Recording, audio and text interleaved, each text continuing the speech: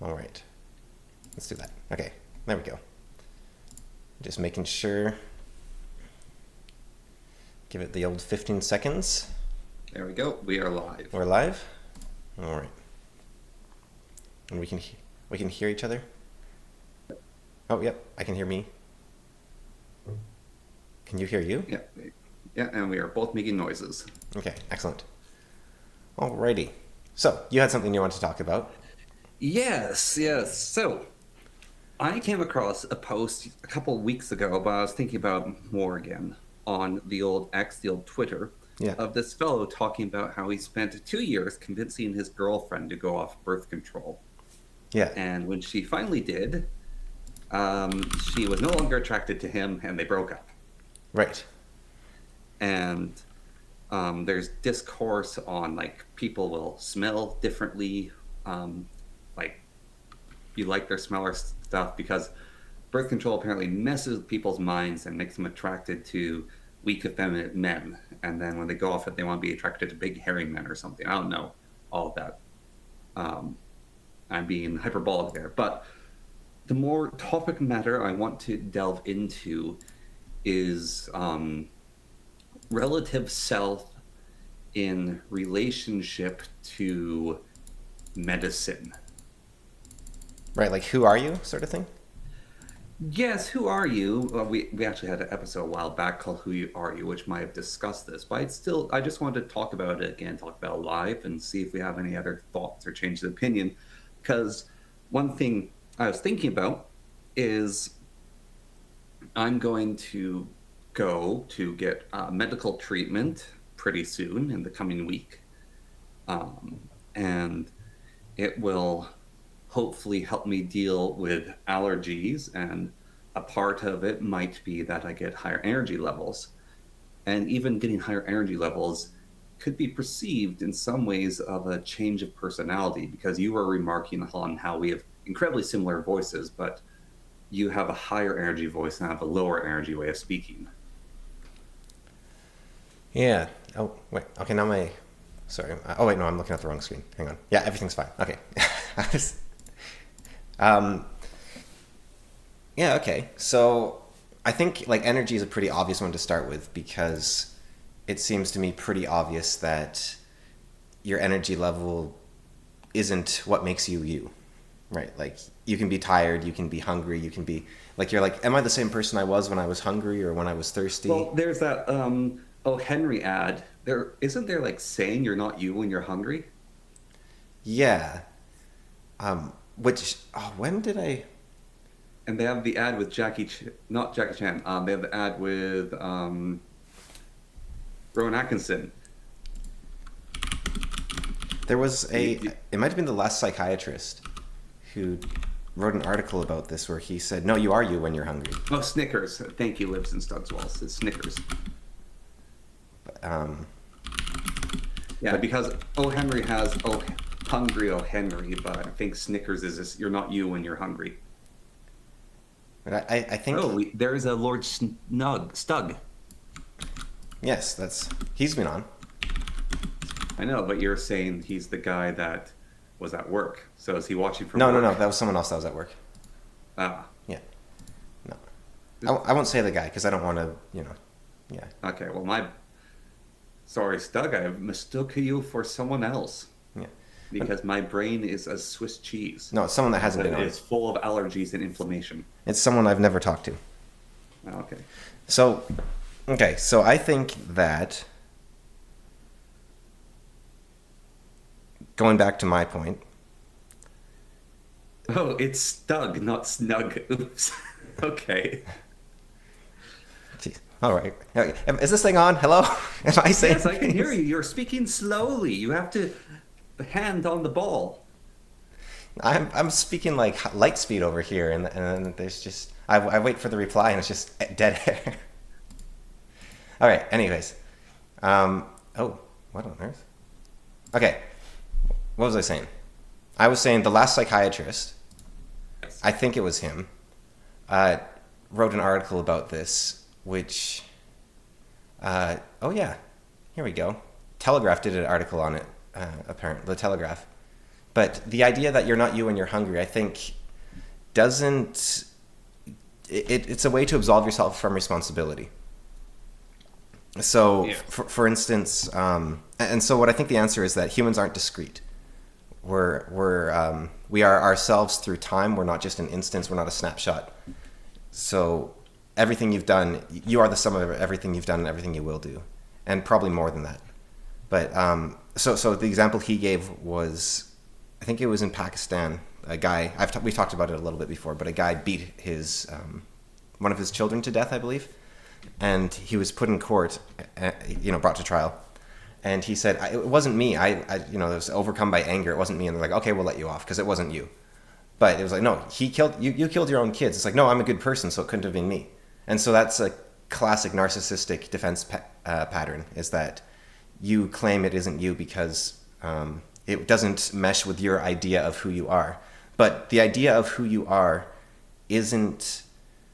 That means nothing, right? You are what you do, not what you say about yourself. You're not the story you tell about yourself. You're the impact you have on the reality around you. So I think that you are yourself when you're hungry. You are yourself when you're not hungry. You are yourself when you're tired. You are yourself when you're energetic. And so if you could take a pill that made you not attracted to your husband, in the case you're talking about, or I guess the pill makes you attracted to your husband. So Yes, you stop taking the pill that makes you attracted to your husband. I think you are you in both instances. But I guess your concept is being true to your authentic self, right? Like, who am I actually? Should I take the pill so I can stay with him, or should I, be my authentic self without the medicine influence? Yeah. Well, so I remembered I was thinking about this last night more about the subject matters I wish to discuss, and this was sort of a springboard for that. Is there's that other yes, we're talking about birth control initially, but there's that other concept, which was you had a 3% chance to be born in North America, wherever it shows all the different areas you could have been born. Right. And that's the idea of there's a big well of souls and your body gets flung into a random soul. I mean, your soul gets flung into a random body. There we go. Yeah. Whereas I think that separating the soul, mind, or body from each other is foolish, missing the mark, perhaps. So you think Because there's 100% chance to be born is who you are? yes, Yeah. exactly. No, I think that both of those views are wrong. But I'll let you do yours Okay. first if you want. Well, my thought is that the soul is the blueprint for the mind and body, and they can all affect each other. Yeah, I would. Okay, so the soul is the blueprint for the body. So you have a soul that. The mind and body. So what does that mean? Like, if you were born to some Chinese people, you'd still look like you because the soul was the blueprint, or? No, you wouldn't be born to Chinese people. Right. But you're sort of, I guess you're eliminating time travel as a possible concept, maybe. Am I? Yeah, because let's say you go back in time and you kill your grandparents, right? Or someone else does, because you can't do it because it'd be a paradox. Let's say someone goes back in time and kills your grandparents. Does your soul then, did it exist before, or does it exist at the moment of something, or are you always going to be born to those parents and therefore you can't exist now, or what's the? That's quite the hypothetical. Well, you said the soul's the blueprint for the body and mind. So what does it mean?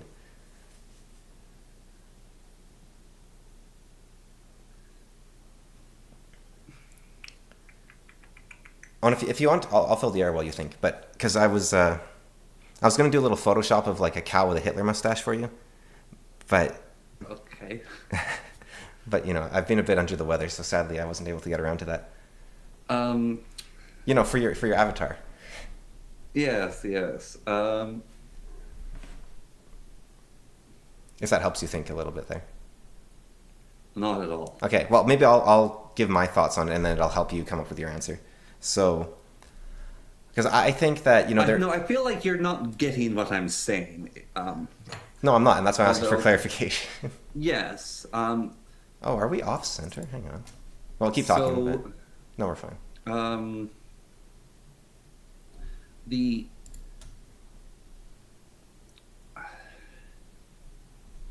the that is interesting. That it's just that I read in the chat it also eliminates reincarnation wholesale. It is a weird one. I think that you are you.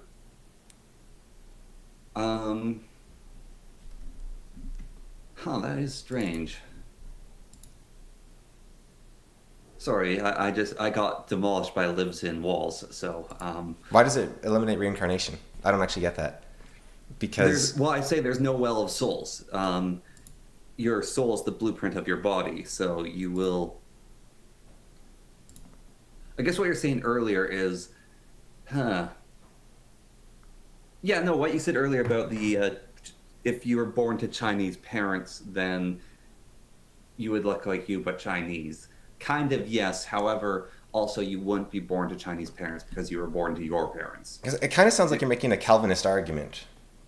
Like, I mean, I'm not. I'm not actually against Calvinism either. It's just No, I'm not making a Calvinist argument. It's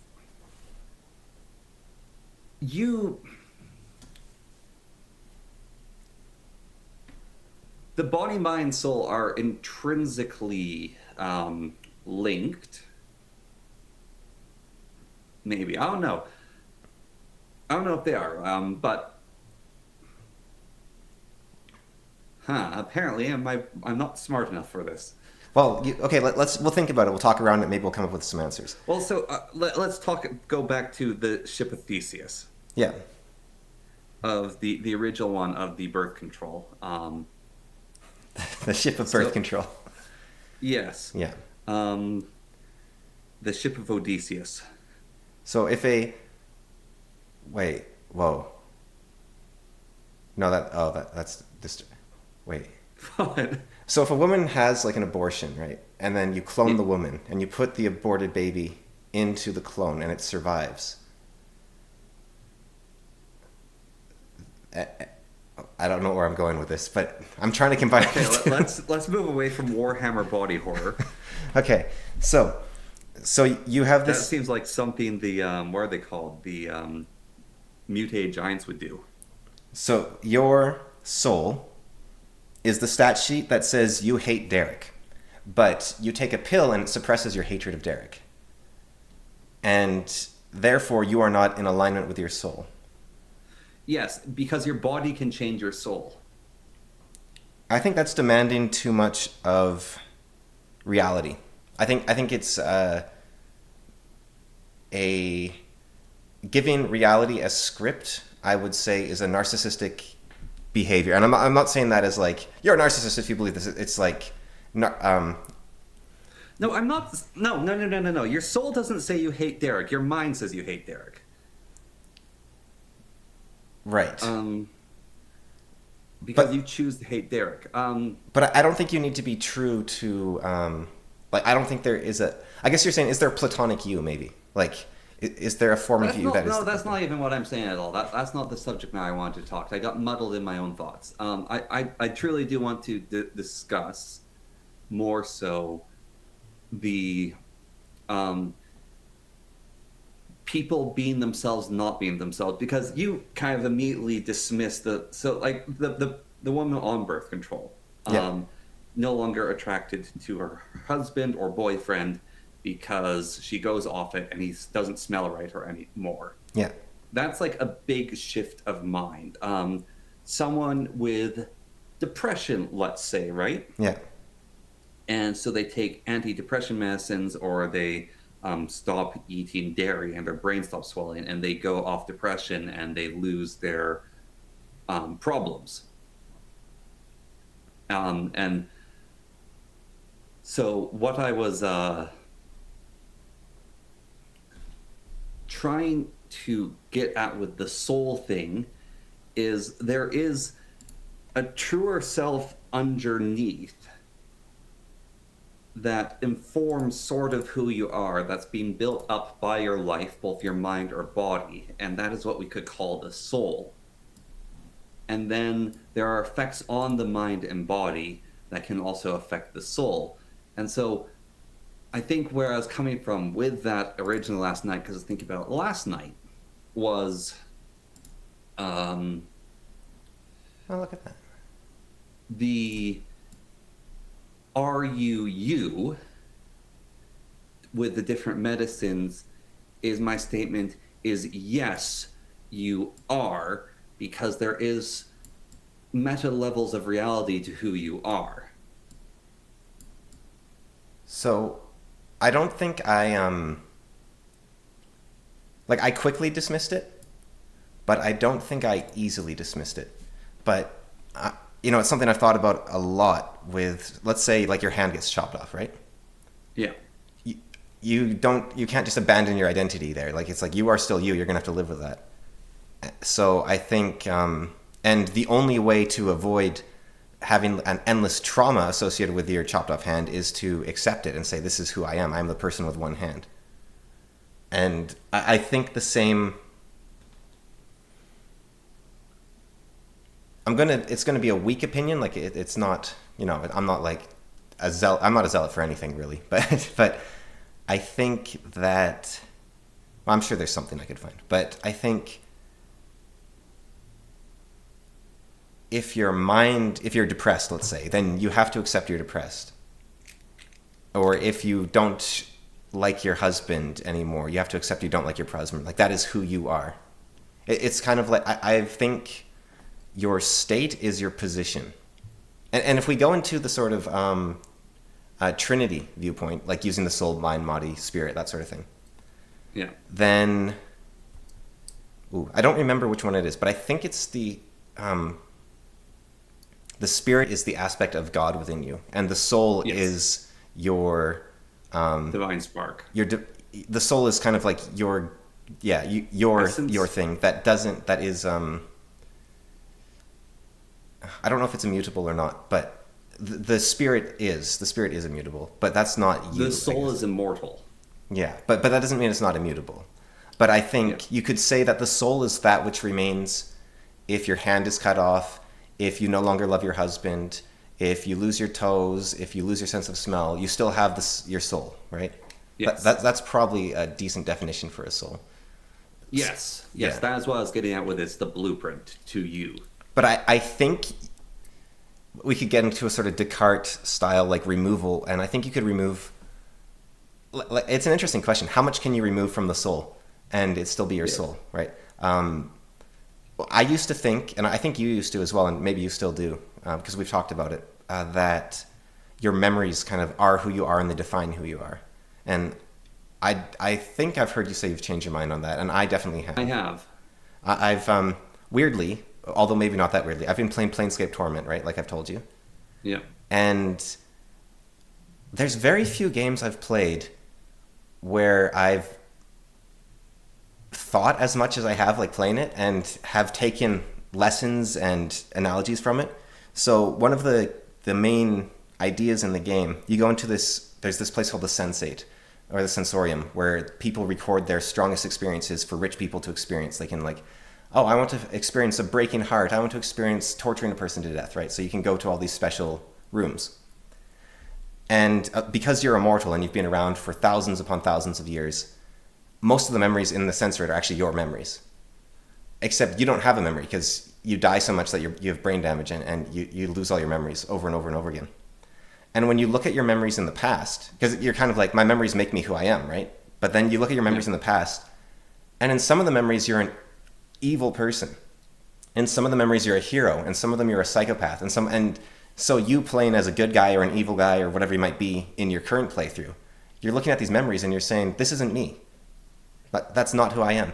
And the most dangerous traps on the planet that you can fall into, there's two I've seen so far. There's a tomb that is built to contain an immortal, and there's also a mental trap that's meant to hold you in place forever. both of them were built by you to kill yourself because you hate the other incarnations of yourself. And I think that's really interesting because you're trying to come to grips with the fact that you hate who you were, and that isn't you. That's almost a different person, except that is your legacy still. Yeah, I wonder, because this game's a hypothetical writing, exploring ideas, I wonder if there has been any studies looking at people with total memory loss, and then are they the same person after their total memory has been lost? Yeah, there Like, they don't have the experiences or the person of what they were, but do they have the same personality? And I know someone who went through a total memory loss, and or not completely total, but she lost about 7 years of her memory. And she was definitely like, I wouldn't have known unless I had been told. So I think there is some kernel there of like, you fall into the same path, or something that'll happen. I don't know if this has happened to you. I'll see a YouTube video from, let's say, 4 years ago. And I'll think of a comment I want to write on the video. So I'll scroll down. But you know how if you comment on a video, your comments are at the top comment? Yeah. And I'll see the exact comment I was about to write, like word for word, like written 2 years ago or 3 years ago. Yeah. And it's like, whoa, I don't have control over my own output, basically. And I think this is actually a conversation Stug was having, sorry, not Stug, the guy that lived in his walls, his roommate. Living in walls was having on a show recently when the guy was trying to play a video game about free will. And where was I going with this? My answer to free will is not that you don't have free will and you're just playing out a mechanistic machine of the universe. And it's not that you have total control over your body, because there's a lot of things that justification tends to come after action. When you scan someone's brain, it's like, why'd you do that? It's like, there's no brain activity until after they've already done the action, basically. And then they're like, oh, I did it because of this. But I think that rationalization mechanism is actually, you have some control there where you're coming up with the excuse. And I think you also have control in it's kind of like, like Lego Mindstorm or something. You're inputting the commands for how you'll react. You're like, if I see a red thing, I'll charge it and gnaw on it and bite on it. But then once you see the red thing, you're not in control anymore. It's just, you already pre-programmed that interaction, essentially. So I think that could be an answer to the interaction of biology and free will. And there was another question in here that was, Stug left. Okay, well, have a good bed, Stug, by the way. I missed that one. Because he said, actually, let's go through a few here, because Stug's had, the other one. You can't have Stug in your name, it's confusing. Okay. Well, it's Snug. It's Snug and Stug, apparently. Now. Oh, yeah, okay, Snug and Stug, there we go. Yeah, so, where was his question that I liked? It was, by Connor's conception, each soul can only produce one unique body and mind. And to what degree are we separated from our physiology? So I think that's an interesting question, because I think our physiology determines our mind. I think those are basically one and the same, or near enough to be almost no difference. Like, I think they're very, very closely intertwined. And I even have a soft belief that might only apply to like 99.9% of cases. But I think that psychology is like 99% influenced by physiology. And if someone has schizophrenia or depression or what have you, the solution is their body. It's not talking, it's not thinking about something. Like, those are coping mechanisms, and I think they can also make you stronger in a way that can put you onto a correct path. Like for instance, if you have depression and what you need is more social interaction, but your depression is preventing you from socially interacting, then improving your mindset so you get out and socially interact to improve your body so that your mind, I think that can be helpful. But I think like diet, exercise, or something else, like it might even be there's just something wrong with your brain, but that's still physiological, right? Like you could just have a misfiring neuron in there making you depressed every day. But that still isn't like, oh, just think yourself better or talk about it or overcome. I think it's very much rooted in your body, and they might not really be different things for the most part. Because you wouldn't say, like, for instance, I think you, Connor, have a very quick mind. Like, I think you've got a powerhouse of a brain. Like, you can come to answers very quickly. But I don't think that necessarily means you have a greater soul than some random other person, right? No, Like, definitely not. or that you even, it might not even mean you're more intelligent than them. Like, it's kind of it's like you've got really good hardware, right? Like, that's sort of, that's, it kind of seems like that. But, and I think you are smart and do have a great soul. It's just, it's the, I think that the pure, throughput processing speed isn't your mind. I think your mind is more than that, or maybe it doesn't determine your soul, anyways. Yeah. So, is your soul your connection to?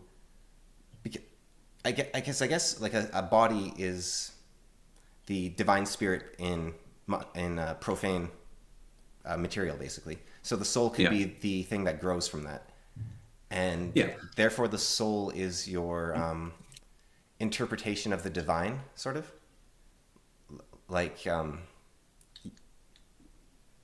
So in a case, yeah, does that? How do you feel about that one? I kind of like that. Like the soul is.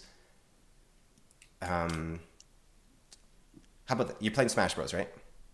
And your body is a King K. Rool, and your mind is your reaction time and how you choose to defeat your opponent and how you hit your controller and whatnot. But your soul is the actions. It's the river. We could use the metaphor we used before. It's not the water. It's the channel the river carved through the land. Yes. Yes. No, that's a good one. It's the channel that carved through the land. Exactly. It's the lane that you're in, and the river can be dammed, and a new channel can be Yeah. carved. So I But think. it's weirdly enough negative space. Yeah, yeah. It's kind of It's your the star Chinese on the concept universe. of negative, or the Taoist concept of negative is the soul.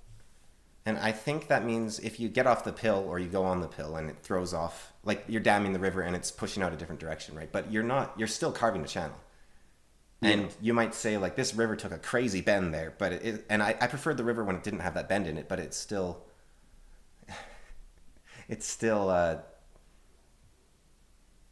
Yes, the river is Cameron's favorite stage. so this is the question above that. In cases where psychological interventions are the most effective, is it due to the effect that therapy has on the brain structure? And okay, so first of all, neither of us are psychologists. I went to school for psychology. You did a bit of psychology in school, but doesn't make us Yeah. psychologists or neurologists. And even if we were, as Walls knows, I don't really have a high opinion of psychological research. But for my own opinion on the matter, trying to think of a case where psychological intervention is really effective. I think it's good for anxiety, Yeah. and it can be good for a borderline personality disorder, but it's like really, really unlikely and really, really hard. um, so in that case, what's going on? And I think I could actually make a physiological analogy that might be the answer. I was at the physiotherapist recently, and he was testing my grip strength in both my hands. And so first he tested my uninjured, because I dislocated my left shoulder. So he tested my right shoulder, and he said, "Kate, you have a grip strength of 120 pounds." And then he tested my left hand, and he said, "You have a grip strength of about 114 to 117 pounds." Yeah. So or maybe it's even 121. Anyway, it was basically the same, maybe slightly weaker, maybe slightly stronger. My hands were very even. And he said, "Good, because your muscles should be fine anyways. But what can happen is you had an immense amount of nerve firing at your shoulder, which means if you send a signal to your fingers, it might not actually get through because he said it's basically like an electrical storm in your shoulder."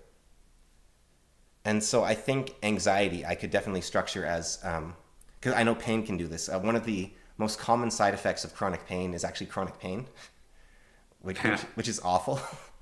But I can honestly believe that. There, I was talking with our dad, and gave me like the most useless. You know when people tell you something and they think they're being helpful, but they aren't. mm, So I was saying like I'm just having so many allergy problems right now and like intolerance issues. And I said, well, if you're stressed about having like these allergies and you're feeling stressed because stress can make it so you react more to your allergies. It's like, just don't be. Yeah. That's actually Like my best friend's it's brother. He loves to say, if you're sad, don't be. yeah, it It's like one of his ah top jokes. So, oh, well, thank you. That'll work. I'll fix me right up. But, and it is true, though. Like, if you're stressed, it will trigger your histamine production, right? And then yeah. you'll have more Yeah, reactions. but I want to again go back to this poor sap and his girlfriend, Yeah. because I'm a bit of a romantic Yeah. myself. Like I believe in love a little bit beyond You've got the skull chemical. profile, and I've got the, like, romance novel, and you're the romantic. Yeah. I believe in love a little bit more beyond just a chemical reaction. I think that um, there's something there, like a match of personalities, and it can be like nurtured as a plant into something greater. And like it's not, maybe there is like star-crossed lovers and love at true sight. I don't know about any of that, but I do have a fundamental belief in the concept of love. And this thing where she's like no longer attracted to him or no longer wants to be with him, like was the birth control then mind controlling her beforehand to like him? I was like, what's going on with that? Like, there's just I think that's I just don't. the route she took, right? Like, if you, so you, I think you said you were a bit of a leftist at one point, right? Yes, And that was because you didn't have as much exposure to other modes of thought, probably, I'm assuming. it's because I was a leftist because I'm an incredibly righteous person, brimming with righteous anger. Right. And then you learn more or you learn differently and your views change. Yeah, And so I think you could say in the same way that the pill was affecting your judgment, your environment is affecting your judgment. And that doesn't mean that you necessarily want to be in that environment, and you probably want to go to an environment that lets you have a more even view of things or a more true view. So maybe the question isn't so much being true to yourself, but being true to something like reality, the universe, God, something like that. And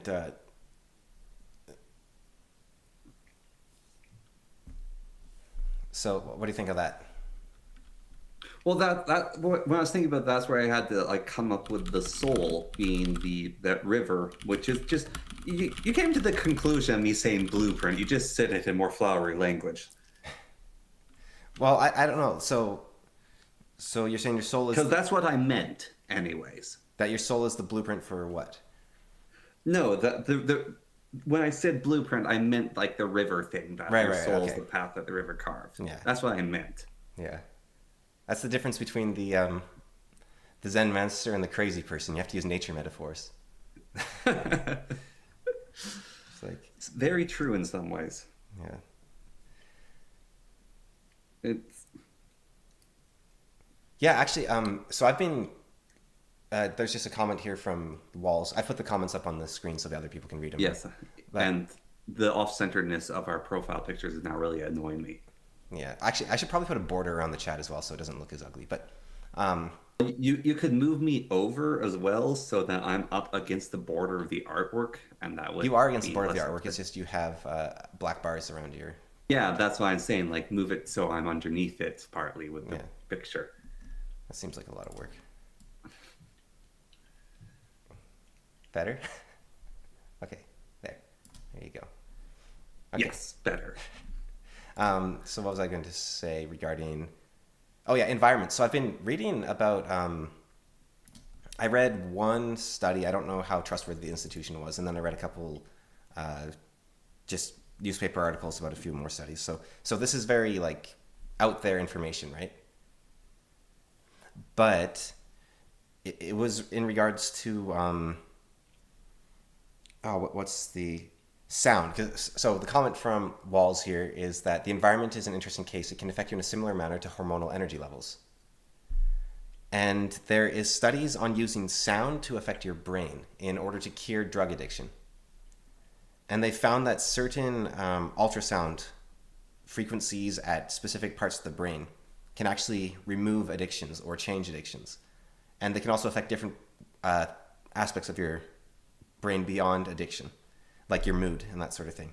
But it can also cause lesions in the brain. So you can cause like bleeding, injury, destruction of matter, that sort of thing. And so the initial studies were looking at curing drug addiction, and they're like, wow, this is very successful. And then the study I read was talking about how in their case, it had mostly helped with the guy's drug addiction, but it had actually caused him brain damage. That didn't seem to be doing any harm outwardly, but when they were scanning his brain, they're like, there's holes in his brain. Like, this is causing some sort of damage in there. And thus was made the United States disco bob weapon. Well, we had an episode about fans, how fans are going to kill everyone, right? Mm-hmm. And I think that it is very possible that depression can be caused by, your fans, your furnace, the road rumbling noises. Like, sound is so effective at changing things. I wonder if in a couple years... Or not effective, but yeah. We're going to... was the security force that the United States absolutely destroyed in South America? When they kidnapped Maduro? Yeah, Venezuela. Yeah. Yeah, so according to one of the guys there, they basically attacked all the security guards with a sound weapon. Yeah. Well, there was a case. What was it? It was called Havana syndrome, right, in Cuba. Yeah, there was all those guys that were just getting nauseous and passing out and feeling. Yeah, well, awful. So the Havana case is a little bit different. I can talk about that in a moment because I remember watching a video on it. It was very interesting. But I wonder with the sound weapon, if in a couple of years' time, these poor security guards are going to be having problems. Yeah, because they got hit by the sound weapon. Yeah, so your environment is definitely... And so are you your true self when you got this headache and you're bleeding from your nose and everything? It's like, yeah, you still are. But maybe you're not in a line with who you want to be and in that alignment as close as possible with God.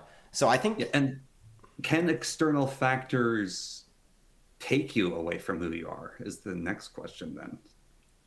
Can external factors do what, sorry? Take you away from who you are. No, I'm going to say no, but they can move you away from... Because... who you are is, I would view as sort of the point on the... They can redirect the river long enough for it to be carved differently. Yeah, but I think that's still you. Like, you still have to say, this is who I am. Like, if you're picked up, you walk into a bear trap, and someone drops you off in the middle of the wilderness, right? It's like, no, I should be in downtown right now. It's like, you're not. You're in the woods. This is who you are. This is where you are. Deal with it, right? Yeah, so every single one of your limbs is cut off, your tongue is removed, and your skin has been flayed from your body. You're still you. Yeah. But so Griffiths was a loser who shouldn't have sold out his friends. Is that plot point in Berserk? I don't think I've... Yes. Okay. I haven't gotten that far. I'm on book 2, I think. So. Oh, okay. I think that's in book 3. Okay. I have it. Like the big collection in book 3. Yeah. I have to get it. I thought you'd read them all. You've had them for a while. Yeah, no, I've been reading 500 Royal Road books. Oh, so instead of reading a really depressing, good, disturbing story... There's good books on Royal Road. I've read 5. Yeah. It's the joy of finding the gem in the rough, I understand. Yeah. Although that said, it's is that worth it? It's a little crazy. But... That's what booktubers are for. Yeah. Well, I could definitely... I could be a booktuber. I've read a few books. But I don't know if... I don't know if I could be a booktuber just on the front that they don't... every time you read a book, you're working, right? Yeah.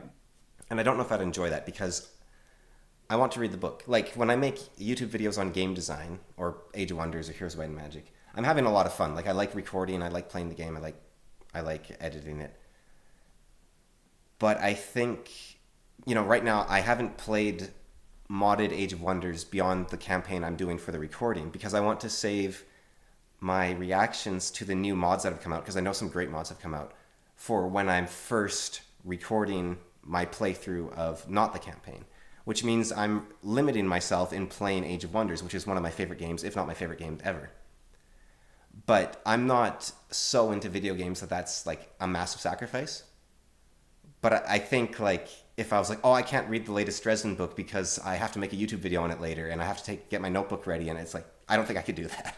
Like You should do it without a notebook, and with your reading comprehension memory skills, people would get really it's like confused. spoiler free review of the entire Wheel of Time series. Yes.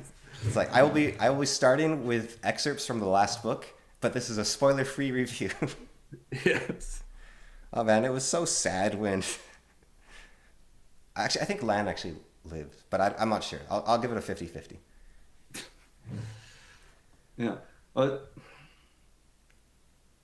But I do love talking about books though. Like I think I'd rather, you know how you need to, especially like if you're doing let's plays, you don't really have to have a life, right?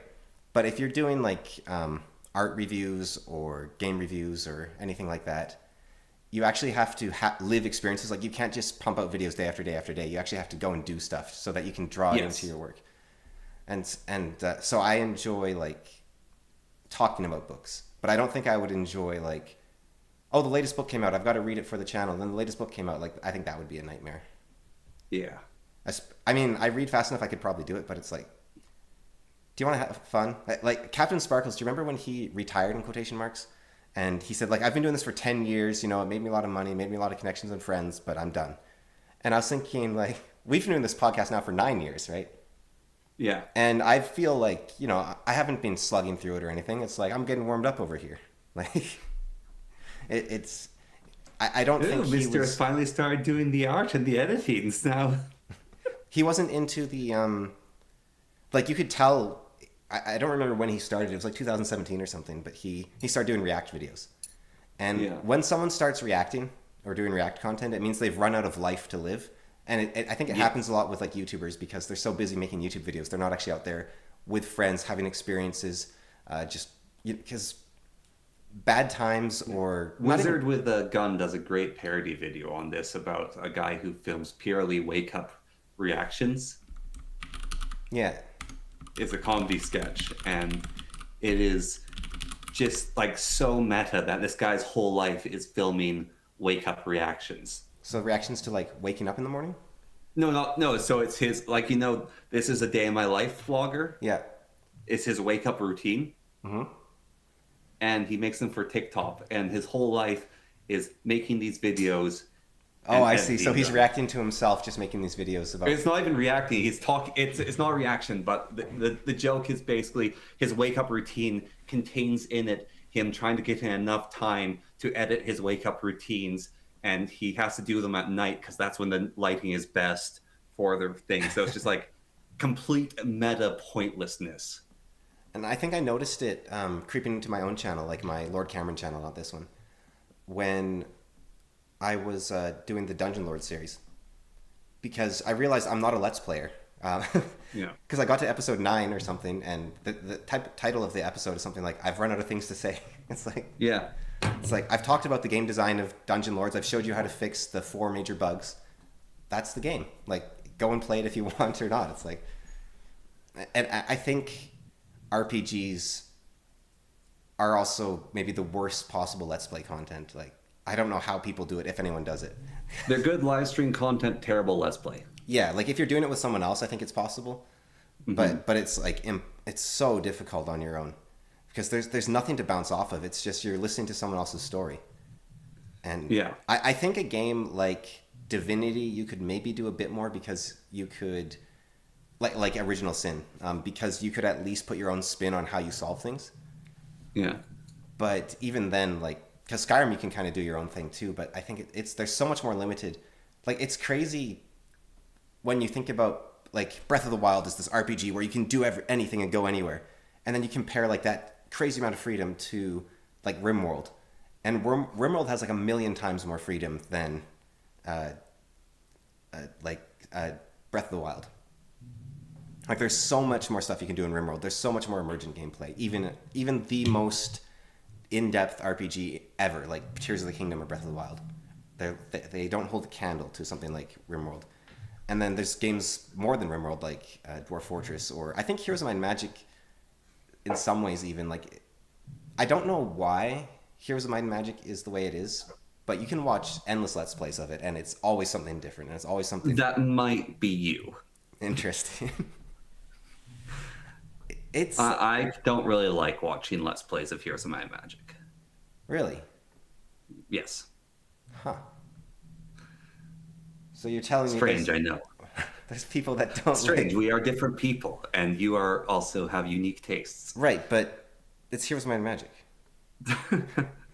I I don't don't really like watching Let's Plays anymore. I kind of grew out of that. right. But it's Heroes of Might and Magic. I don't think you understand the. I don't think you understand the prompt Oh, here. that's a good game to talk about with depth. Amazing cultivation simulator. Yeah, I'm kind of curious to play it at some point because I didn't understand cultivation until I read that book I told you about, Sky Pride, and I now that I've read a bit of cultivation literature, even though it's a parody apparently or something or a satire, I think that the Chinese cultivation philosophy of Tao and tiers of cultivation, I guess is the term, enlightenment, and the Chinese elemental system of from earth comes wood, from wood comes metal, metal leads to wood, wood leads to fire, fire leads to air, air leads to water, water goes to earth, like that. And then the interaction of every element has its own unique interaction. It's really fascinating, and it's actually like if you in if you try to live to those virtues, I think it would serve you very well. But from an outside observer from the West, the Chinese, that particular religion looks like an RPG system. Yeah, but it's fascinating because it's so dense when you see it. You just bounce off and you're like, there's just stuff everywhere. It's Well, crazy. even it's weaving into medicine.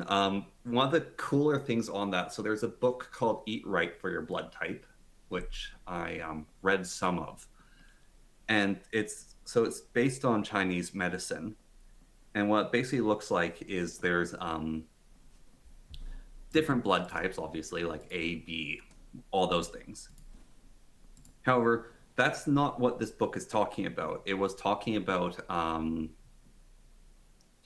there's different blood types, like it's sort of talking about that, but there's also like different peoples across the world. So there's Asians, Europeans, and they have different genetics.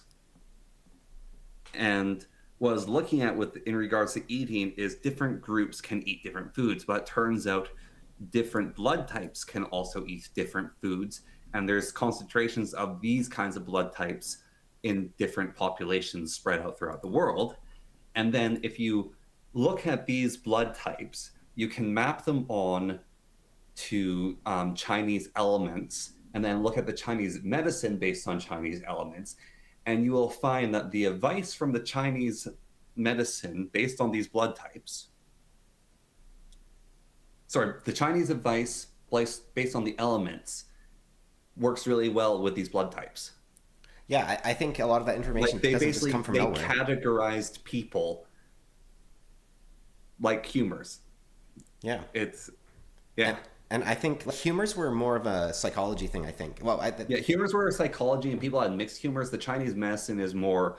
I believe I am but a you earth or metal type person. but there was a balance of humors. Like if you were too choleric, right, you would want to have more things that would cool you down and slow you down, so you wouldn't get angry all the time. So there is, I guess, a bit more. Yeah, so there's that there, but everyone has the balance in the but. So each person in Chinese medicine, when you're studied by a Chinese doctor, they'll figure out what element you are. That's a part of Chinese medicine. And so I think I was like wood or earth. Yeah, And it's kind of like star signs of there are certain things you have to do if you're that element type. And then they can also find that you have like too much wood type food in your diet. And if you're metal, then that's not good for you. yeah, and I think it's a very powerful way to look at the world, just because it gives you a. I mean, like they seem to have based it on just observation over thousands and thousands of years. Like, is it Palau Yes. that had the rice farmers that had like these crazy rituals for their various gods that produced? I think it's produced more rice than modern like hydroponic rice farming can do. Like, it's just like Yeah. crazy high outputs because they had these heuristics for understanding the seasons and the growing cycles of rice perfectly, basically.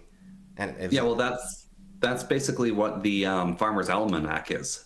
yeah, but they had it like for rice specifically as a religion. Yeah, no, their rice thing was more accurate than the Farmer's Almanac. But if you look at it, it's like how it's actually done is like these really weird predictions based on the most random things, but it's hundreds of years of observation. And I have a prediction because we still don't know how the Vikings navigated from like across the ocean when they were sailing.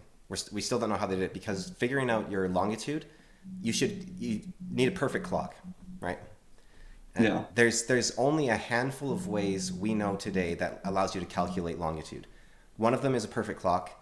One of them is having a satellite beam your coordinates to you, and another one of them is you can do an incredibly complex calculation which interacts with the three-body problem of the moon, sun, and earth. So that's an unsolved problem in physics.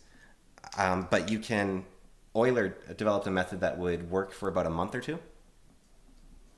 And so you could look at the position of the moon relative to the position of the sun when you were on the sea. And if you did a bunch of math and looked at the tables he had produced, you could figure out where you were as long as the table had been made within the last like month or two. And that would also tell you your longitude.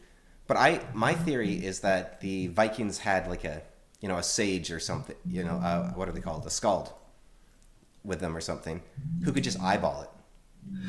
Well, You just look at the moon and you're like, we're probably here. Vikings actually also navigated by following the whale road. But the point being not so much the Viking navigation method as I think human brains have the capacity to make those calculations as a broad heuristic, even if we can't do it specifically through mathematics. Yeah, no, I get the point you're getting at, but it's they also used a different observation, which was, hey, these animals always take this path. And there are other ocean navigation methods that are like wild, like the lightning at the bottom of the ocean and that sort of thing. But Yeah, and the sunstones. yeah, and sunstones, and those allow you to orient, but to actually figure. And I guess we don't actually technically know if the Vikings knew their longitude, but they weren't getting lost, so it seems to just suggest they did. They vibed their way to victory. Yeah, like remember that app I got in like 2014 or something that was trying to help quantum scientists figure out how to move particles without disrupting the singularity, like having it collapse into what's the term? Not singularity.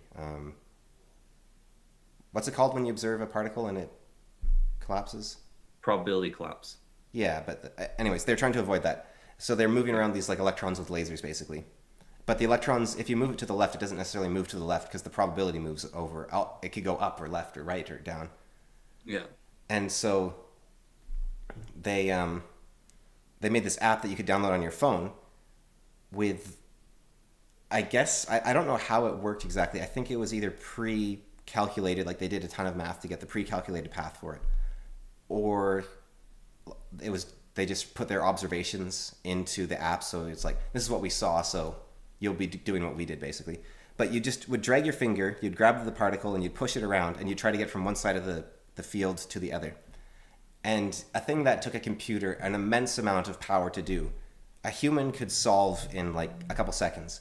And what was really interesting is the more you play the game, the better you get at it. And you could actually get a knack for it. You could be like, I'll just swirl my finger here and move it up there, and that's it. Because it wasn't just based on, like, if it's in the top left, it'll move like this. It was like, okay, if I push it down and right and it changes in this manner, then I need to do this. But if it changes in that manner, I need to do this. And you could get a knack for it. And so I think there is heuristics that the human brain is capable of that are way more powerful than... Yeah, well, you could call it vibing. You can also call it like the whole thing of there's no way people can have reaction time to react to this, but their muscle memory lets them do it. There's those cases.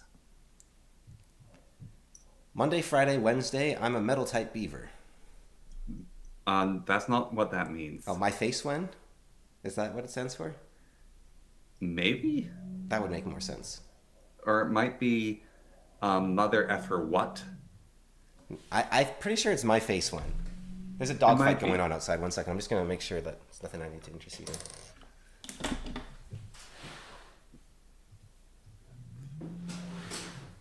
I'm not hip with the lingo, so I'm going to look it up. All right. Well, if there was children, they were eaten, so nothing I can do. Okay. It is my face when. Okay. Yeah. So the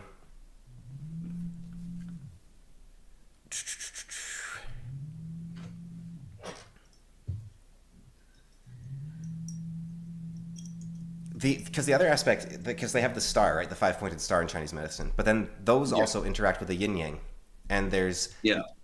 each element has a yin element and a yang element, and so you Yes. can have and each contains within it the other element, but elements are coded towards yin or yang. So fire is yang, it's masculine. However, you can Yeah. have a fire that injures you instead of warms you, and that's more of a yin fire, which is feminine. Yeah. But the feminine fire can be the most dangerous, hottest fire, so that could have a yang element to it, and it's just on and on and on forever. And there's basically infinite knowledge to be gleaned from like basically seven principles.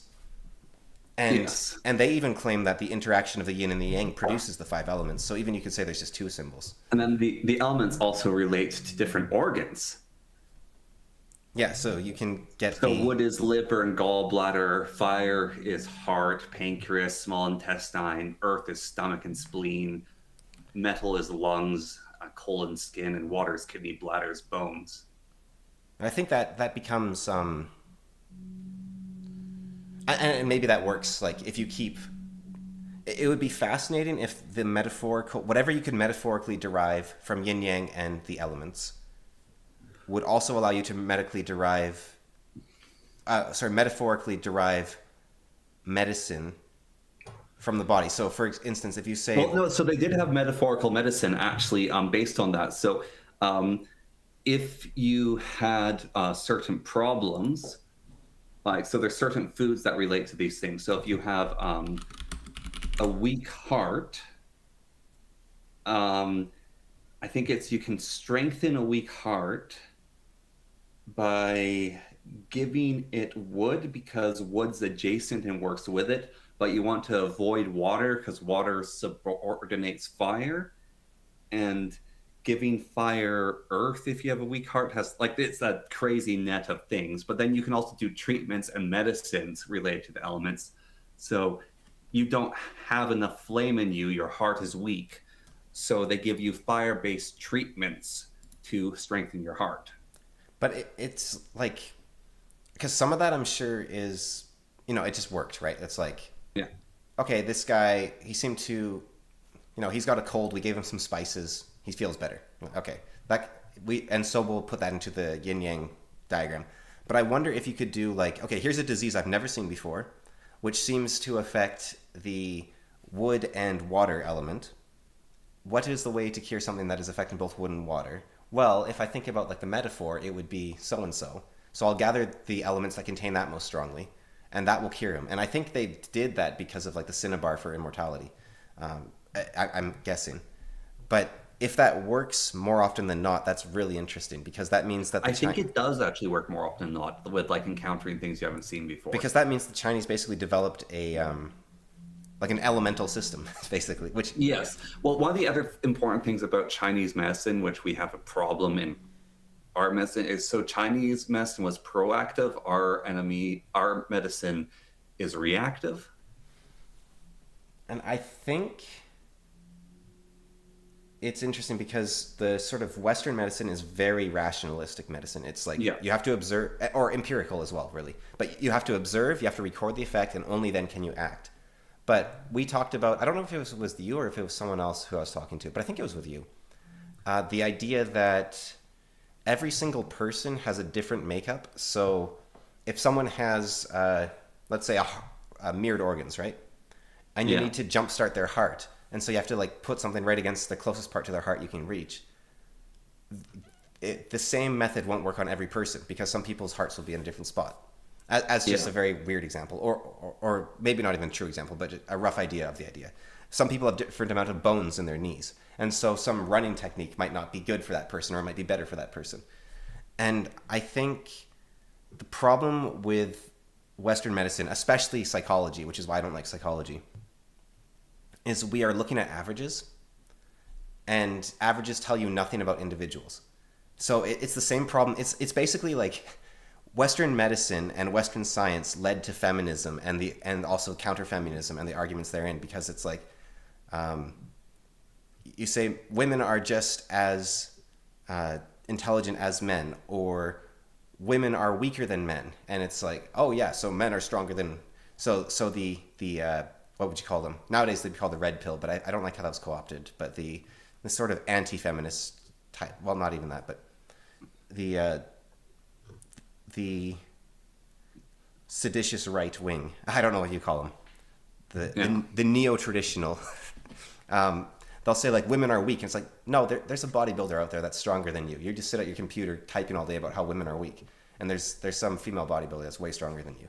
But the average, that's true. Women on average are weaker than men. But that tells you nothing about an individual woman. If a random woman comes up to you, you have no idea if she's weaker than you or stronger than you. You can, okay, the idea you have is percentages. You know the odds. But that doesn't actually tell you anything about the individual. And That's correct. I think the same is true with medicine, where it's like, on average, vitamin D is really good for you, and everyone should take it. And it's like, it's good for the average person, but maybe it's good for no one, right? Like, because if you average something and you have two extremes, the average doesn't actually tell you anything about a normal person, which is kind of what happens when you average male intelligence, like to a less degree, but because men have a lot of geniuses and a lot of idiots. And so you say, oh yeah, if a random man comes up to you, he's going to be about as smart as like a woman might think, a random man that I meet might be as smart as me. But it's like, no, he's probably going to be different from you. He's either going to be smarter or stupider than you, but he's probably not going to be the same. The problem with averaging men's intelligence, okay, is the more men you add to the sample size, the stupider they become. Yeah, for every man you add, you have their intelligence. Yes, the average gets lowered. And you can have it again if you add a camera. Yes. Yeah. Does the Chinese alchemy flow in the opposite direction in the southern hemisphere?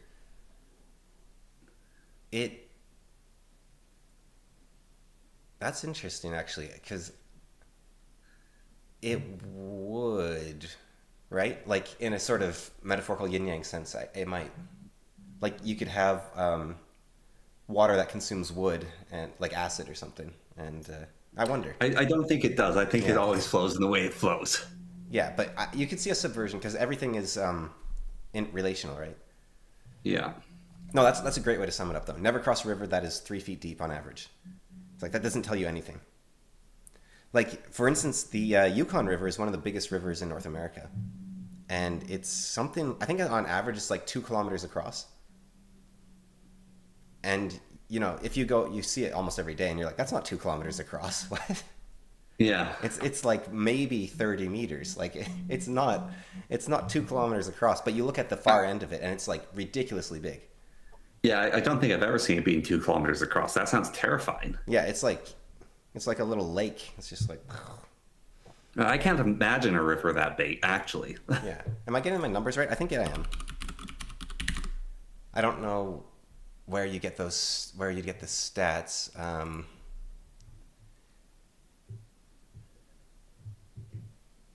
The total area of the river is 25% larger than Texas. That tells you something about it. Yeah. It's very big river. Very big river. And does it tell... I don't know how to tell... I guess I could go into Google Maps and eyeball it. Yeah. But, yeah, no. Anyways, very big river is essentially it. But if you're looking at the average and you look at what you live, they're totally different things.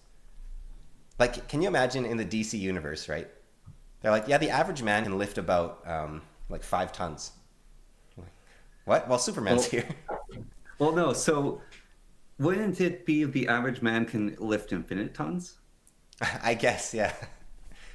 Depending on the Superman. Because if you add infinity to an average, the average is infinity.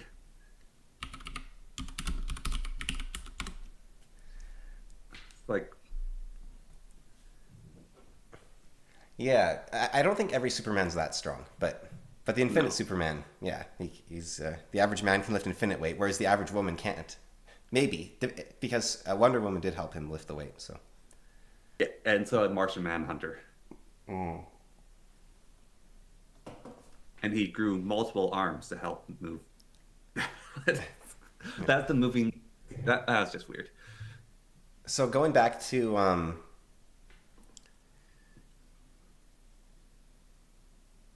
the woman whose life has changed, right? Yes. I think it almost becomes a question of not did she change who she was, and a question of what should she do. because I think she is always herself, but her life course differed. Like it was going one way and then it went another. But there's a, I think it was Confucius who said something along the lines of, you don't get to choose which way your life goes. Like all you can do is sit back and enjoy the ride. It was something like that. It was like going with the flow, basically. Because it's a saying in, I found the source a while back. I don't remember what it was. But there's a non-Chinese version of the same saying from, I think it's from the Bible. It might be, yeah, it's from the Bible, possibly. But it's basically... Ask not what can God do for you. Ask what you can do for God. I think, like, was Kennedy... That's a communist thing he's saying, right? Like, that's not... Or fascist. Like, it's not an American thing. It's weird that it's so popular, because... Like, what can you do for your country? It's like, wait a second. The country is there to support the people. A country is founded upon the principle of supporting a nation of like-minded people. Well, maybe it's because he was American. In most of the world, the country is founded on the principle of your ethnicity being supported by the country.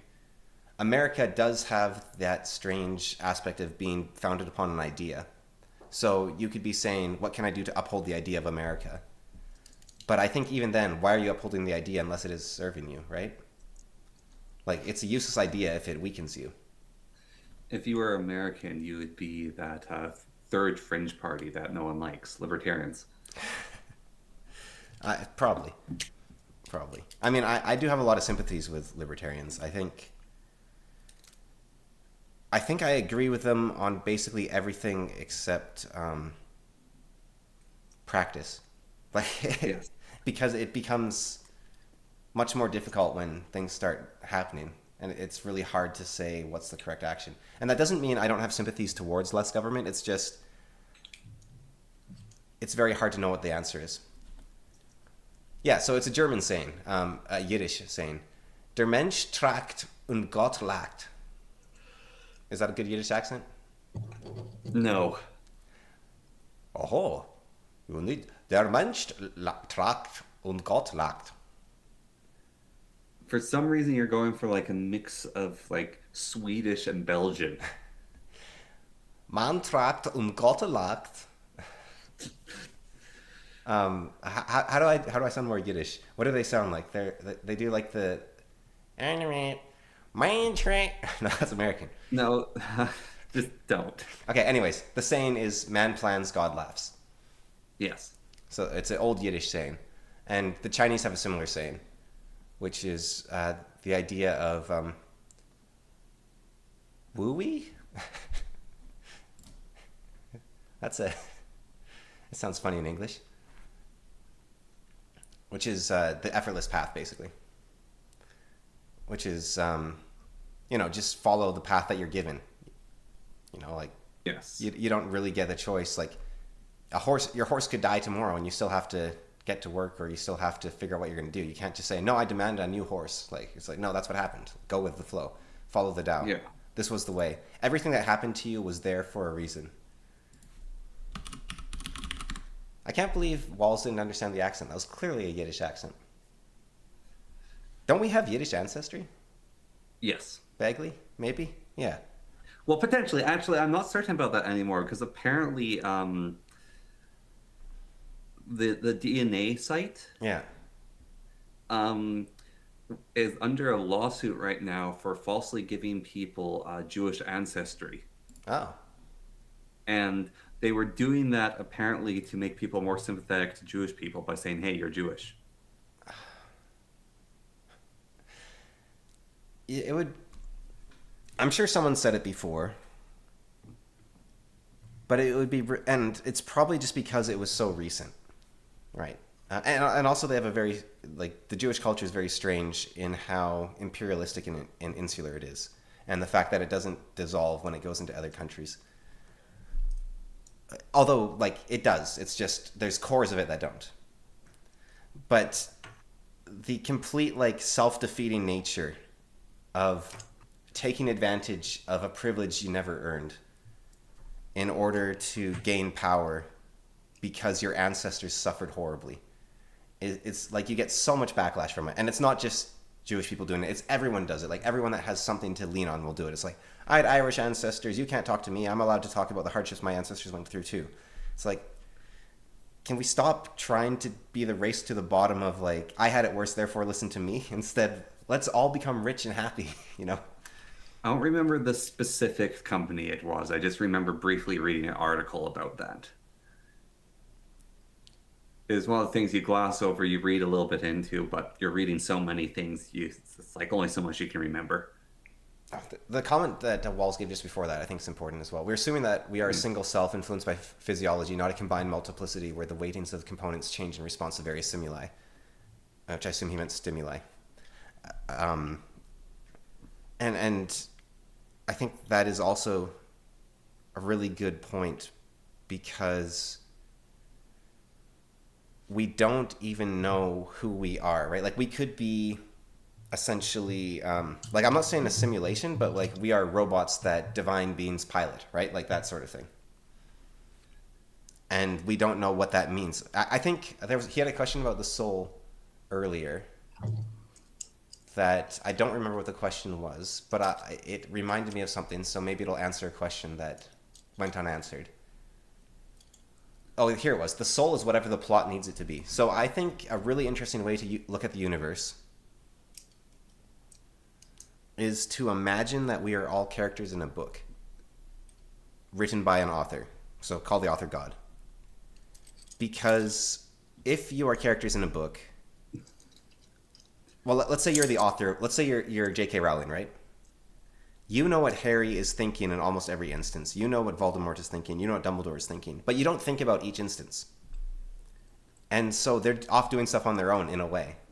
It's just off screen. And you can make that whatever it is whenever you want. You can say, actually, Dumbledore was in Albania in 1973, and now he has been there.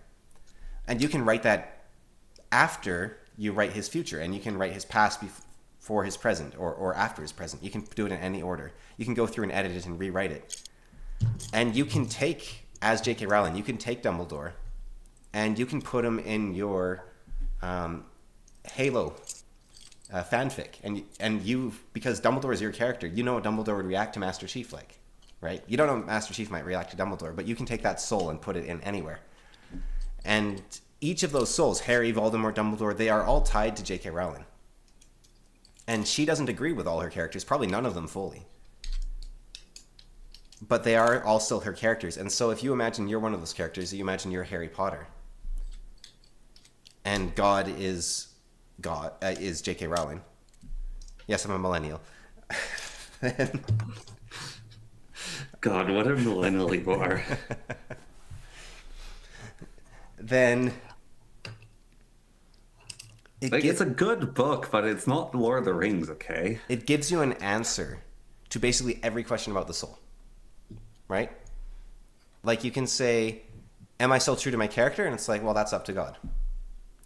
You can say, are we a multiplicity or are we an individual? And it's like, we are whatever, we are both because we can be put in a bunch of side stories. Saying that Harry Potter gives you an answer to every question. About your soul, yeah. Yes. But you see the perspective I'm giving here, right? Like, you can... Chocolate frogs. Let's say there's a character. Who's a nice character that isn't a massive spoiler? No, I want you to give me the question for the answer to your soul being chocolate frogs. Well, that's more the material of the world, right? No. But the... Very important. Because there's a question... Okay, well, actually, okay, I'll do it. All right, so... Every time you get a chocolate frog, you get a holographic card, right? That has a moving picture of a famous wizard on it. And the frog is also a creature that can crawl around and move and is sentient. Or behaves like a normal frog. And so the question is, are these sentient people, are pictures sentient? Do they have a will? Do they have a soul? Whose soul do they have? Do they have their own soul or do they have Dumbledore's soul? Is it a Ship of Theseus situation where once they're all destroyed, they'll reunite? Or were they always one being or are they separate beings? And the answer is they were all written down by J.K. Rowling. And so you're actually measuring the wrong variables because the actual variable is J.K. Rowling's mind. And so trying to measure an individual is meaningless because everyone is one in the book of the universe, right? So you can't really measure things that were never there to be measured in the first place. You can say that if an author has an inconsistency, it doesn't actually mean the story is incorrect. It just means that it's in universe incoherent. But in reality, that is what happened, right? So that is just how the world is. And we are putting an imposition on it to make sense when it could be, you could wake up every day and the history and the past be rewritten, and it's still how it is, because it's like, well, that's illogical. It's like, no, that's just what happens. What is, as the Spanish say, SOCKS, right? So if that is true, why Islam, this is what Livson's Wall said, is puts restriction on artistic fictions so you don't compete with the creative power of God. That is incredibly silly, because we are made in God's image, and God's the creator, so we should create.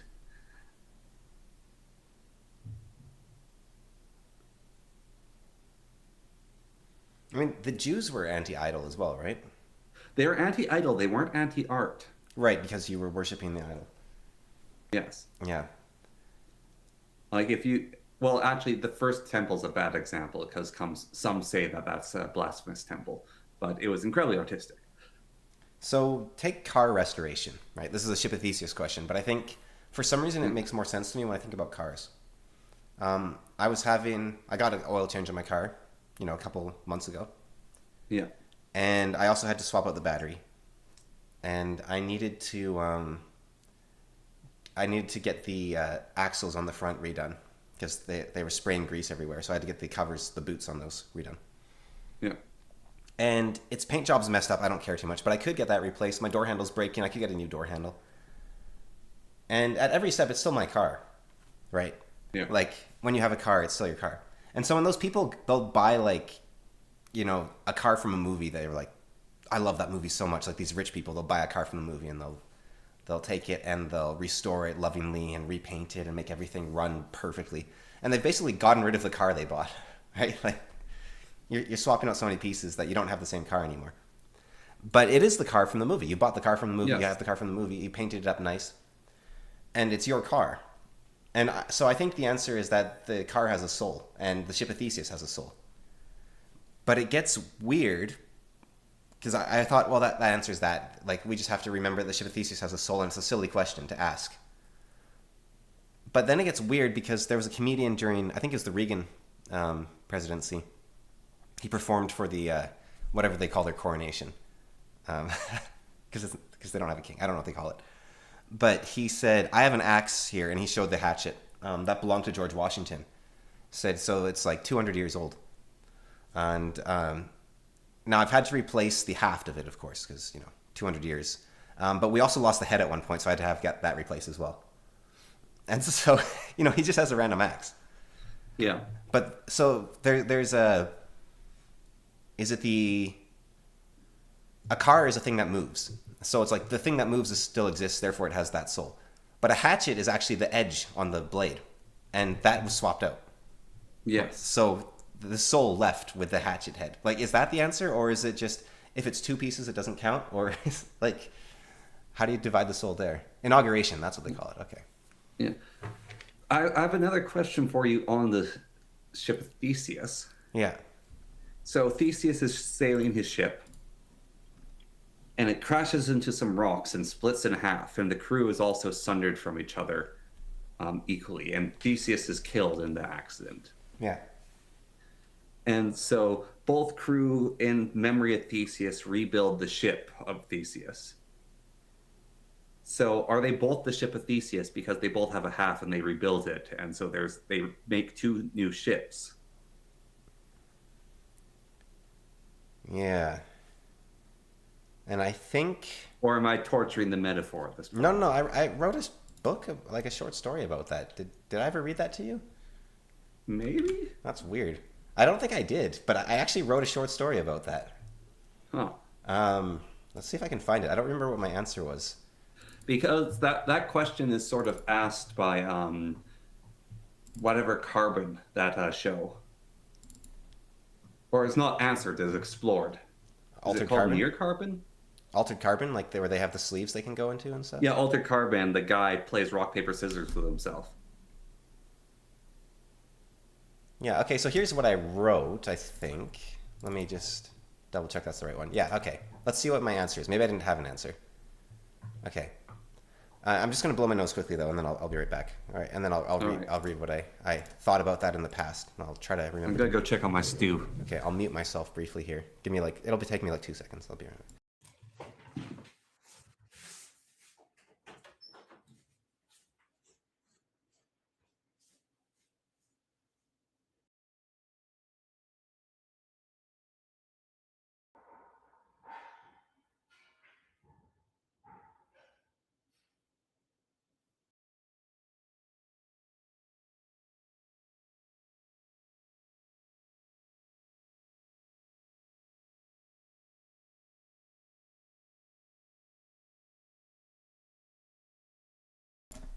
Very unprofessional. You're supposed to fill the air when people are gone. You know, you gotta keep talking and show your one finger death punch playthrough or something. By the way, Walls, we might be doing like a who would be better than Dumbledore bit to this near the end. I'm not sure, and I'm curious if you know enough fantasy or are interested in coming on for that. Let me know. Okay, I'm back. Well, I just invited Walls on for if he's got something interesting to talk about, or he wanted to jump in with the book thing that we're doing. Potentially, but I'll read it, the thingy. All right, you ready? Uh-huh. Okay. So, the ship wherein Theseus and the young... sorry, start again. There we go. Now we can edit it there. Right. The ship wherein Theseus and the youth of Athens returned had 30 oars, and was preserved by the Athenians down even to the time of Demetrius Philarius, for they took away the old planks as they decayed, putting in new and stronger timber in their place, which is a quote from Plutarch. If you took Theseus's ship and replaced its timbers one plank at a time, at one point is it no longer the ship of Theseus. One plank is just basic repairs. Doubtless happened dozens of times in Theseus's own life. What if you replaced the whole ship at once, dumped the old one at the bottom of the sea and plonked a replica in the harbor? What if you didn't tell anyone? What if that replica sat in the Athens harbor, and later the Athens Museum for centuries longer than the original ever did? And what if this replica is too replaced and repaired plank by plank over the years? What if 2,000 years later, someone found the wreckage of the original? They tow it back to their yard in Rome. They restore it. Replace the hull. Order some fresh sails. Hopefully white ones this time. Slap on a fresh coat of paint. Which is the ship of Theseus then? And can you kill a ship? You heard about the one in Athens. You hear about the one in Athens. An argument ensues. A fight breaks out. The court steps in.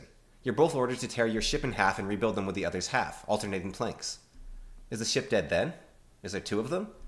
Years go by. The ships are sturdy, but even on display they need occasional repairs, bit by bit, century by century. Both ships are slowly and steadily replaced. Another 100 years pass.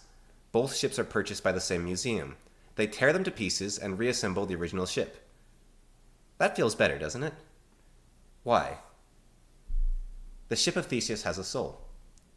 War breaks out. The ship is destroyed. At least that's what people think.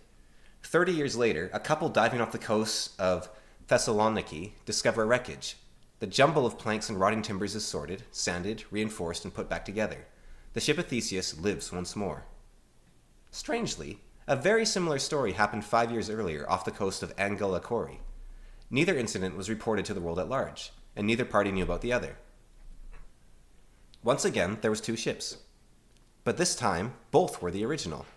Both were made from the completely replaced pieces of the craft Theseus had returned to Athens on all those years ago.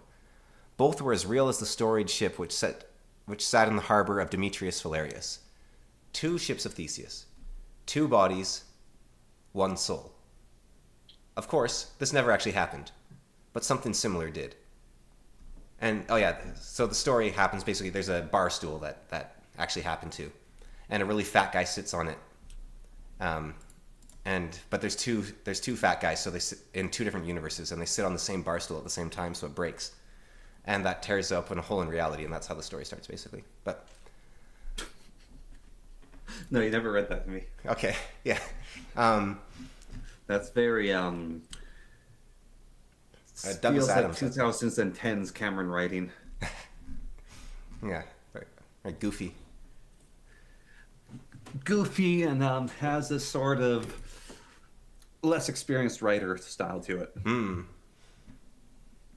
I don't know. Like I swear It feels like you're trying to be a bit more of an intellectual. I see. Yeah, yeah. I think the like Necromancer stuff. I swear, like it's the best writing I've ever done, and it's depressing. Like, it's like how come 12-year-old me was the better writer? I was keep writing it. What happened was I was replaced bit by bit until Yeah. Well, no, I think pieces of work have a soul, and it's the divine inspiration. yeah. You pray to the muses that they will give you the blessing to tell the true story. You know what it is? It's very Reddit writing, isn't it? I see what you're saying. Yes. It's like, oh, because you know all the names of all the things, and you look up the. Yeah. Yeah. I actually remember researching like the two different coasts that were like opposite each other in a harbor in Greece, and like, I mean, it's doing your due diligence to a certain degree, but it's also very like, it's sharp in a way. It's like very like, here's the facts. Yeah. Yeah. It's less depressing than like my later works. Actually, I think this came after. Technically, I wrote that after No Limping Bear, but you know, the order of writing is weird. Because like, did you actually write it after? Yeah. It's kind of like what I was talking about with J.K. Rowling and the soul and our own reality. Like, what order did it actually happen in? Because when you go back and you edit, everything changes, and you chew on ideas for years and years before anything happens. Yes. Yeah. And you have the perfect book, you have the perfect story, you have the perfect ending, and then you realize it's a Simpsons episode. Yeah, or apparently Altered Carbon's foundation is what you're saying. So. Oh, so Altered Carbon. I think it's a book, but it's also a Netflix adaptation of it. Yeah.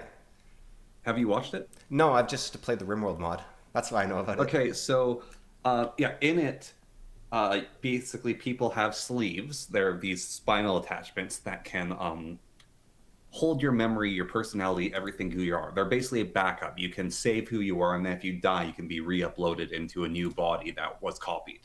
Yeah.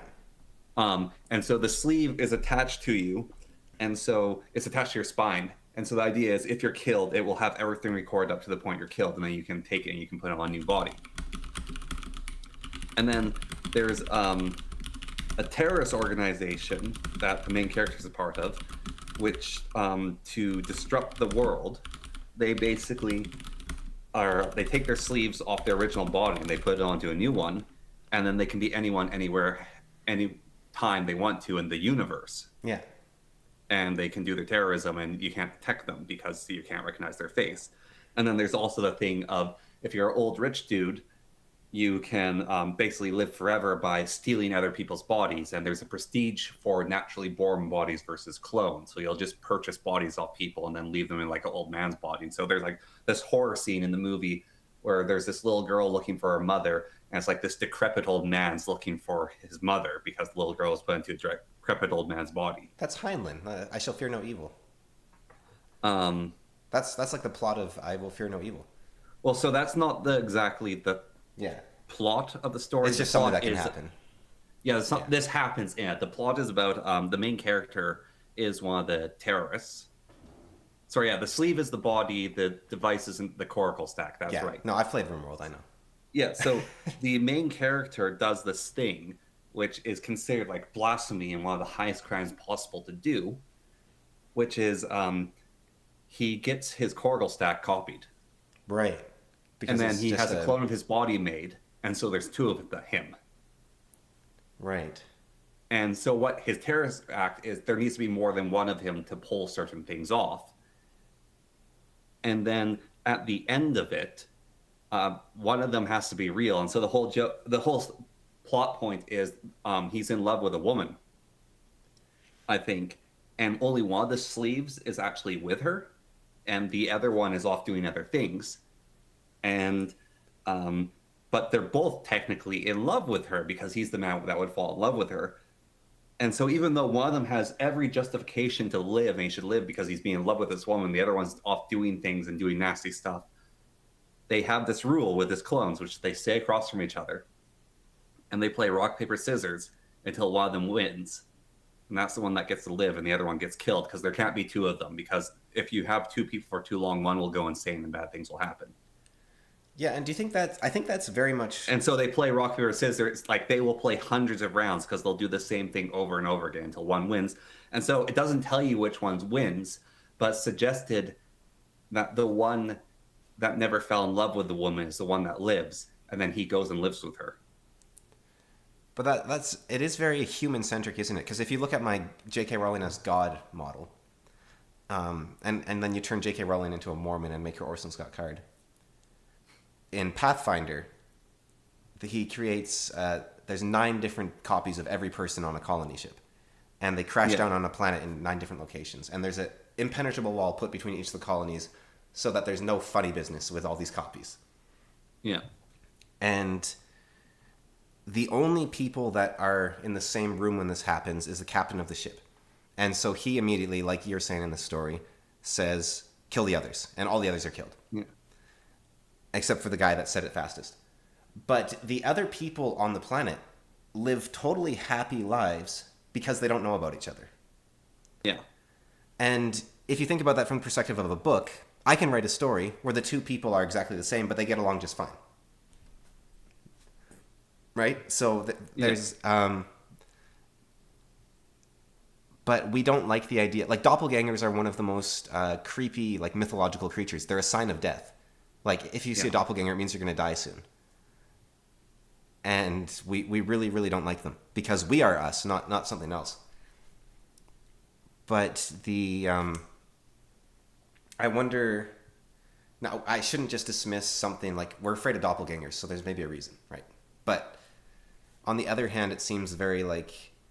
I think Schlock Mercenary actually... I mean, Schlock Mercenary explored this to death and back. Yes.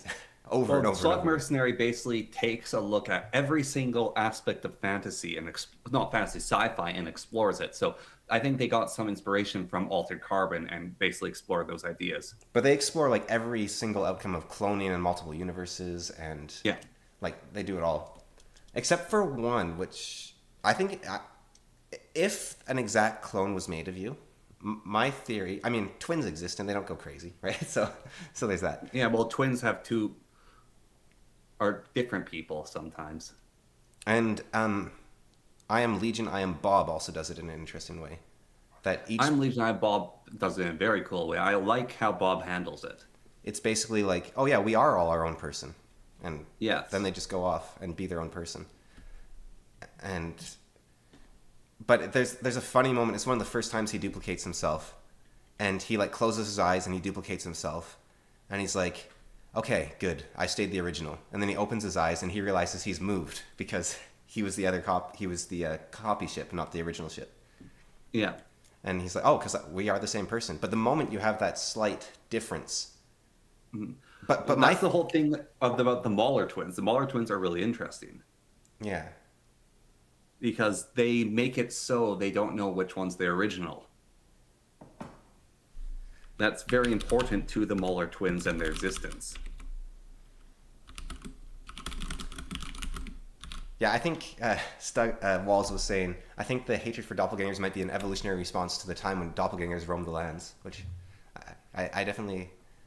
You know, it's possible. It's possible. That is very creepy, and I don't like that. That would be terrifying, but it also means we won. That's the whole thing. Like, if you think about it, it also means we won. That's the whole thing of Uncanny Valley. Like, this disturbs us for reasons we can't understand. One of the scariest stories I've ever heard. It was a noble in like the 1800s. It might have been Lord Byron even. I can't remember, but it was some noble like back in the day. And he was in his bed, and he woke up for some reason in the middle of the night, and he saw himself standing beside his bed. And he freaked out and fled the castle. Like, he just ran away. And his roof collapsed in his house, and it like crushed his bed. And so he survived. So the doppelganger actually saved his life. But it's just such a creepy story. Like, even that's the whole story. And it freaks me out every time I remember it. I'm like, ugh, I don't want... let me get crushed by the... So... Well, maybe not. I don't know what this video is, but it's the uncanny valley effect, which is it's showing a colony of people who are all incredibly inbred, Yeah. and it's showing them at night in the dark. And um, one of the things that the inbreeding did to these people is it drew their lips back and made their teeth quite big. Yeah. And so the person's just panning across the tribe. And they're all like shifting and moving, but they're being really still. And it's dark outside, so you can basically see their eyes and their teeth. And it's Yeah. one of the creepiest videos I've ever seen. I think It's because the people don't look right because they're so inbred, it has made them look not entirely human anymore. yeah. And it is so off-putting and creepy. It's like you're looking at a video of demons wearing human flesh. What I think the real answer is, maybe, like, we can't know, right? But if you were to be two bodies with one soul, like you get duplicated in a time anomaly or the altered carbon like robot thing, right? I think your brain patterns could be a matrix on reality, which the meta reality latches onto, and therefore you'd actually share the same soul. And sharing the same soul might mean you share the same mind, or it might just mean you are piloting yourself in two different directions. Like you have, you've got two windows of Minecraft open, and you're controlling both characters. You swap back and forth as you please, except in real time. And I think it would just be like that probably, but. I don't know which fantasy novel is like a fantasy sci-fi novel where there's a condition called paradox psychosis, which is if you go back in time, you have to avoid yourself, because if you encounter yourself, you'll like start sweating and become homicidally violent because you can't deal with another version of yourself. Umbrella Academy. Is that Umbrella Academy? Yeah. Yeah. It. Yeah, and I don't know. It seems. I think it's strange that there's such a trope about it, because it doesn't really seem. The one thing I've heard said is if you get the slightest idea in your head that you need to kill them first before they kill you, right? You then know. Yeah, then the other one will have the idea as well. You then know the other one will have that idea as well, which means you need to act first. So basically, if you think about... That's actually a very good hypothetical. Like, that is... But that's Roku's Basilisk, right? Like it's... Yeah, that's Roku's Basilisk. And there's also a solution to it, which is those things, which is... If you ever meet a clone of yourself, you can find out if it's a doppelganger or you traveling back in time by saying the key phrase. Yeah. No, it's good to set up a Which key phrase. Yeah, only you would know. I mean, a doppelganger might know it as well if they're an exact copy of you, but Yes. yeah, no, it's good to set a Well, key phrase. Yeah. It could be a shapeshifter doppelganger. Yeah. And I'm sure I'm curious. How many people are watching? Just two right now, or do we have more? We have 5, but I'm one of the ones watching. And I'm one, so we have 3 people watching. Okay. Yeah. So, what I'm curious if you guys can answer is how many of you have a key phrase? Because I'm betting like 2 for 2 of the people. That's like your time traveler I don't key have phrase. a key phrase. Oh, shame. I have one. How many of you in the comments have one? I'm going to have to come up with one. Yeah. And Walls is saying he doesn't think it's Roko's Basilisk, but I think it is because you're essentially worried about something that won't come to pass unless you worry about it. So you're trying to make yourself the safe one by acting on the action that causes the action in the first place. So it's sort of like a Moloch situation where you are your own worst enemy. But I don't really think it would actually be a problem because that's the same thing that happens with every human interaction, right? Like you meet someone in the street and you're like, if they think they should kill me so I don't kill them, then I should kill them first. So like that happens every single day. And people don't go around killing each other for the most part. So I don't think... now, what's interesting is people did at one point, and maybe that was back when there's doppelgangers. Yeah. Because like in 1500s in Florence, I think it was like a 25% chance to be killed by another person, and then further back it might have been even higher. You were saying 80% potentially? Yes. Yeah. That's one of the theories. At one point in time, most of humans' deaths were caused by humans murdering each other. So Walls claims he's time traveling. I'm not sure that's true. Because going back to my J.K. Rowling model of the universe, each moment is just being written in whatever order J.K. Rowling chooses outside of time, which means each time slice of yourself is actually individual, and there's no travel. Now, is this your 5-dimensional salami coming at us again? Yeah, the five-dimensional salami. Well, no, the salami is the dimensions of the universe. This is the raisin bread. No, okay. Yeah, so if the entire universe, I think you said you've been going through the back catalog walls, but basically, I imagine the entire universe as like a loaf of bread, and our existence inside it is like raisins, and that is a fourth dimension, which includes time. So we are everything we could have done within that raisin, and so a slice is just a moment or a picture. I think Einstein talked about photoreals, so I'm basically Einstein, I guess is what I'm saying there. All right, Einstein. But like, yeah, see, I don't think. Wait, who's Zero came in. He's number 3, but It switches back and forth. there's no number 2. Wait, how is there 3 people? No, Zero became number 2 because he commented enough. Right.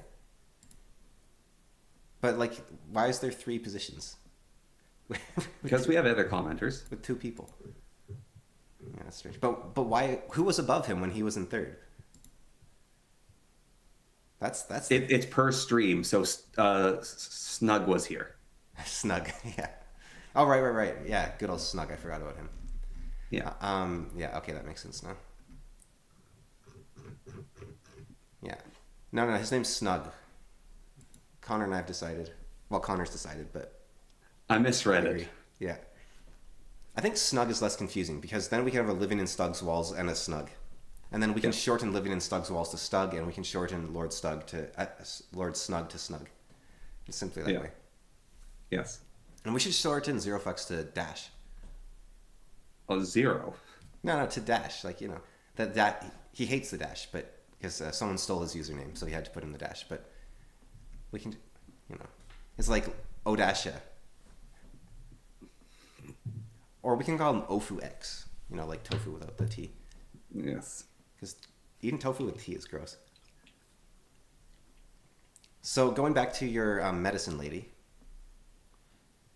Yes. I think she does need to just decide, and it becomes very weird because she has to say, do I want to stay with a person I'm not attracted to unless I'm taking the medicine, and therefore I should take the medicine to stay attracted to him? Or do I want to not take the medicine and stay with him even though I no longer like him? Or do I want to be true to myself in quotation marks and just leave him and the medicine behind? Well, it might have been like a moment in which her initial reaction was, "Oh, I'm no longer attracted to him," and then That's low. Did you see what he did there? yes, Yeah. and she could have tried to make it work with him potentially. Yeah. Like make him into a person she's attracted to, although trying to change people is always a story for disaster. Well, and I don't think it's probably not physical or personality based. It probably is scent based, like you said. So it's like I don't think there's much he can do unless it's diet related. I think a lot of sense diet. Like there are some people you come across and it's like it's not their environment the reason they smell. It's not cologne they're wearing. It's like literally coming out of their body because of the way they eat. Yeah, but it's probably also I've heard it can be to do with your immune system, and so it could be like just incompatible immune systems or 2 similar immune systems. I'm not sure which one sets it off, but because I've noticed it before, weirdly, but people will say, "Wow, like you smell really nice. What sort of like deodorant are you using?" And you're not using any, and you're like, "That's my BO, baby." Yeah, but I've had people say that to me before in the past, like, "Wow, you smell so good. What's your shampoo or your deodorant or whatever?" And it's like, no, I didn't put it on any, and I've just been working out. So and That's Why are you not married then if this has happened? because they were much younger than me. I was 17 and they were like 8 the one time. Ah, okay. Yeah. And then the other time, I think it was a guy who was a year older than me. Okay. So you have one valid excuse so far. Yeah. Uh, what, the And guy? I'll not elaborate on which one. Well, it's clearly the guy. I shall not elaborate on which one. Humble bragging. You know, one time when I was at school, when I was in university, I was walking along the road and this guy winked at me. And I was like, yeah. That's just to add One to my... time I was at a grocery store and this incredibly attractive girl was there with her mom and she smiled at me. Nice. Then you ask the mom out? No. 'Cause And that's a 2-for-1 deal if you get the mom. I made a podcast about that and generated an AI image and it still sticks with me. She smiled at me, that one. Yeah. That one stuck with you over that literal angel we saw? Yes. Really? Yeah. 'Cause I was much, much younger with the angel, okay? I was like 5. No, that wasn't... You weren't that young. You were like 14 or something. Okay. Well, I didn't see the angel. I don't remember. You know, working at the ice cream shop, there was that like angel behind... Like not a beautiful woman, like an angel. I might be mind wiped. I don't know. It might have been like couldn't Like deal with you were it. barely able to talk to her. She was like, "Can I get you something?" You're like it was... Yeah, she was such an angel. I might have like it might have fried my brain. I don't remember it. Like if I were to list all my paranormal experiences I've ever had, that would actually be one of them. Because I have never seen a woman so like resplendent in glory as Up there with the time well. Yeah, that's another one. I think the time well would be slightly more like if I was ranking them on a tier list, time well would be above it.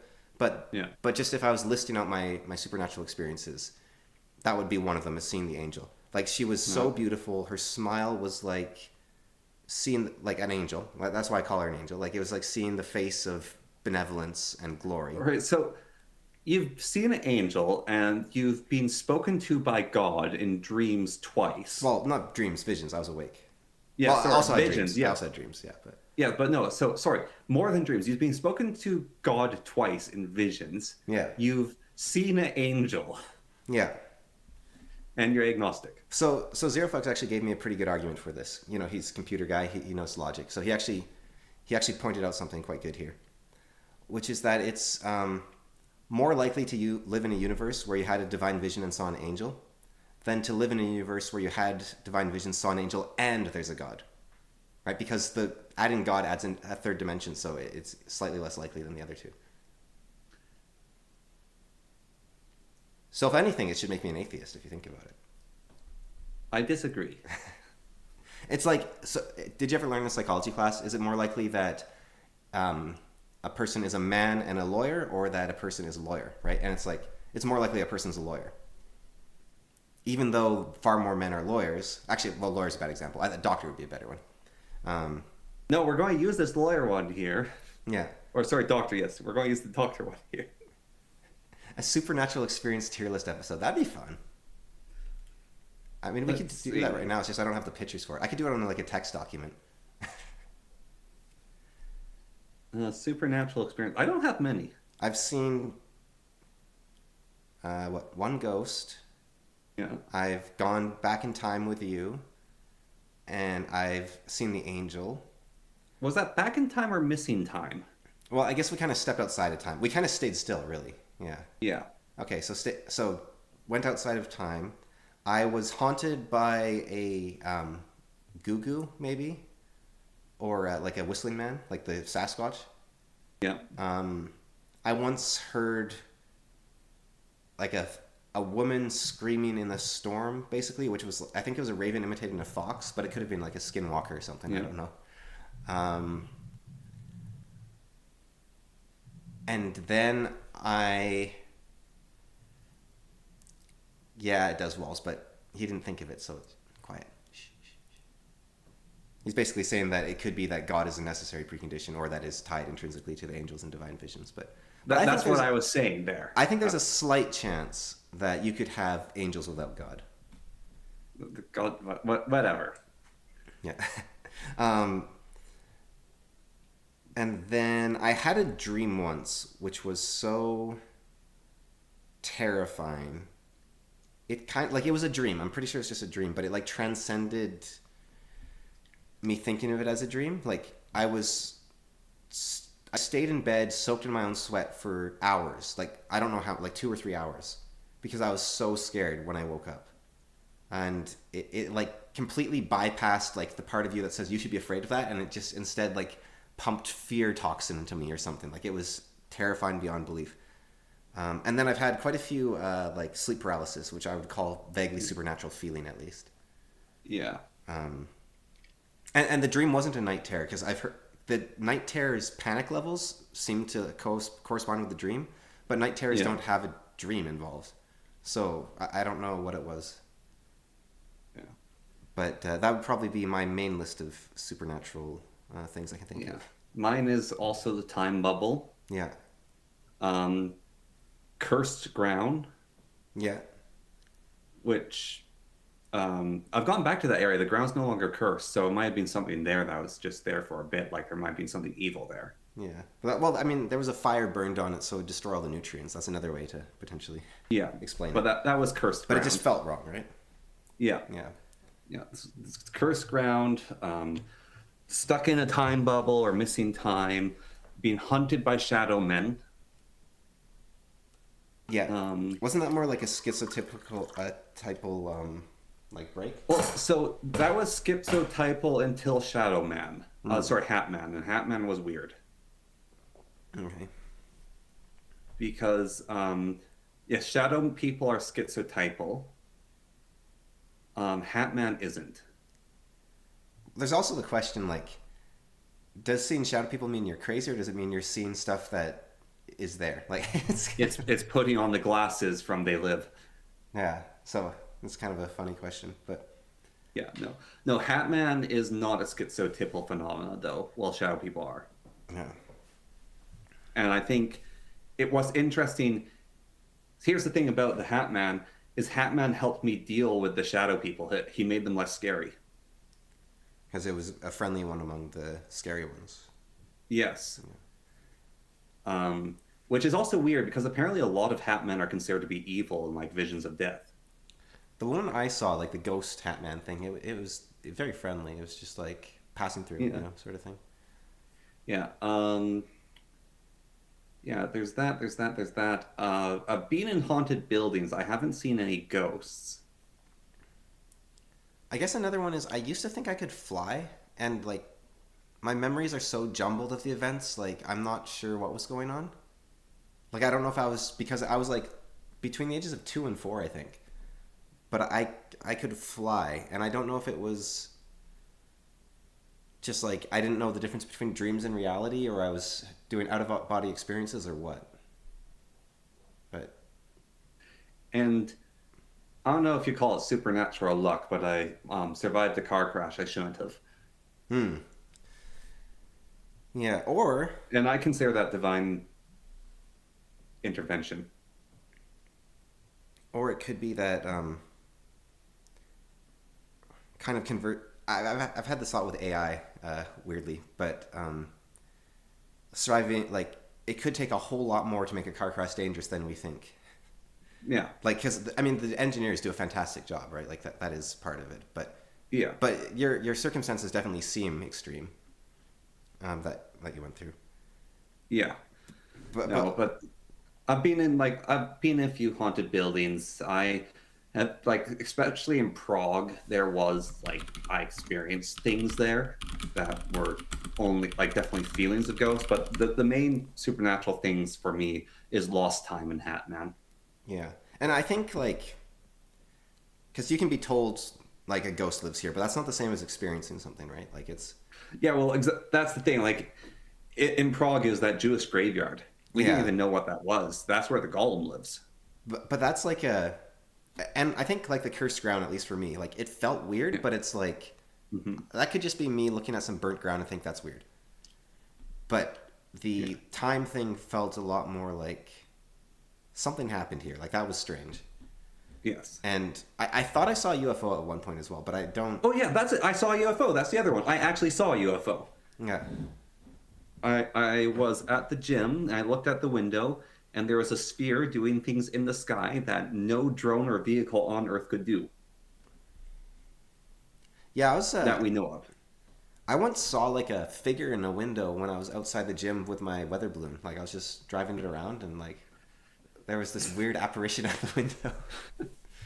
Freaked me right out. I think we talked about it in the episode that'll come out in like a couple weeks, but like with murder mysteries. Yeah. Like I wonder how many incredibly creepy weird events are like very like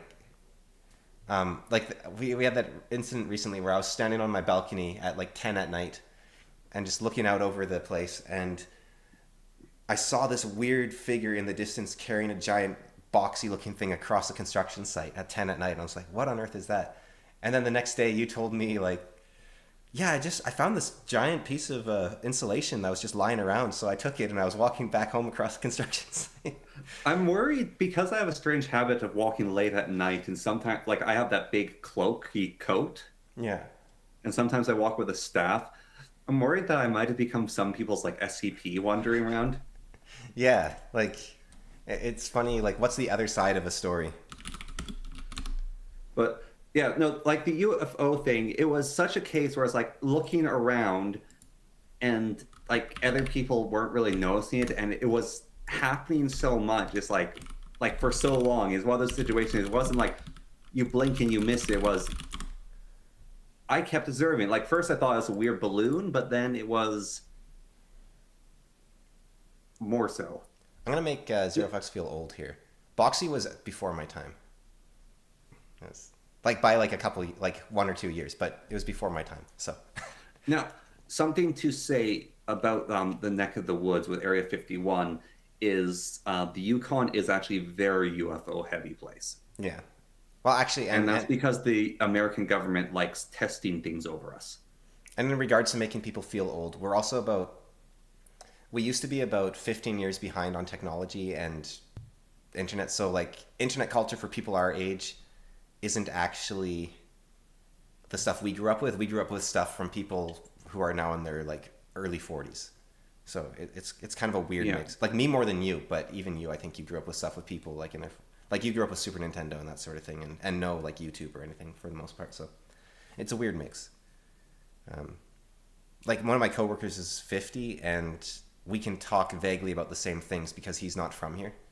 Yeah. So it's, and I noticed that with one of my assistants who's from the community, and she's about 10 years younger than me, and she'll talk about stuff that I grew up with because the communities were another like 10 years behind here. So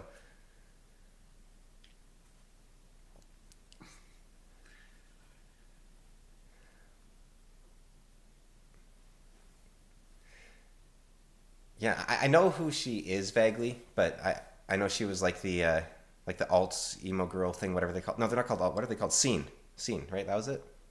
They were called like scene kids. I have no idea what this is. You know how Shion head dresses with like the dark eyeliner and like the hair with the black swoosh in it? Alt girl? Yeah, that sort of thing.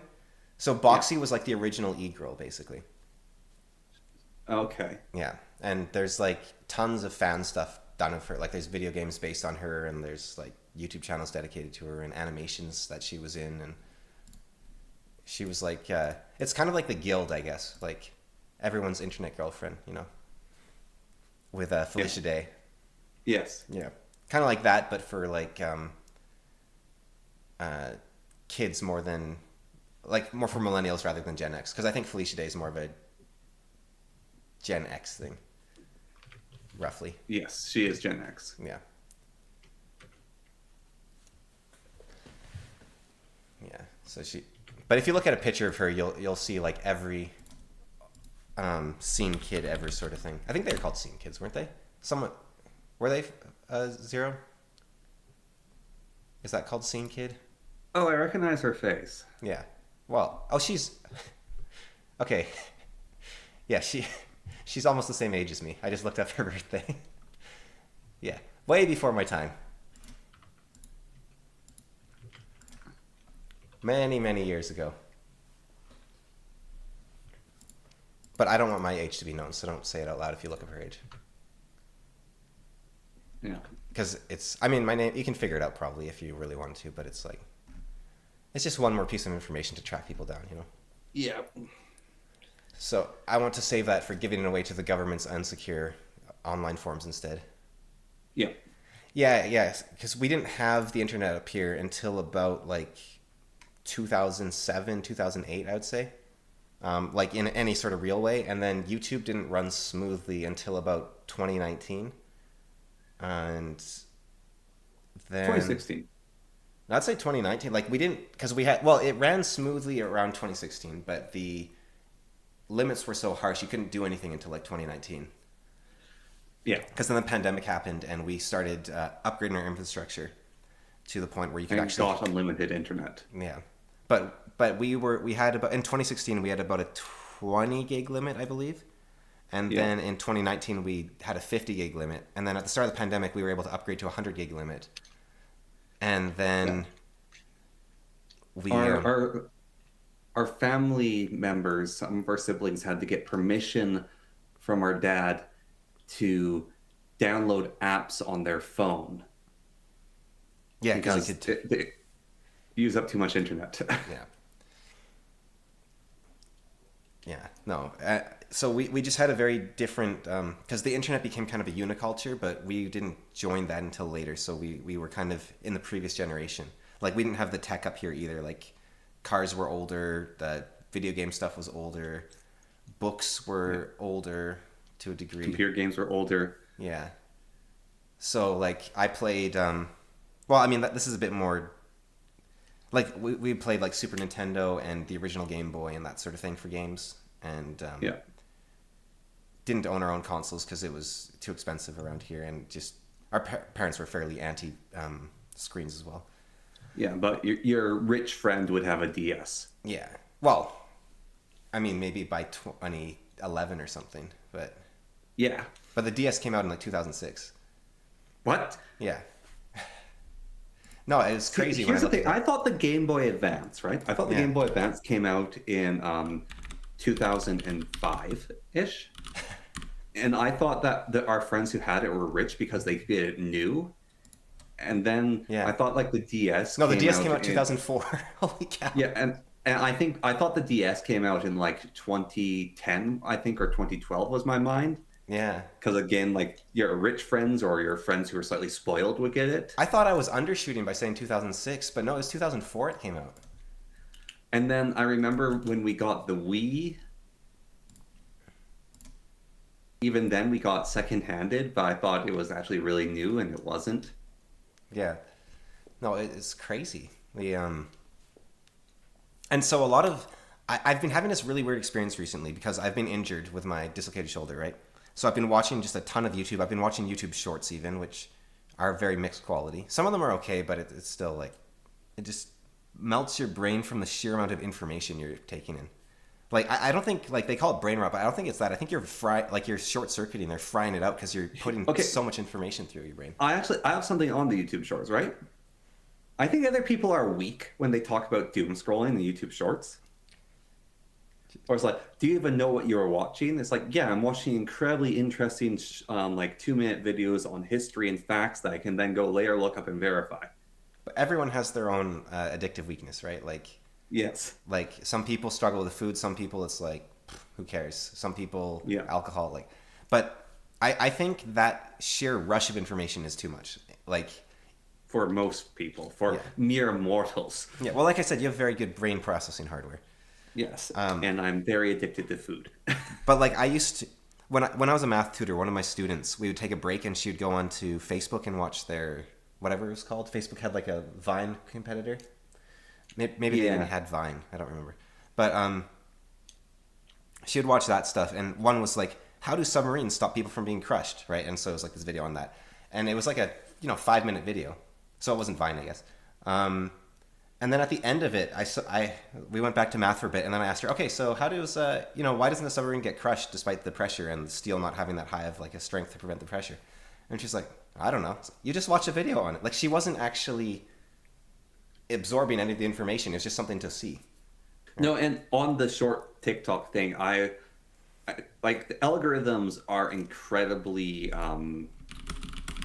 advanced actually for the shorts and YouTube in general. Yeah.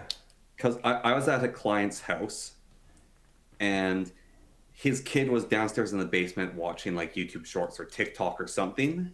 And it switched to your recommended when you walked by. No, I felt like I felt I was becoming stupid while being there. Yeah, it depends on the kind of video you're watching.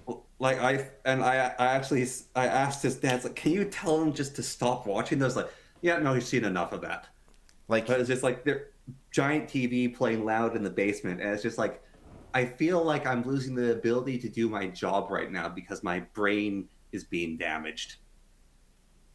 Blumenek, who I was watching a lot of, he's a pull down scene archer elf guy. His videos were actually very informative and very fun.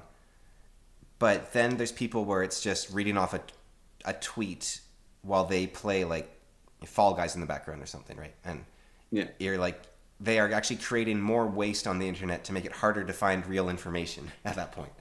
So, Yes. so there's different levels of everything. And then there's Yeah, people reading who will Reddit take, while doing Minecraft parkour. or there's people that will take a good video, and then they will play a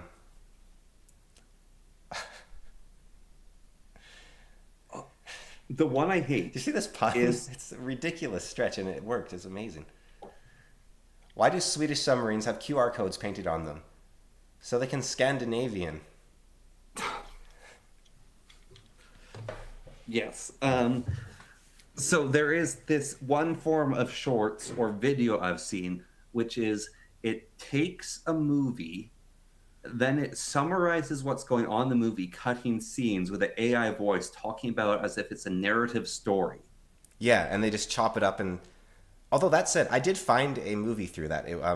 Justice League War or whatever, the one where Yes, like I Batman found kills movies everyone. through that, but those videos themselves, I hate them conceptually. Yeah, no, it's a bit, and they like rearrange things so they're not proper either. Yeah. So And they lose nuance. They lose so much nuance. So going back to the point I was making with the shorts, I've been getting all sorts of random stuff recommended to me on YouTube, basically, right? Yeah. And one thing I've been getting for some reason, targeted specifically at me, is teenagers and people in their early 20s. So, like 16 to 22-year-olds sort of age range. Yeah. Making very nostalgic-based videos based on my own teenagehood. So they're doing like, the 2010s nostalgia, like early 2010s sort of nostalgia. Except Yeah. I don't recognize any of it. They're like, "Oh, I wish I could go back to when things were like this." And I'm like, "They were never like that." It's a very weird experience. They need to play Pocketbell's Canon and talk about graduating. Yeah. Is that something I did? As we go. Oh, I see. on, Like, no, that was earlier. That was We'll earlier. remember all the good. Yeah, that song. Yeah, no, that was even earlier, but it was The very. weird thing about that song is that song and the scenes they're playing remind me of my high school. So Can shorts produce an effect akin to hypnosis? I would say probably, because hypnosis definitely. hypnosis is sort of a self-induced state of like disconnect, basically, and so I think you could just give in to the shorts and let it. It's the same thing TV can do. Like when people fall asleep in front of the TV, like you're not really watching. I think watching a fire, you can do the same thing. I think the downside with shorts is that you're also absorbing information, and we're not meant to be constantly absorbing information. I remember I did have another supernatural thing to add to the tier list. The hypnosis reminded me of it in watching TV. I was forced to do bureaucracy. Oh, wait, when you were a page, you mean? Oh no, when the government got you. Yes, I was forced to do bureaucracy in the dream bureaucracy. Yeah. No, talk about that. I have to blow my nose again, but talk about that because it's interesting. No, I got kidnapped by the government and was forced to work in the Bureau of Dream Bureaucracy, which is one of the most haunting and confusing experiences I've had in my life, because it wasn't like I've had weird dreams before. I've had dreams that go on longer. I've had dreams that feel like they last for several days. But the dream bureaucracy, I was like forced to work for like 8 hours or something for them in their halls. And all the tropes of dreams of how letters shift and move and you can't quite remember time and things are odd. It's all government schemes to cover up the information contained within dreams so that they can process and do their works right. And they utilize these things so that they can do the bureaucracy that runs the, I don't know, extra dimensional plane of dreams. Yeah, or maybe it's just the United States government got lazy and they want to outsource their work. Yeah, it could be that too. Yeah, the H-1Bs. That could be the end goal of Project Ultra. Or the TFWs. Yeah. You're lucky you were able to work for the government then. Soon it's just going to be Indians dreaming. And then they'll even take our dream jobs. They took my dream job. No, that's... I wouldn't wish the fate of working on those planes, that place, to my worst enemy. Your worst enemy, really? Yeah. If you think this through, like you've got like Mao Zedong, and you're like, okay, you can keep ruling this country, or we'll put you in the dream camp. Okay, well, if we're like talking about hypothetical enemies, I would put Mao and Stalin in there. Yeah. Yeah, okay. I don't have enemies, okay? There you go. Are you watching the stream right now? Yes. Oh, okay. Well, I can get away with some stuff, I guess. What was I going to say regarding the governmental thing? Oh, another slightly supernatural one. It's just more weird in regards to like the doppelganger thing, I guess. Is Zero Fucks himself. Because we will respond a weird number of times, like, identically to things, I've noticed. Like, the whole reason... Are we the basketball glitch in the Matrix? The whole reason, like, I know of him is because we watch, like, basically all the same videos, and we reply with the same comments on the videos. And sometimes I'll be, like, washing my hands while a live stream's playing, and I want to comment something. I'm like, nah, it'll be fine. He's got it. Like, it's very weird. So that is, I wouldn't call it quite supernatural, but it might be like humans are more limited than we think, sort of thing. Well, maybe that's why you think you're Jewish. I don't think I'm Jewish. You're 50% Zero Fucks. Yeah. Well, I mean, like, I had a great Yiddish accent earlier when you weren't here, when he wasn't here, but I thought my Yiddish was, like, flawless, right? Do I still have the quote up? I can try it again. Well, we can get a proper Jew to judge. You're going to sound like a Belgian again. Let's see.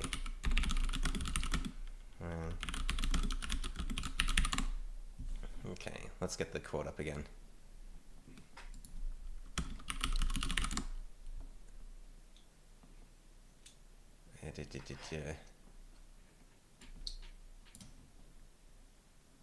Der Mensch tragt... Oh, wait, no, I have to do it in Yiddish. Not effeminate German. So, what's a Jew sound like? Give me a Jew's voice. See, the problem is Americans have associated Jews with, like, nerdiness, so you just kind of put on a nerdy voice, right? But then you listen to, like, the Israeli Jews, and they sound pretty hardcore. And I haven't really spoken to any Yiddish, like, German Jews. So I'm just trying to basically, like... Der Mensch tragt und Gott lacht. It's just Swedish. Der Mensch tragt und Gott lacht. Yeah. Okay. Right. Well, I think our brains have dissolved enough that this may be an ending point for us. Yeah. You don't want to do the Dumbledore list? No, we can do that now. Oh, I see. Ending of that section. Yes. Okay. All right. Do we want to bring anyone on for that? Anyone interested? Sure, we can bring people on for it. Either of you guys want on? I can send you links. Although Zerofux doesn't read, but we can talk about other things too if he's interested. Or he can just hang out. You know. But yeah. He watches movies. Those characters will be in movies. Yeah. All right. How do I do this given the amount of space I have. I guess I have to shrink things down. Okay. I'm gonna go check on my stew again. How long? You've been cooking a stew for like 3 hours. What are you It's a boiling? giant roast. Oh, okay. Oh, it's like a slow Yeah. cooker thing. Yes. Is this viewable on YouTube right now? It looks very small. All right. No, that's like unreadable. Okay. There we go. He just watches live streams and moderates channels. That's what he does. He's like the super mod. He's like the Ghislaine Maxwell of YouTube. Wow. This is what happens when Connor's not here to hold me back. I start putting my foot in my mouth. All right. Okay. Wait. Did he say I am or I am? He said he will. Okay. Cool. He will come in without help. Let's see here. How do I give a link? I go ciao, and then. All right, I'm back. Okay, I was just given some sort of picture of. I'll have to look at it later. It's like a political compass mean of demons or something. I don't know. That's weird. All right. Look, a spot on our podcast was promised to Zero 1,000 years ago. So. Yeah, Is that racist? Or is that just a joke? yes. I mean, It's okay, we might have Jewish ancestry. but at what point are the Jews, like, they haven't had a, I mean, they have Israel now, but the Jews didn't have a home for, like, ever. It's like hundreds of years, right? So are they really a race at this point, or are they, like, a meme? As in, like, a very powerful culture Yeah. that lives off of other cultures, sort of. Well, I read that somewhere recently.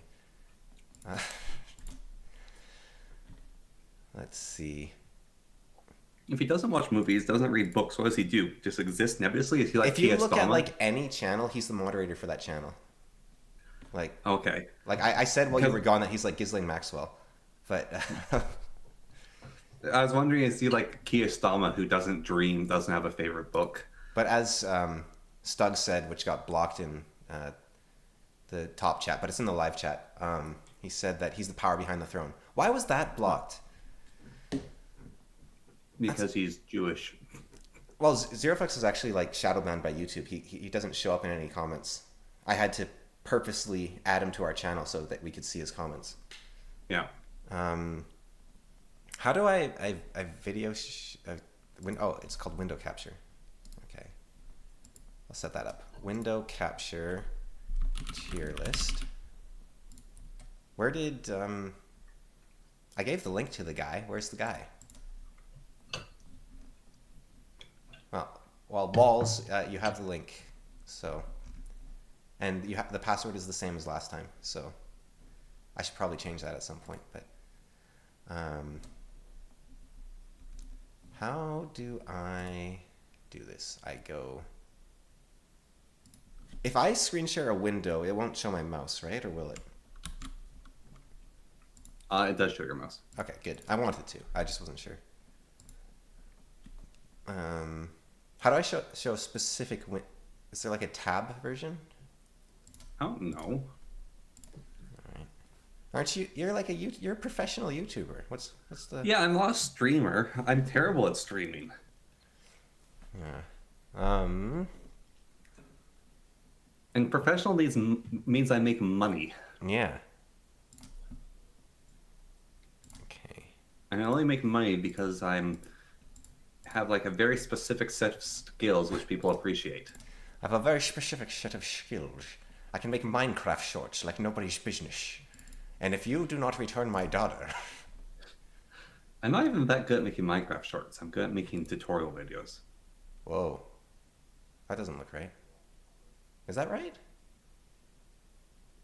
No, that's showing like everything. That's showing everything. It's like showing all your tabs you shouldn't be showing. Yeah. Well, there's no tabs that I shouldn't be showing. Well, I don't want them to get the passwords and stuff. Yeah. How do I make this go away? Like that. Okay. So what I do is I put it in a different window. Maybe I'll try that. Yeah. Okay. And then I add it. I should probably like put it as hidden before I activate it rather than just wing it. All right. Okay, yeah, that's okay. So now it's working and I can see on my end, and then I make it public. Okay. I see. You're not supposed to give away all your private information. That is correct. All right. This is tiny. Is this going to be legible? Yeah. It's tiny on our end. It's much bigger on the stream. Okay. Where's the wall guy? Oh wait, there's like a broken. Oh, did he do the stug thing? Oh no, there he is. Is that him? He just joined. Yeah. He wasn't there earlier. Yeah. Okay. What about Mr. Tofu X without the T? No spilling the tea over here. All right. So Actually, do we want it's kind of small. You might want to make it a little bigger. the get rid of the live stream chat maybe?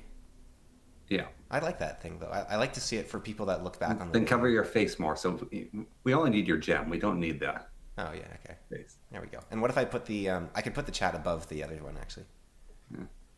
because it's Oh, and he left. oh coward. All He was right. giving a static fuzz. All right. There we go. Now it's above it. That works better. Actually, we don't need to see us talking even really. Like No. it's not the most important thing. There we go. I've noticed something. I was watching. I was going to recommend a bunch of Heroes of Might and Magic streamers. Yeah. Almost all of them put a Heroes of Might and Magic border around their stream, like or around their window capture. Like it's so common.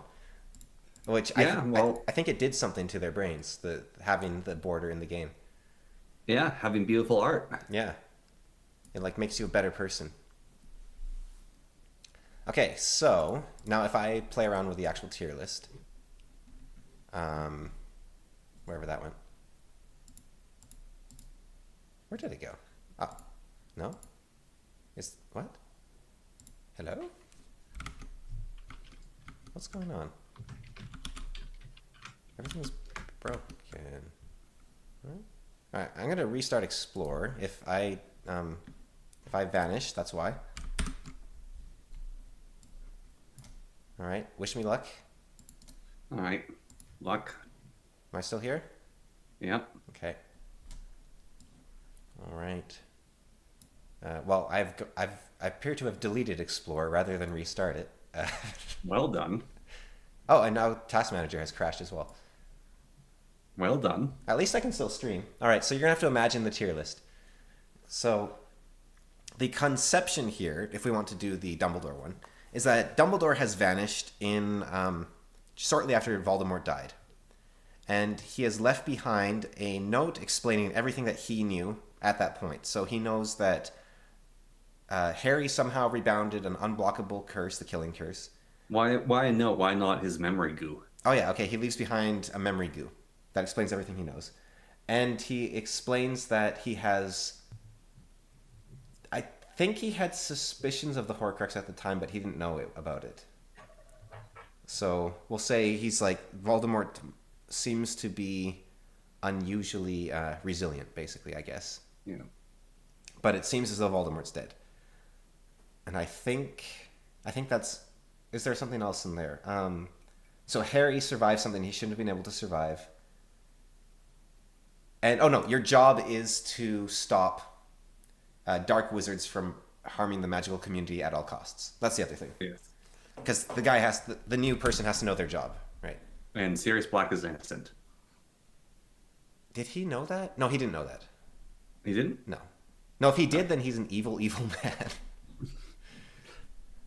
And we do have a third person here. They're just apparently non-existent in relative reality. Okay. Well, I can actually access the window for some reason, even though I can't access the rest of my computer. Oh, So I someone's got a like little waving. person waving. And someone's saying shalom. Oh, hello. I said shalom. Oh, okay. Okay, you're here. Hello. Yes, Yes, we can hear you now. Did you hear the conception for the tier list?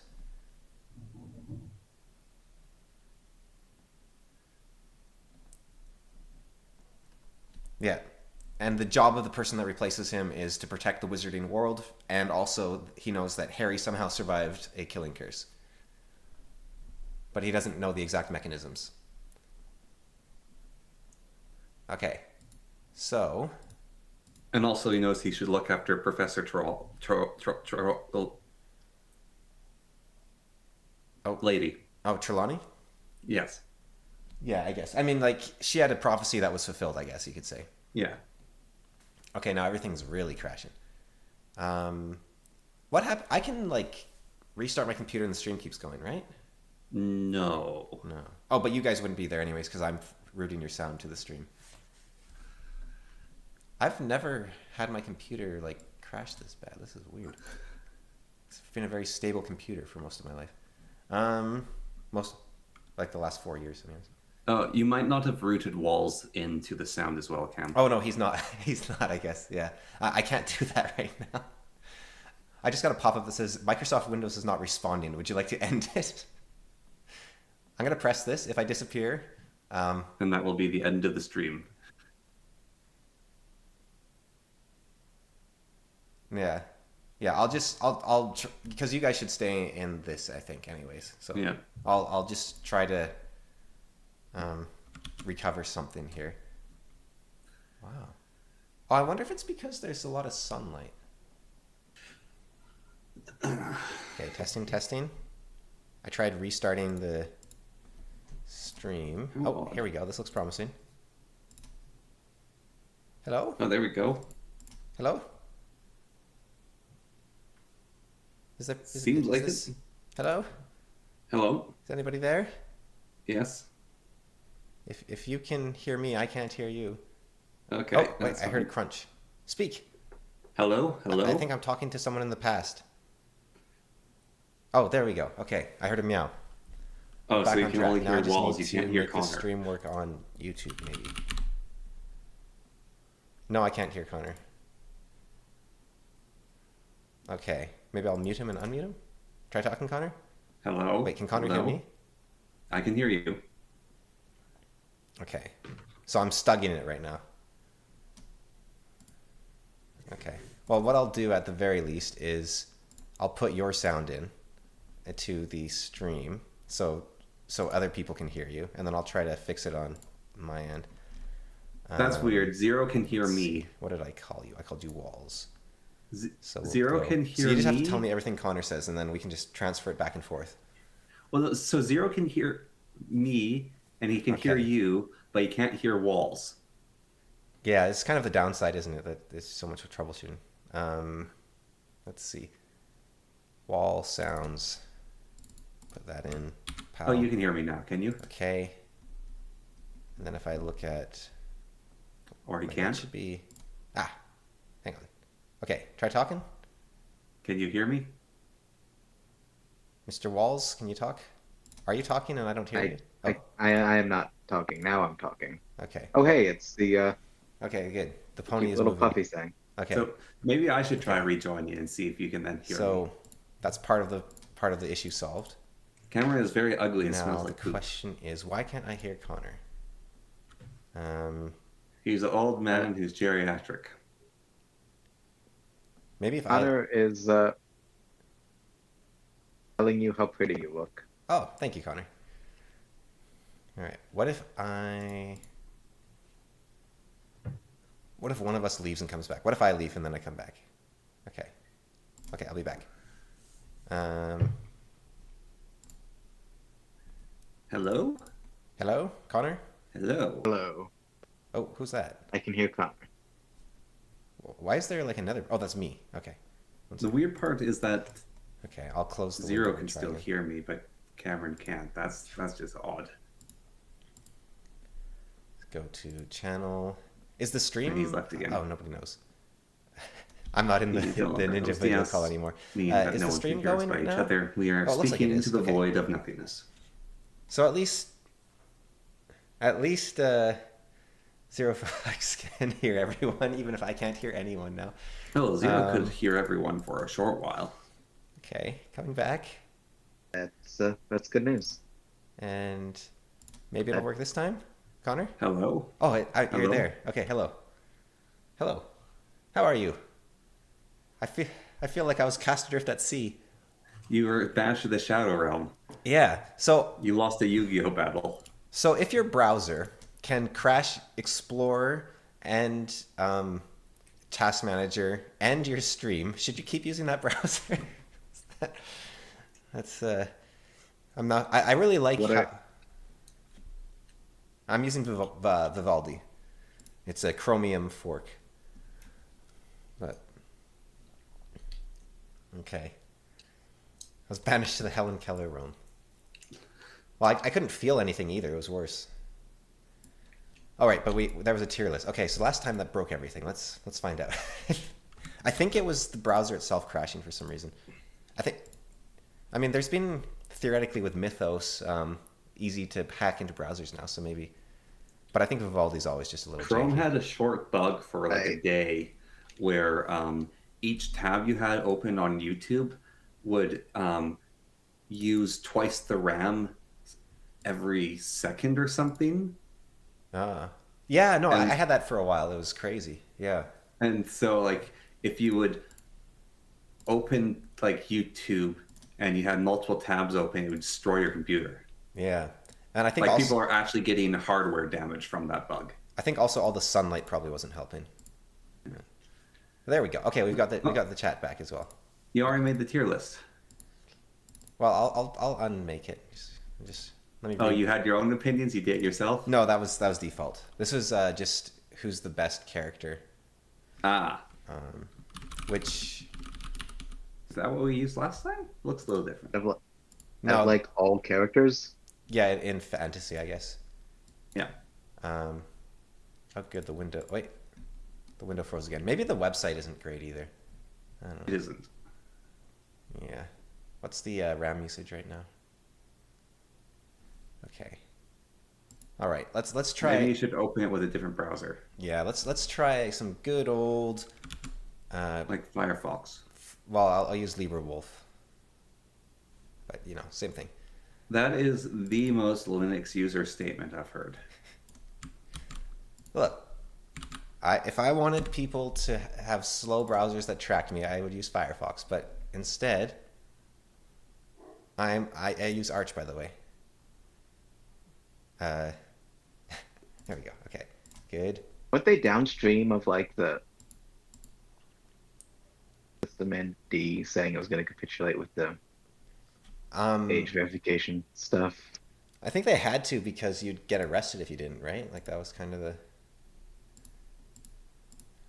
Oh, you mean like LibreWolf, Only- not Mozilla. No, I was talking about like Arch. Oh, yeah, no, they said they would, but no, I actually don't use Arch. I use Tails. But I use Is your McAfee's daily driver? no, just a very, very last resort backup. No, daily I use McAfee's Windows. secret browser that he only released to a chosen few. Now, Tails would be a nightmare to run the stream off of. You'd have to like download everything every time, I think, to make it work. I think it does have some persistence, but like that's an impressive commitment. Yeah, it's like you'd have no save games or anything. You're like, I'm gonna beat Skyrim in a sitting. All right, if it ran. Tier list. That was the name of the thingy. Okay. LibreWolf. Is this the new streaming champion? Is it It's moving. Okay, so it's specifically the tier maker with Vivaldi breaks everything. Okay. Can you see it moving now? The window? Yes. Okay. Everything. Yes. Okay. Except on the stream, there's no tier list, or is that? Oh no, there is. Okay. All right, we're here. Everything is better again. Excellent. Oh, there we go. We got the computer guy to tell us. What do you engineer? Is that something private, or is it like? Can you say like it's bridges or like cars or something? Mouse pads? Electronic Ooh. engineering. I don't even do that. I do spreadsheets for fucking nonsense. Yeah. Well, I'm an archery instructor, but I do spreadsheets. Like I studied electrical engineering, and then right now I do stuff with spreadsheets for like. I'm an artist that does house Sort of thing. inspections that does spreadsheets. Yeah. It's always spreadsheets. That's the main thing we got to teach the AI to do is spreadsheets. And then we can... Then I'd be out of a job. I'm willing to accept that risk. Hello? Yeah, we're here. Hello. Are you there? Oh, now Stug can't... No, I mean, Mr. Walls can't hear us. There's a sinister timer with volume under Stug's. Oh, neat, because I Okay. cannot hear any of you. Oh, yeah, like the 5 minutes and 43? I have 16 and 25. Huh. All right, what if I do this to him? Pow. Okay. Now he's gone. Okay. No, Let's begin the tier list. Yeah, okay. Come back, Walls. I kicked you out because I love you. Oh, that's a bit extreme. What's a lesser word than love? Because we care. Except I'm live streaming, so he can hear me say it anyways. So it's like, oh, he's back. All right, can you hear us now? Okay. Ninja's great. Eh? It works every time. Such good software. Okay. I mean, you can't put a price on free, right? That's the. Okay. Yes, you can.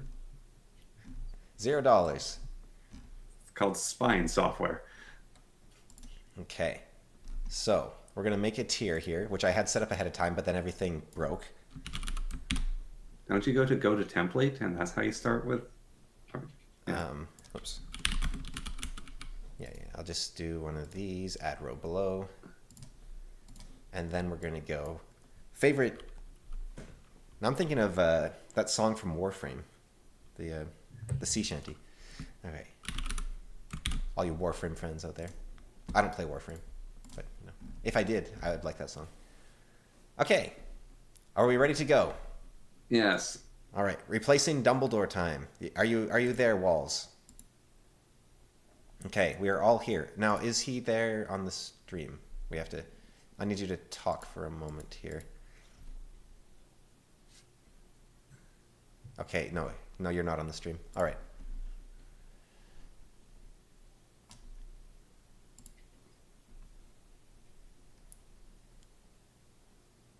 That's fine. I'll kick out a bunch of them because I don't know a lot of them. Well, I know a lot of them, but not all of them. Okay.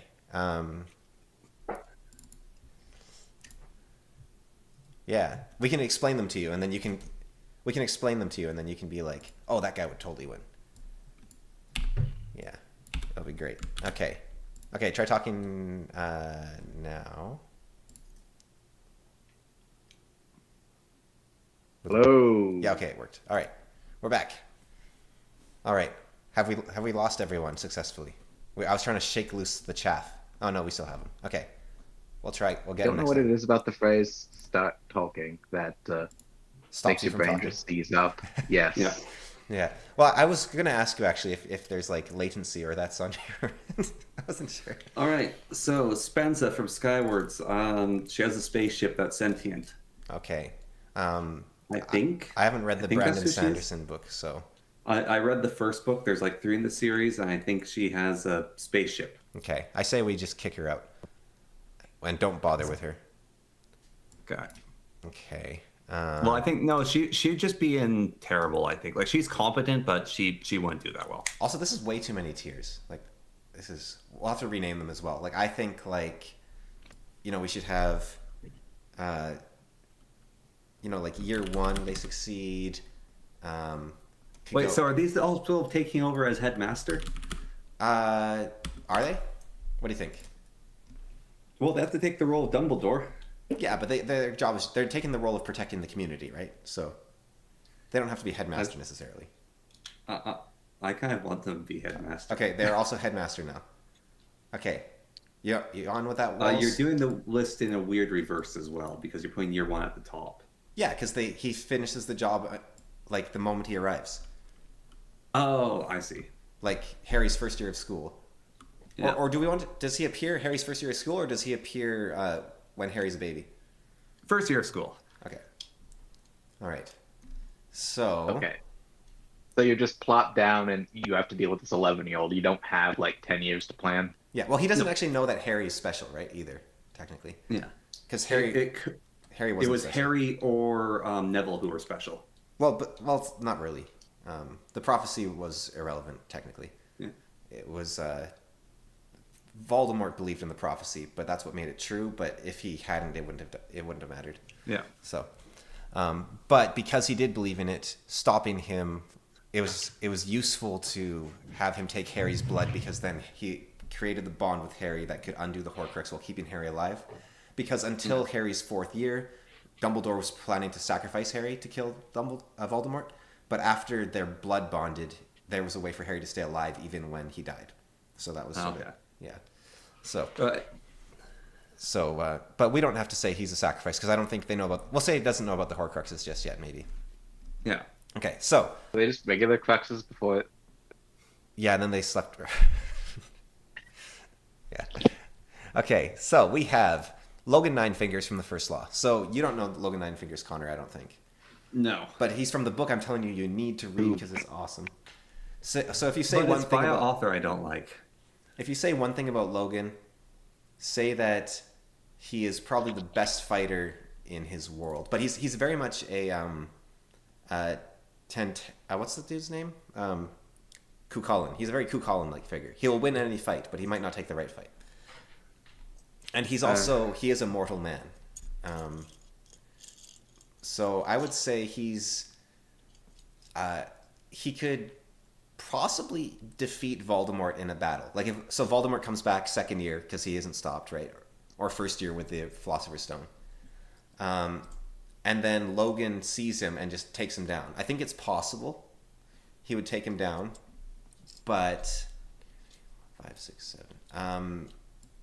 We're assuming protect the Wizarding World. I think extends further than like 1v1 the Dark Lord. Yeah, and I also think he would eventually lose, just through sheer like stats. So I'm gonna say kills Voldemort. Do you know him, Walls? I have read the The First Law. First Law trilogy. I have not read like Best of Cold. I think I borrowed my friend's copy Yeah. and I never read it, and it's sitting on a shelf.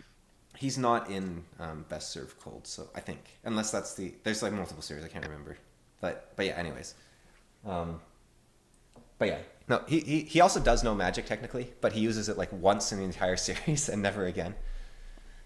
Well, he's got the spirit connection, right? Yeah, but he like never That does was it his after whole- like the intro chapter, basically.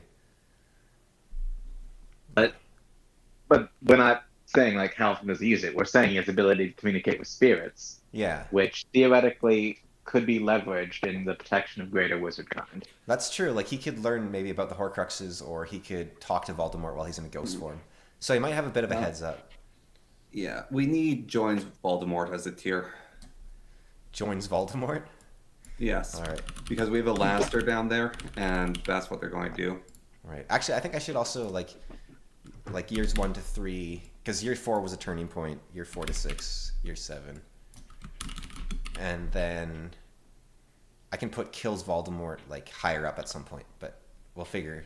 Like kills Voldemort is like eventually win, and then Pyrrhic victory.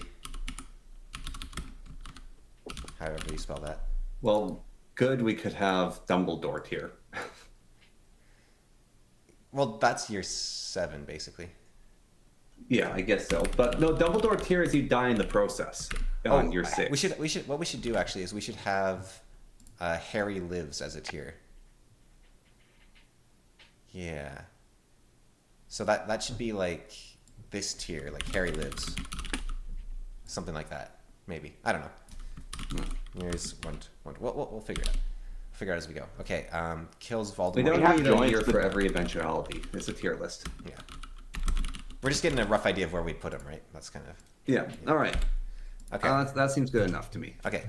Tyrion Lannister. I'd say he's a pretty good. He's a very smart guy. He's a good man. This is the dwarf, right, Tyrion? Yeah. Yeah. So He's a plotter. He's a Yeah. schemer. yeah. He's a joker. He's a smoker. I don't think he's going to do it though. No, I just don't think he has the know-how. It's sort of like, so what do we call that? Like, fails. Yeah. Just fails. Okay, we've got Karen Murphy, Dresden Files. Very similar to Tyrion, except less smart, I would say. She would have read Harry Potter. Oh, we're doing those rules. Okay. Yes. Yeah, actually. Yeah. What did you say? I very a lot changes if we do those rules. I'm not sure. Yeah, we did it for the last one. Because that's okay. Yeah. Well, then to be consistent, sure. Yeah. That'd be the only thing bumping her up. I don't But that said, actually like. she might not have read Harry Potter. She was in love with a wizard named Harry. Oh, you know what we also did last time is we put ourselves on the list. So we'll put a few up and then we'll put ourselves on it. Yeah. Decide where we think we would be, because that can be the philosopher and the fool tier. Okay, Yeah, so I think that Murphy would still fail. I don't think she would actually manage to pull it off, even if she has read them, and we don't know if she has or not. probably destroys a Horcrux or two, though, right? Like, No, I don't even give her that. No? By herself. No. but she could ask for help, She- right? Like, she could go to like McGonagall and be like, "All right, this is what we need to do. We need to get into, we need to get the Basilisk's Fang. We need to go and get the Rowena Ravenclaw's diadem. We need to, you know." She would have some competent leadership, maybe, but she's not the one I think who is. I'm trying to think. Historically leveraged a bunch of her connections. She's been. Actually, that's true. She's terrible in the first few books, Yeah. especially. Yeah. Yeah, she doesn't ask for So help. like she accidentally does some of that after spoilers, but Yeah. that was not set in motion by her. Yeah, So she would try to do it herself and get killed in the dark forest. Yeah, you're right. Okay, yeah, she fails. Okay. That's a good point by Walls. Yeah. Can we have a tier dies in the dark forest? I would give even Tyrion better odds than her. Yeah, that's the tier below fails. It's like in between fails and joys Voldemort is dies in the dark forest. Why is she going to the Dark Forest? It's just the joke of they try to do something themselves or they're too incompetent. What about like dies to Fluffy? Like, Yeah. yeah, they're like, okay, we got to get to the Eaten mirror. by Fluffy. We got to go to the mirror of Erezd, and then they're just like, oh, whoops. I think dies in the dark forest is a general list of you misstep in the world of Harry Potter and die. We need Zero Fucks' tier list of just who? Who? Yeah. Okay, so Kings of the Wild, I didn't like. Have you read that one? Either of you? No. Okay. No. So it's basically. We'll put in who. We don't need the explanation, just put in who. No, I want to give an explanation because it's a bit silly. So the subtitle of this Kings of the Wild is bringing the band back together, and so there's a band of warriors that is getting together for one last tour to save the world, but it's done in like a rock band. So it's like, oh, I loved your band, I loved your, but so it's just like a giant pun that lasts like 400 pages, and it doesn't hold up. Like you can't make your whole story based on that pun, Yeah. but it is kind of a funny premise. Okay, Gavin Guile, I would say I'm gonna put as soon. Lightbringer? I haven't read that. Okay, he's basically Randolph Thor from a different series, except he has power over rainbows instead of magic. Okay. And I would say if he knew what to do, he would win. But the problem is, I don't know. He's a very smart guy. He's very cunning. His father is even more cunning, but he doesn't get to bring his father, I assume. I think, like, Voldemort just wouldn't be able to stop him. I think he would win any fight against Voldemort or any number of Death Eaters. Like, he is insanely powerful. Okay. So basically, it's a world where you cast from hit points. That's my simplest way to put it. And you get one spell of 7. He gets every spell, and he has infinite spell points. Okay. Yeah. So I would say he eventually wins, but he has no clue what he's doing. So I think like all of Hogwarts might have been killed, and then he's just like, okay, well, just trial and error. I'll just level the That's world. Pyrrhic victory then, not eventually wins. Well, but the thing is, the Siege of Hogwarts, he could probably be like he would be there, right? So he might actually stop them from attacking. Yeah. Alright. So I'll say eventually. The one thing is though is to keep his powers going, he does need to kill people. Like he needs to kill innocent people. So I don't know how the wizarding world would like that. Um, we might need like an arrested tier. Yeah. Okay. Well, that's a separate thing, because one tier we might not be thinking about, but probably. Oh, Yeah. never mind. You're good. You just need to. With thinking about magical powers, really, you could get a lot of it done with like one talented sniper. Yeah, except you can't because like Voldemort's immortal, right? That's kind of the tricky part. That just means you need to do it again. Yeah. Okay. You can just repeat the process. Now, Bilbo Baggins is a really bad case because it might end up with Voldemort getting the ring. Yeah. The One Ring, if he had it on him. Yeah, well, we have to give the people their best things they're known for. Bilbo was known for the ring. I mean, not really. Like he kept it with him, but Yeah, it was kind of part of his venture. Although if he does give it to Voldemort, that would be pretty bad, really bad. probably. Voldemort is one of the few like fictional characters that might actually be able to resist the ring. Not at all. It's powers based on ambition. Right, but he has like the know-how to like reverse engineer it probably. No, no one does. No The one ring- mortal. the ring It's, would- it's like the Tears of Heaven is hubris for him to try to do that.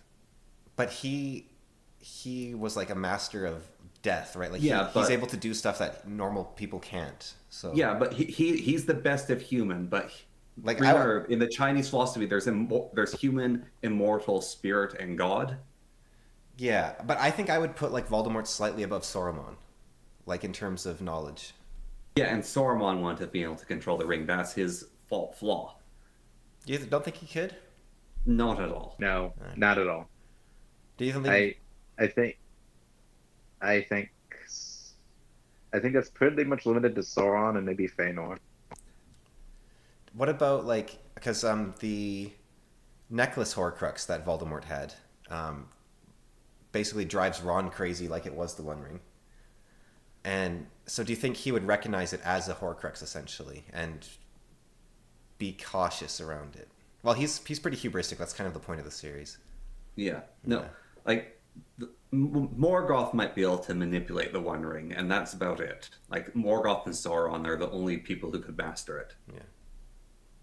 What about the Ring Wraith? Not at all. No, you don't think so? The Witch King won't yeah. stand a chance versus it. Okay. He is its slave. But Tom Bombadil did. Yes, Tom Bombadil's not affected it for very different But the Witch reasons. King is Tom Bombadil. All right. Well, then, let's see. I don't know. That- Mistborn. No, absolutely not. Have you heard that Also, theory it's- before? Specifically, no. There's- That sounds retarded. There's a website of like Lord of the Rings theories, and that was one of the most popular ones. Another one is that the Balrog wore fluffy slippers, and they have really good evidence for both of them. All right. The fluffy slipper sounds amazing. Yeah, I assume like the Arkenstone was a Silmaril as another.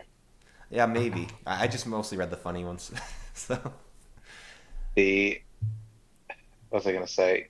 They make it a note that Tom Bombadil's not exerting any power over the ring. It just can't exert power over him. So that's not. yeah. But All right, the reason so- it couldn't influence him is because he is a master of the rings. Back to the tier list. We've got L from Mistborn. Elend Venture, just eaten by Fluffy. Like he doesn't even have any powers. So He's a like, Mistborn, you moron. no, is he? Yes, he becomes a Mistborn. This is my no spoilers thing again going on. I thought he was just like some boy toy for Vin. Oh, did No. okay, No. it was just shock silence, not actual. No. He dies, and she saves his life by turning him into a Mistborn. Ah, but doesn't he And die? in book 3, he's a Mistborn. I thought he died though. Yeah, he dies at the end of book 3. All right, well, no spoilers. Jeez, careful here. We should probably put a heads up. This is going to be very spoilery because Yeah. it's hard to talk about. So we'll try to avoid it a little bit, but it's still going to be tricky. Yeah, but he's a Mistborn. Okay, so he fails. Yes. Yeah. Although, actually, hang on. No, if he was in Lord of the Rings, he might be able to eat the ring. But That would be bad. Imagine if he ate the One Ring. I feel like if you eat the One Ring as a Mistborn in Lord of the Rings, Then you you would can see become Sauron. Well, if you eat the ring, you can see every potential self, right? Because it's gold. So- Yeah, and you would become Sauron. yeah. I think he does better than none of these guys, actually. Yeah. I think Alright. Bilbo's actually more competent. Okay, Leviathan Wakes. Haven't read. I keep getting told to read it, but I don't like sci-fi. Who? Just burned who? Is Leviathan the ones where they have like living ships? Yeah, the giant spaceships. Yeah. Alright. Avienda, eaten by Fluffy. Isn't she... Who made this list? I don't know. Isn't she the strong... let's see. Doesn't say. No, she... Oh, Andrew... Okay, she's Chloe. getting... The thing to remember, these people are getting information from Dumbledore, so they do have things to work off of. Yeah, like she's the strongest of the women, isn't she? Yeah, no, Avienda, I think, would actually... I think she'd fail, not eaten by Fluffy. I think she might even kill Voldemort a few times. Yeah, no, I would agree with that. She's a very powerful. Although this is weird. I think destroying a Horcrux is better than killing Voldemort. Yeah. Yeah. Okay, we'll do it like that way. All right. Could she destroy a Horcrux? The thing is, they don't know the Horcrux are real. It's a hypothetical thing, so... Right, but if you're told to protect and this guy keeps coming back, like Balefire would do it. Actually, Balefire Yeah. would kill. Hang on. You don't even need to destroy the Horcrux. You could just kill him with Balefire. Oh, yeah. Have you read Wheel of Time, Walls? No. Okay. Well, I know. I forfeit all right to a nerd card. But all right. Well, I think she could actually. Yeah, Pyrrhic Victory. She could just kill Voldemort outright. Yeah. I mean, she would. He's like one of the most important historical figures, so it would be crazy what it would do to the timeline. But yeah, I think she could just straight up kill him. Okay, Frodo. It doesn't disrupt the timeline. That's a mistake a lot of people make. You just don't exist. It doesn't ruin time. But you just damage the weave. But you never existed, so how? Surely things change. Yeah, but they don't. Oh, that's weird. You're just like, wait, why did I get a bruise on my face the other day? No, so the bruise won't happen. So recent things are erased. Other things that gets more But complicated. what about? and Let's say causes she like knots in gives the him weave. like a heavy duty blast, right? And Yeah. does Harry's parents come back to life? Anyway, so Frodo. Okay. I think he's better than Bilbo. He's wiser than Bilbo was. Yeah. And he's also knowledgeable in magic. Like, he's basically a wizard among hobbits. So I think he's better than Tyrion even. He might be able to understand the nature of the Horcruxes or Harry's strange connection with Voldemort. Yeah. But I don't think he's got the cunning to plan it out. No. Like, if Faramir was helping him, they might actually stand a chance. I think, like, if Frodo and Faramir were on a team. But I think just Frodo on his own doesn't have the initiative. Yeah. Yeah. Okay. also Marion... benefiting from a lot of guidance that he won't necessarily have if he's transplanted. Yeah. Yeah. If he Merry was... eaten by Fluffy. Yeah. Even more than even more than Murphy. Yes. I don't know what the Because a remaining lot of what is. we're rating. Sorry, what was that? I'm just saying a lot of what we're rating here is the ability to like rapidly adapt to a new world because they're being thrown in at year one, and Yeah. then to like leverage. So Yeah, their ability to figure stuff out. They are getting information. They're getting Dumbledore's dream snot. Yeah, well, they have everything Dumbledore knew, roughly, I guess, is what we're saying. Yeah, they have access to his office and his bowl full of dream snot. Okay, yeah. So, yeah, and Frodo, like, he's able to deduce a lot from magic, I would say. But Yeah. I still don't think he could, like, yeah, I don't think he has what it takes to destroy Horcrux or anything. He just doesn't have the tools. No. Okay, Arya Stark, He'd take the Horcruxes to Mount Doom. she maybe kills Voldemort, like, once, if she's lucky. Because she's a faceless assassin, right? So, and she killed the Ice King in the movies, right? So I'd say she might kill Voldemort. Have you read Song of Ice and Fire, Connor? No. Okay, so we'll just move on. Davos is he might even join. Well, he's a smuggler. He's a smuggler with honor. So I'll say I think Merry and Pippin might actually do better. Okay, Kip Guile is basically Gavin. Just put him in Who. Who, Kip Guile? Yeah, just put him in Who. But he's basically this guy. Like he's like the little version of him. Okay, whatever. Yeah. Okay. Jeez, it's a great series. Yeah, I haven't read it. Richard Mayhew from Neverwhere. Wow. Okay, that's a been ages since I've read Neverwhere. You of course you both have read Neverwhere, right? No. No. It's such a my ex-girlfriend bought it for me because I reminded her of this main character. So this is basically me. So we'll put him in Eaten by Fluffy. No, this is me, Connor. I know these books inside and out. I fail. I think I could destroy a Horcrux. I think I could take out at least one Horcrux. Yeah, but this isn't you. We'll have you later. Okay. Yeah, he's just a regular dude who falls between the cracks in London. So we'll say Eden by. Actually, no, he does actually survive some angels trying to assassinate him. So I'll just Yeah, say so Bowman fails. yeah. Okay. All right. Ciri from Warbreaker. She can't do anything. She just fails, right? She's just a little fairy, right? Is she the fairy? No, that's Sylph. No, sorry, Warbreaker. She can. Is she- She can Is she make lights- wax seals that rewrite reality. No, that's the Emperor's Soul. Oh, the Emperor's Soul is. Isn't that with Light Song? No, Light Song is Warbreaker. Is he? Yeah, this is like his servant or something, I think.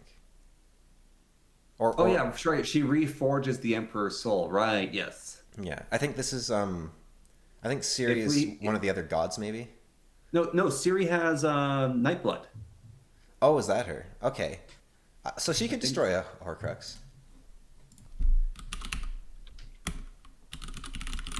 I think Nightblood could destroy a thingy-madoodle. This No. entire thing is just you two flexing your literacy. Oh, look at me! I can read. Mm. Yeah. No, we need more like Royal Road stuff in here so I can really flex on my crazy like free book knowledge of Yeah. No, she has like the color magic. I don't think she had the magic. I think she's just like one of the side. She's the main character, but she's like a side person. I think. No. She knew color magic. She had extra colors. She stored color. in Oh, her so hair. so she's not like a god, but she's like, okay, but she doesn't have Nightblood. No, she was given it to take care of. She has him. Okay, well, if she has Nightblood, she can destroy the Horcrux. If not, I say she's worse than Bilbo. Yeah, Okay. no, she can destroy Horcrux. She's Okay. quite clever too. I'm going to put her at destroys a Horcrux. Yeah. Okay. Okay, we have The Faithful and the Fallen. I've never read it. Just who and who. We have more of The Faithful and the Fallen. Wow. And more of The Faithful and the More who Fallen. and who? Lan Mandoragan. Can he destroy a Horcrux? That's kind of... I would say he fails somewhere above Bilbo. I think he could shoot Voldemort with an arrow at a time. Get a kill off? Yeah. I don't... Maybe. He's very, very quick. Yeah. And he does defeat one of the most powerful wizards ever, technically. So he is... But the wizard was purposely not using magic on him. So Yeah. there is that. But he might get... But he might, it. Yeah. yeah. He's a ranger. He's stealthy. I'd put him above Arya even, because Arya is Yeah. like... She has to get lucky. I mean, she's an assassin, but still. Yeah. Jorg Ankranth. Oh. Now this... Who's this from? This is from the Broken Empire. This is the guy I told you about where he was walking down the Lich Road and the ghosts tried to haunt him and he's like, they showed me their hell and I showed them mine. He is a genius. He defeated death, basically. Okay. So, but he knows stuff he shouldn't know, actually, but it's very specific to his series, so I don't know if we would carry that power over. And technically he is from our Earth, so he could have read Harry Potter, but... It's like thousands of years in the future. I'll put him in like Eventually wins then. Pyrrhic Victory, maybe. Like Pyrrhic Victories okay. are kind of his specialty. All right. So yeah. All right. I haven't read it. Hermione Granger destroys a Horcrux. I'll put her above Ciri though. That fair? Sure. Yeah. No. All right, Red Rising we can just get rid of. Yeah. Lies of Locke Lamore. I think. Okay, Locke Dealing with is actually ridiculously clever. But does he? He would need to get people to do stuff for him, right? Like, cause And he can do that. which is a literally all he was trained to do. Yes. yeah, because there's no way he I can like defeat the basilisk or anything.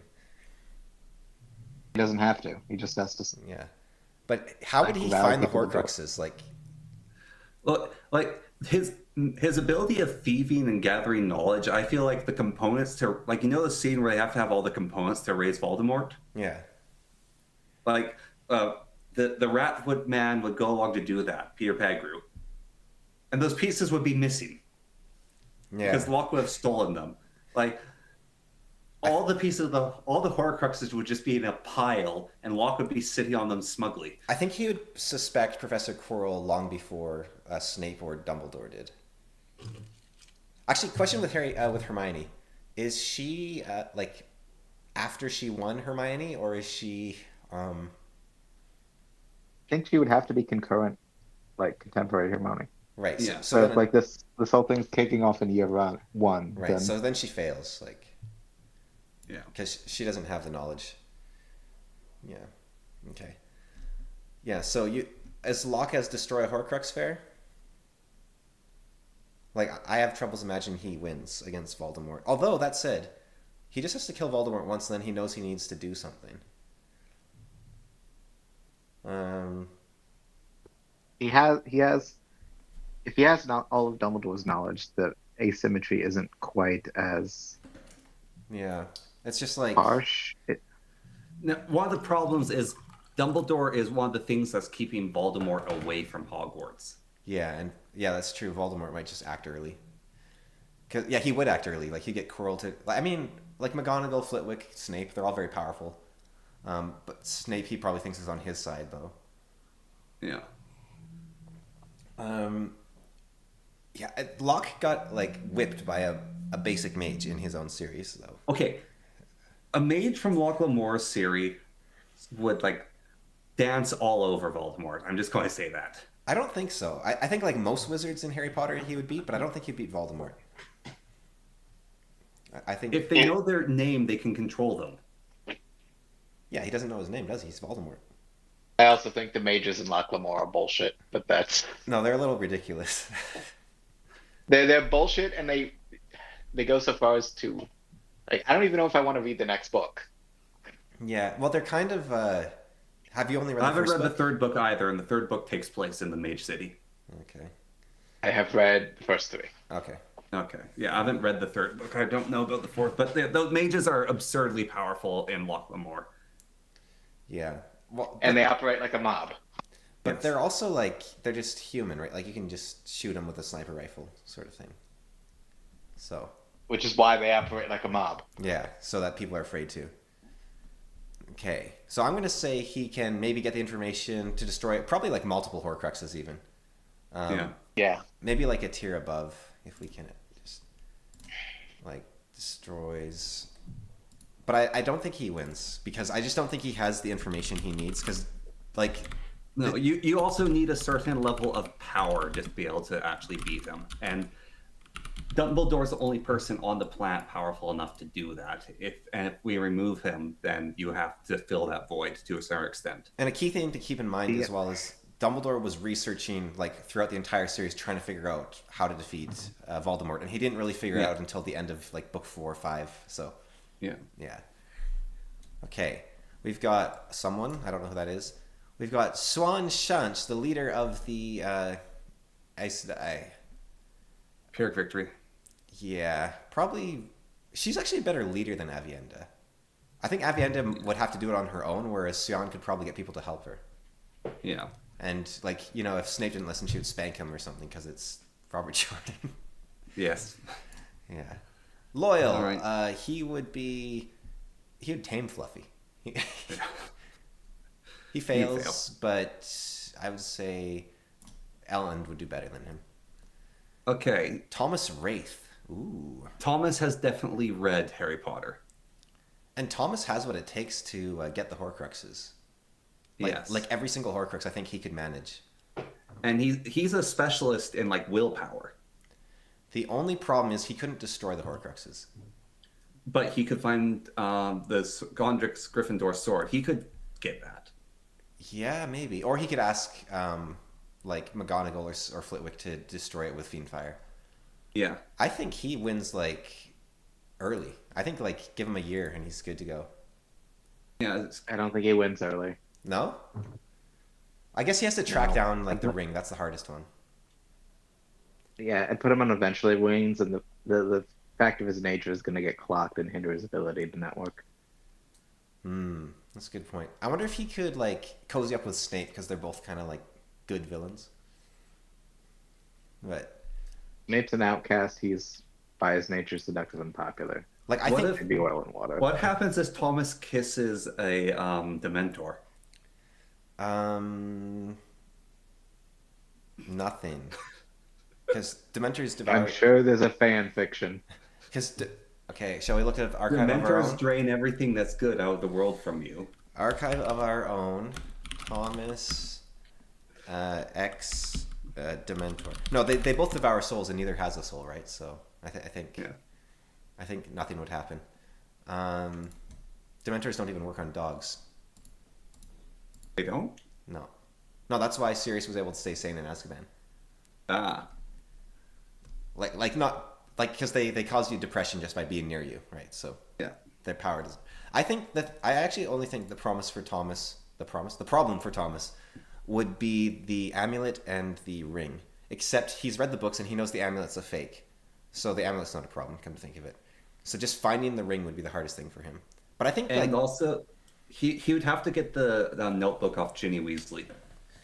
yeah, but he could just sneak into her room. Like he's Yeah.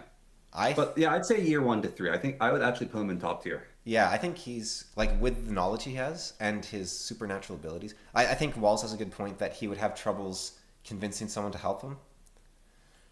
I'm also like, it's been a while since I've been in the Dresden Files. Like, I don't remember Thomas. What has Thomas done by himself? Like in terms, like on his own initiative, apart from in terms of investigative work. well, it's a spoiler, but he actually took out one of the most powerful beings of a faction at one point in the later series. Oh, fuck, that's right. And he also He wants to be a good man. That's an important part of his character. and I think like he doesn't need to do too much investigative work because he knows what each of the Horcruxes is. And like he would have read Harry Potter just to tease his brother, right? Like Yeah. like just to have ammunition. So he has like I think just having earth knowledge is very important.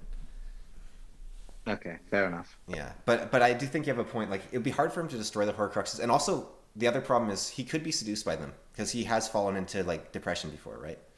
Yeah. So he might have troubles getting like taken over by them. Yeah, let's drop him down to year 4-6. Yeah, because he might struggle for a bit, and then he'll like dig himself out of the hole and like Yeah. yeah. He'll have some caution to him. Yeah, and if he runs into Bellatrix along the right way, then all the better, because then Sirius can live. Okay. Legends of the First Empire. Never heard of it. That's unusual. I have. Let me see. I have read it. Which character is it? I've read the Persephone. first book. Oh, she could do nothing. What is I've never heard of this. That's weird. Oh, It's a really cool book series. wait, this It's is by about- Michael J. Sullivan. I've read his Yeah. books. I like his books. I haven't read this one. Huh. New series for me. I like this guy. It's about elves and immortality and upper and Yeah, lower okay. class people. Is she one of the elves? I think she's the human. Okay. And I can't. It's been so long since I read it, and I was quite sick when I was reading it, so I don't remember a lot. And it's only the first book. I actually like this author. I didn't realize he had more. Yeah, I should reread this book and then read the other book because they're quite fun. The one problem with him, I found if you reread one of his series, is he does so much exposition, and you don't notice it the first time, but the second time you're like, oh, please stop. It's too much. Okay, Jackal, don't know that. So I'll say she's eaten by Fluffy. Okay, from the Gray... Just put her in Who because I could be wrong on my memory of her, Okay. so keep her in Who. The Gray Bastards. Don't know that one either. Red Rising, everyone wants me to read it. I don't want to. Min joins Voldemort. I hate her. I mean, no, she's probably fails. She can see the future. Oh yeah, right. She actually is useful. She's an actually no, never mind. She's like the least annoying woman. It's just Yeah. the standard is pretty low. She's the lovely tomboy. Okay, fine. She can actually. Okay, she's not great at seeing the future though, is she? No, She she's sees terrible. like the path of a person. So she would Yeah. see like Harry, you're destined to defeat Voldemort. Actually, that could be useful. And she could also see that Professor Quirrell's Voldemort. Yeah, I might put her like.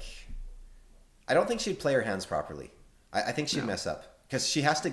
Like if she did it perfectly, she could win. Yeah, Like, high it tier is- fail. It's possible for her to win, but I don't think she would. So I'll Yeah, put I her don't- like above. No, I put her below Locke. I think actually. Just one. She's going to destroy just one, if any at all. I don't think she's going to do all that well. I think she could succeed if she got lucky. But Okay. yeah, okay. Uh, All right, what do we got here? Books of Babel. Oh, which character is it? Edith. That's the. Edith Is that the gets like eaten by that's the bathtub owner, isn't it? She gets eaten by Fluffy. Yeah. Okay. Okay, Light Song. Here's an interesting one. You got a god. I don't think Voldemort dies. like a few times. No, he just says Voldemort died. He uses. Oh. He has one wish. Right. Yeah. Okay. Pyrrhic victory because he dies, or just Yes. yeah. Yeah. No, Light Song. Actually, I put him above York probably. The thing with Light Song though is like he has no initiative, so Yeah. he might just sit there like, oh, I'm supposed to protect these guys. Nah. Well, he has to eat a soul every day, or he dies. Yeah. So he. He's kind of like Gavin Guile who has to eat people as well, right? So, Yeah. Yeah. Seth kills Voldemort a few times. Actually, is his sword? No, fancy? if you get killed by a Stormblade, you're dead. But no, because it tears out your soul, right? And the Horcruxes are actually a splitting of the soul. Oh yeah, So it would yeah. He could kill Voldemort a few times then. destroys multiple Horcruxes. Maybe I think his sword could probably break a Horcrux. Oh yeah, definitely. Yeah. But it's an inactive Stormblade though, or whatever they're called. No, he has an active one now. All right. You got an opinion on Seth Walls? I do not. All right. Destroy multiple Horcruxes. Yeah. Caitlin Stark. She's basically Voldemort, but like, what do you Destroys think? him. Joins Voldemort, Caitlin Stark. That's easy tier eaten by Fluffy.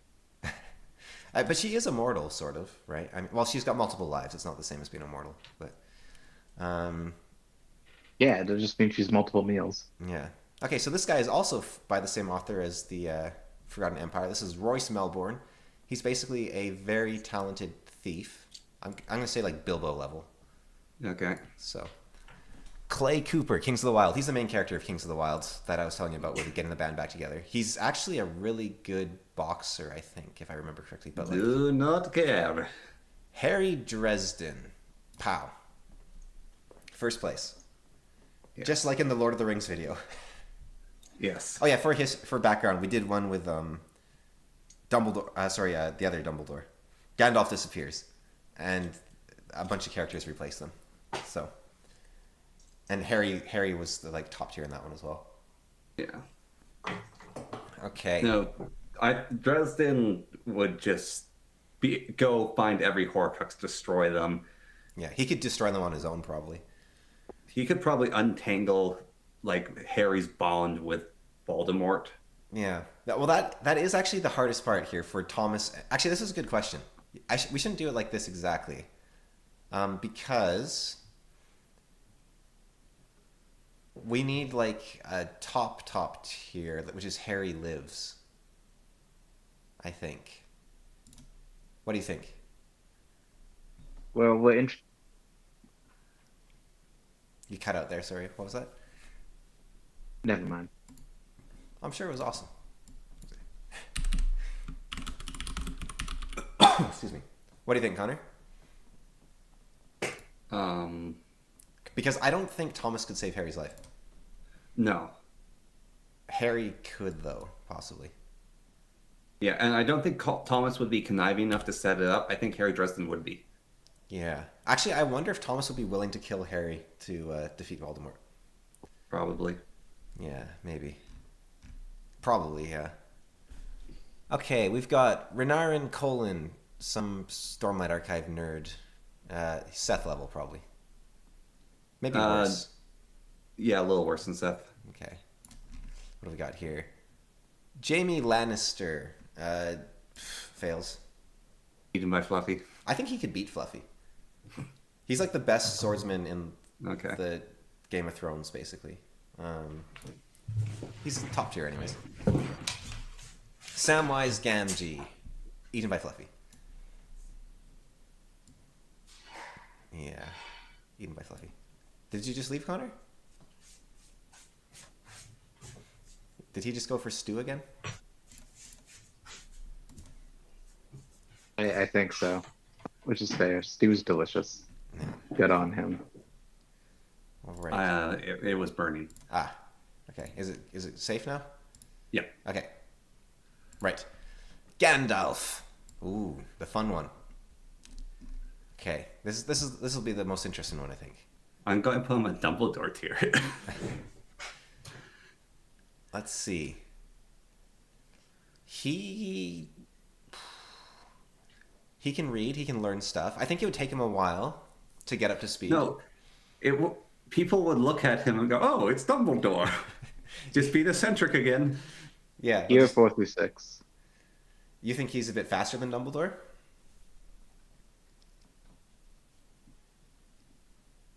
Okay. Walls, do you think he's faster than Dumbledore? I think he's more powerful and might be more. Do you think he has the knowledge? I know. Well, here's the problem, because we're dealing with like a rate of integration of knowledge Yeah. on being plopped into what is effectively a new world. Yeah. So, But No, I I'll also leave him think on like the board, Horcruxes aren't yeah. even like normal knowledge. It's like Dumbledore had to figure out what they were, sort of thing. So it's a little tricky. Gandalf is a wizard. Yeah. He's also he's interesting because I think his Maya status might cause interesting interactions. Like I don't think I think the Death Eaters would be not the Death Eaters, the spooky McKisserfaces, Dementors, Yeah. would run from him probably. Oh, they couldn't stand his ring. His ring is basically Fox. But his even his presence, like his powerful soul, right? I think they might run Yeah. from. Well, they would run from Gandalf the White, not Gandalf the Grey. Gandalf the Grey is veiled. And then I think like I don't know how he's gonna because Gandalf isn't a very powerful wizard, right? Like really, He's insanely powerful. he couldn't destroy the One Ring. Yeah, well, but that's a measure of the strength of the One Wing, not the weakness of Gandalf. yeah, Glamdring.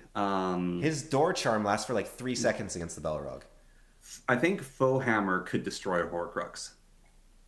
Voldemort would get his ass kicked by a Balrog. What are we talking about? Yeah, because Godric Gryffindor's sword is powerful enough to destroy Horcruxes, right? Yeah.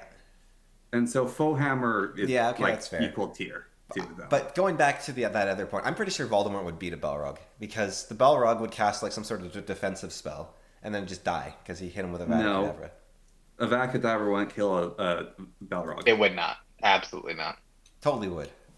No, they're spirits of fire and they're spirits of fire. They're not living like normal creatures. Of course, the cow murderers are taking the Balrog side. Seen it before. I still think that Gandalf would be cautious, and so it would take him 7 years. I don't know. So I think he would have to discover that the Horcruxes are a problem. Yeah. So I don't know how and long he that would. takes. He discovered the One Ring. So he discovered that in year 2, I think, because that's when the diary appears. So he discovers it into year 2, and then he has to figure out that there's like 6 of them. And I think that would take him. Like, how do you even find that? Because the reason Dumbledore could find them was because he knew the psychology of Voldemort. And there's very few people left alive that know the psychology of Voldemort. Gandalf knows the nature of evil. Excuse me. Be right back. Gandalf knows the nature of evil. Uh, Very knowledgeable fellow.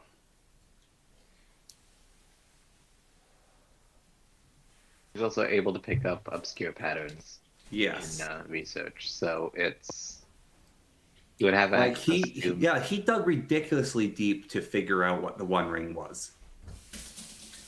So he'd definitely be able to dig into Voldemort and the past of him and find all that out. Particularly since he's in a research institution. Yeah, exactly. Like he's not having to hike all over Arna to. And unlike a lot of other people who would have troubles convincing people to work with him, they go, "Oh, it's Dumbledore, just being eccentric." Yeah. No, I think they would trust Gandalf for sure. Yes. But And he's a master researcher. He's in the Institute of Research. Like he would just figure out, he would read the passage on Horcruxes and then do it. there's a slight risk if Voldemort can get a head start somewhere. I don't think he would because I think Gandalf would clamp down on it like year 2. Maybe even year 1 if he's... But Gandalf is powerful enough to like 1-to-1 replace Dumbledore as a preventative threat. Yeah, but there is a slight risk, I think, of Voldemort capturing Gandalf and studying him for immortality purposes. Very small. I think Gandalf could probably escape. Gandalf can teleport Then why didn't he when he was trapped on because there's another wizard. Isengard? Well, Voldemort's a wizard. Aha. Yeah.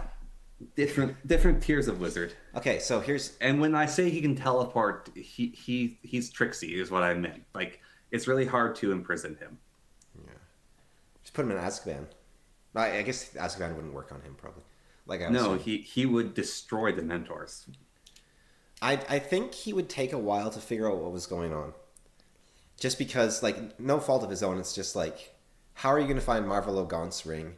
How are you going to find the amulet? Because the amulet is in a house that has a secret keeper. Oh, no, it didn't have a secret keeper. That was later. Okay. But still, it's a very tricky set of things to find. And I think a big sticking point, he might not realize Harry's a Horcrux. And if he does realize Harry's a Horcrux, I don't know if he's clever enough to figure out how to save him. Oh, he's definitely clever enough to figure out how to save him. Yeah. Because the way Dumbledore saved Harry was he basically gambled Harry's life and won in order for and he had to allow Voldemort to resurrect himself, right? Like, so it was a huge gamble for the world and for Harry. And I don't know if Gandalf would be willing to take that sort of risk with someone's life. No, but there's probably other solutions. Like that's just a path that Dumbledore took. I think there's other paths that can be taken. I think Gandalf will be able to take them. Yeah, maybe. I think Gandalf's too good a person to... No, he won't kill Harry, but I think Gandalf probably is a wizard of power sufficient enough to just unbind Harry and Voldemort. I don't know. Like, Gandalf... I haven't read the Silmarillion or anything, but just in The Lord of the Rings, he never really demonstrates much power besides his battle with Sauron. In which case, it's just a very vague, like, we fought for 3 days sort of thing, right? Like, so... He does a lot of powerful things in just The Lord of the Rings. Because you think about Voldemort, who can... Like, Voldemort is... Now, you can say you like the Lord of the Rings series better, but Voldemort is a very, very powerful character. Yes. So, this is the problem that comes with inherently mixing magic systems. Yeah. Because Gandalf's magic's a bit more subtle, and I don't think you want subtle magic when you're dealing with Voldemort. I think subtle magic's quite powerful in this case. I'm tempted to put Gandalf at, like, eventually win, I think. I want to put him at Dumbledore tier. I think he's equivalent. And I think you were saying, like, 4 to 6 walls? Yes. Yeah. Okay, so we'll compromise on Dumbledore tier, I guess. I mean, it is very appropriate. But I think we did actually put Dumbledore above Gandalf in the in Gandalf Disappears video because Dumbledore would have read Gandalf's story. So Yeah. it's kind of a funny mix there. Okay, so And here something else is, as we sit, it is Gandalf does have all of Dumbledore's knowledge. yeah, I mean up to that point. Yeah. All right. I'm not sure he'd ever figure out the Horcruxes, especially with Harry involved. Like I think he figured out the One Ring. He figured out the One Ring what it was. That was a lot of digging and research. but he had Sauron's help, whereas the only person that knows about Horcruxes besides Dumbledore is basically Slughorn, which I guess he could talk to Slughorn. Yeah. Yeah. Exactly. Yeah. Okay. Fine. All right. So I think that He's Kaladin. also a mind reader. Dumbledore can read minds. Yeah, but Gandalf can't, can he? Sorry, that's why I meant Gandalf can read minds. Okay. Dumbledore can. Yeah, no, Gandalf's a way better mind reader. Okay. That Kaladin? Yeah, I'm gonna put him like.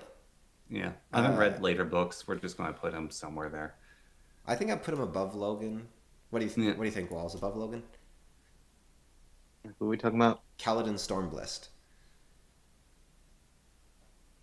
I think Logan's a better fighter, but I think Kaladin's just faster and can fly, which helps. And can block Avada Kedavra. Yeah, maybe. And he can like. Oh, shard armor can definitely tank a blow from it. Yeah, I guess so. It might kill the armor, but yeah, The armor is made out of spirits. yeah, they might die. Ooh, ooh. Okay, Karsa Orlong eventually wins. Although it would be Pyrrhic for everyone else, but not Karsa. Yeah. So maybe I'll put him in eventually. He it's at least repeated like multiple Well, actually, he's attempts because if he kills he's Voldemort, every time he kills Voldemort, Voldemort gets chained to him. He would collect like mini Voldemorts. Yeah, what were you saying there, Walls? I'm not far enough to know like I think I was at the part where he got taken into service was where I stopped the series. In the But like the main series, or or are you talking about the Witness? The main series. Okay. I haven't seen any of the others. Yeah. A lot of Erickson on my to-do list, but isn't he just functionally immune to magic as a result of the Yeah, world yeah, he's anyway? immune to magic, which is a huge benefit against Voldemort. Yeah, it's like Avada Kedavra hits him. It's like, what the? And I also think he could Well- probably destroy with his stone sword. Yeah. There's also the trade-off of we know does that immunity to magic carry over into Harry Potter magic versus Malazan?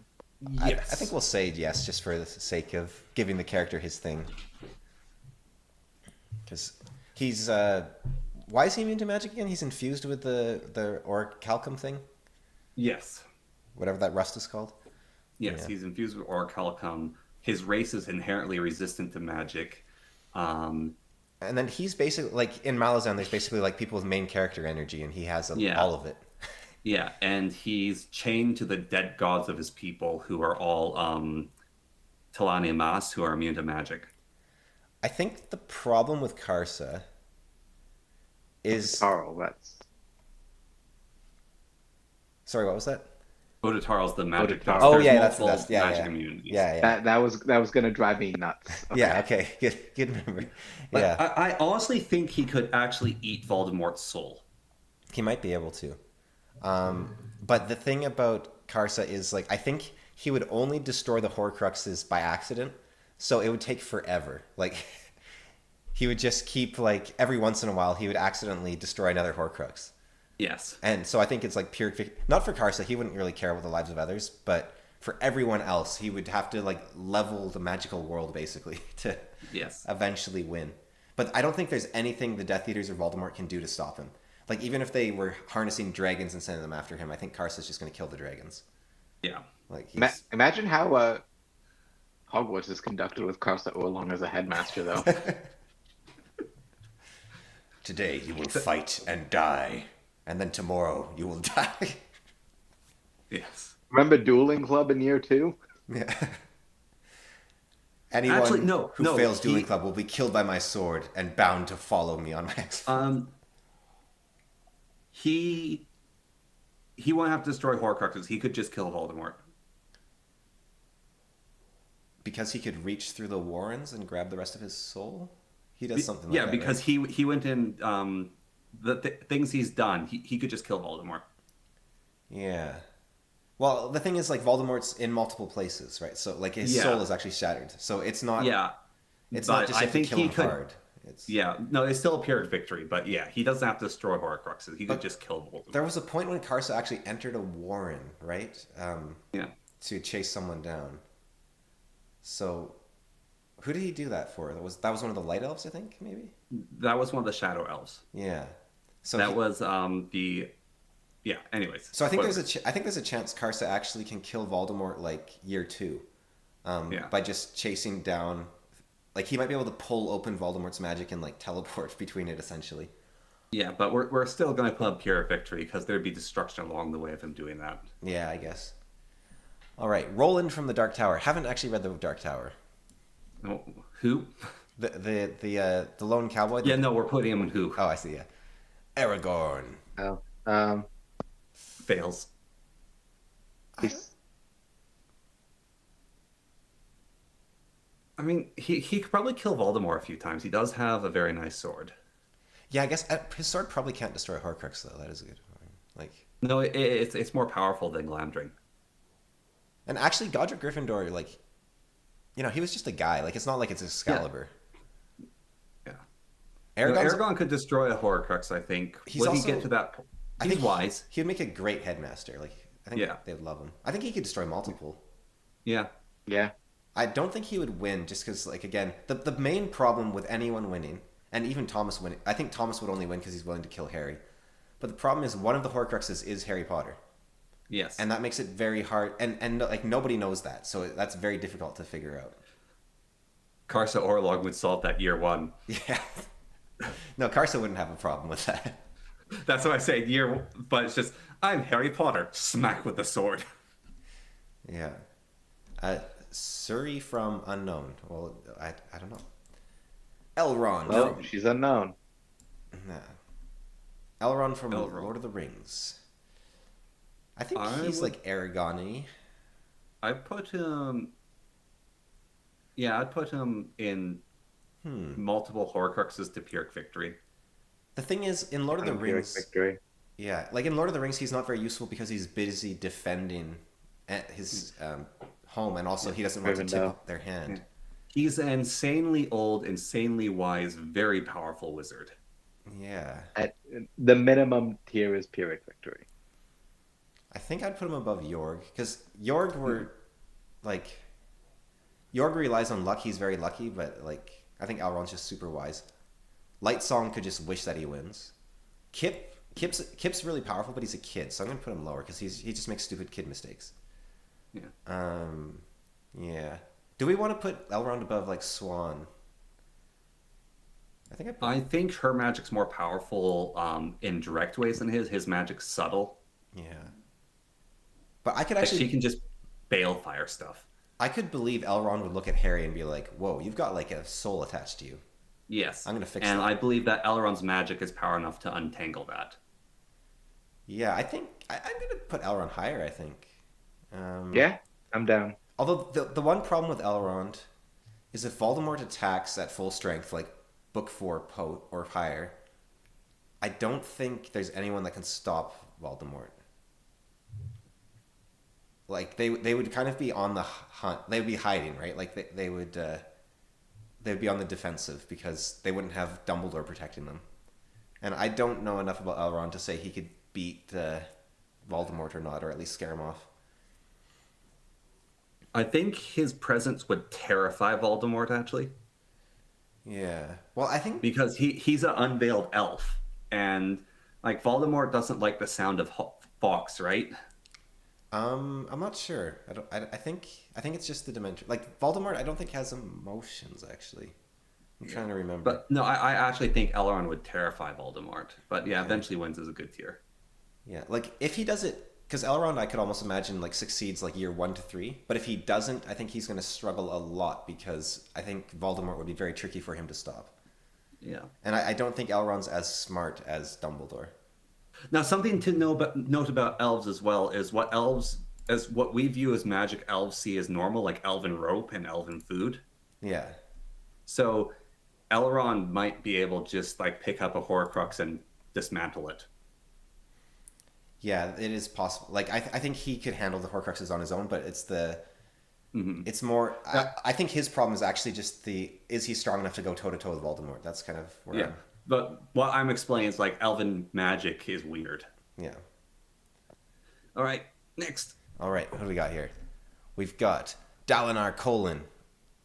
Actually, I think he'd be really good. Year 1, Harry lives. He pulls bullshit out of his ass. Yeah, no, I think he could actually separate Harry from like he could actually tear apart the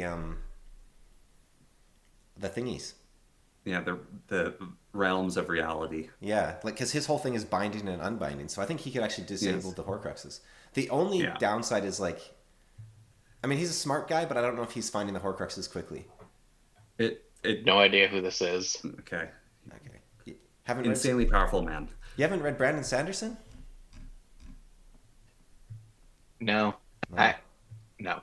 Not Alright. Stormlight Archive. Wow, but you have read Malazan. That's a good order. I like that. It's just surprising, but it's good. All right. I don't know what the Awakening is. All right. Rand al'Thor. I'm gonna give him. Is this Jesus Rand? Because we had 2 different tiers of Rand. Let's do just pre-Jesus Rand, because I think that's what we did last time. Yeah, pre-Jesus Rand. Harry lives year 1. But post Mountains. Like Yes. Harry lives year 1. I don't think he could figure it out. He doesn't need to. Wow. He's insanely powerful. Yeah, but I think like he would defend the. Okay, well, I think Harry lives. He can Balefire, and he's Taverin. But how does he save Harry? I don't think Harry lives. I don't think he can save Harry, actually. No, he could. He's Taverin. Look, he has control over magic. He would look at the magic around Harry and unbind it. So, like, Rand al'Thor, he steps through the portal, Slughorn, like, falls in his lap and is like, oh, hey, do you want to hear about Horcruxes? And then he's like, oh, okay. Yes. Yeah. Yes. Actually, that's a good point, yeah. Yeah. So, basically, Walls, for you, Taverin are basically, it's that universe is like, you're the main character, everything will bend to make your life easier. So, yeah. I'll put him below Dalinar, though, because I just don't think he would find all the Horcruxes quickly. And he's also not He can teleport. Yeah, but he has to know where they are. And he's also not very good at, like, magic, is he? Like, I mean, like, combat magic, he's amazing, but I don't think he's good at, like, finding, like... He fixes the weave. But he's not like, who was it? Was it, Nynaeve who healed, the separation? Like, Nynaeve would be able to undo it, but I don't know if he has the skill. I'm gonna put him, like, lower, I think, actually.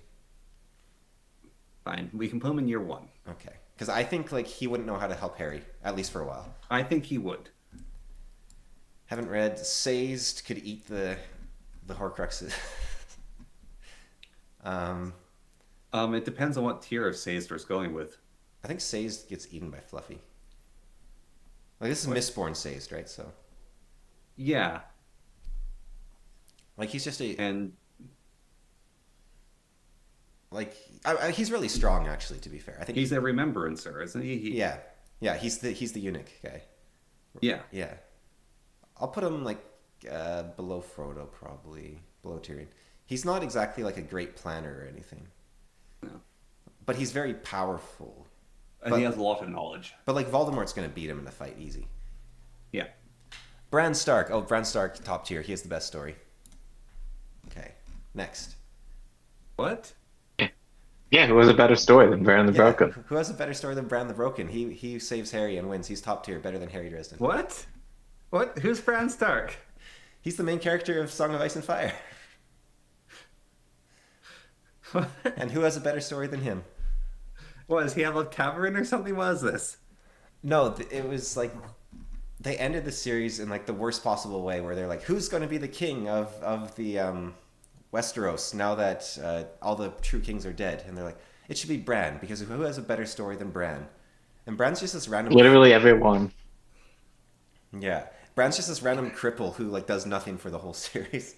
Having me eaten by Fluffy. Well, actually, no. He would mind control Fluffy. Like he would actually stop Fluffy.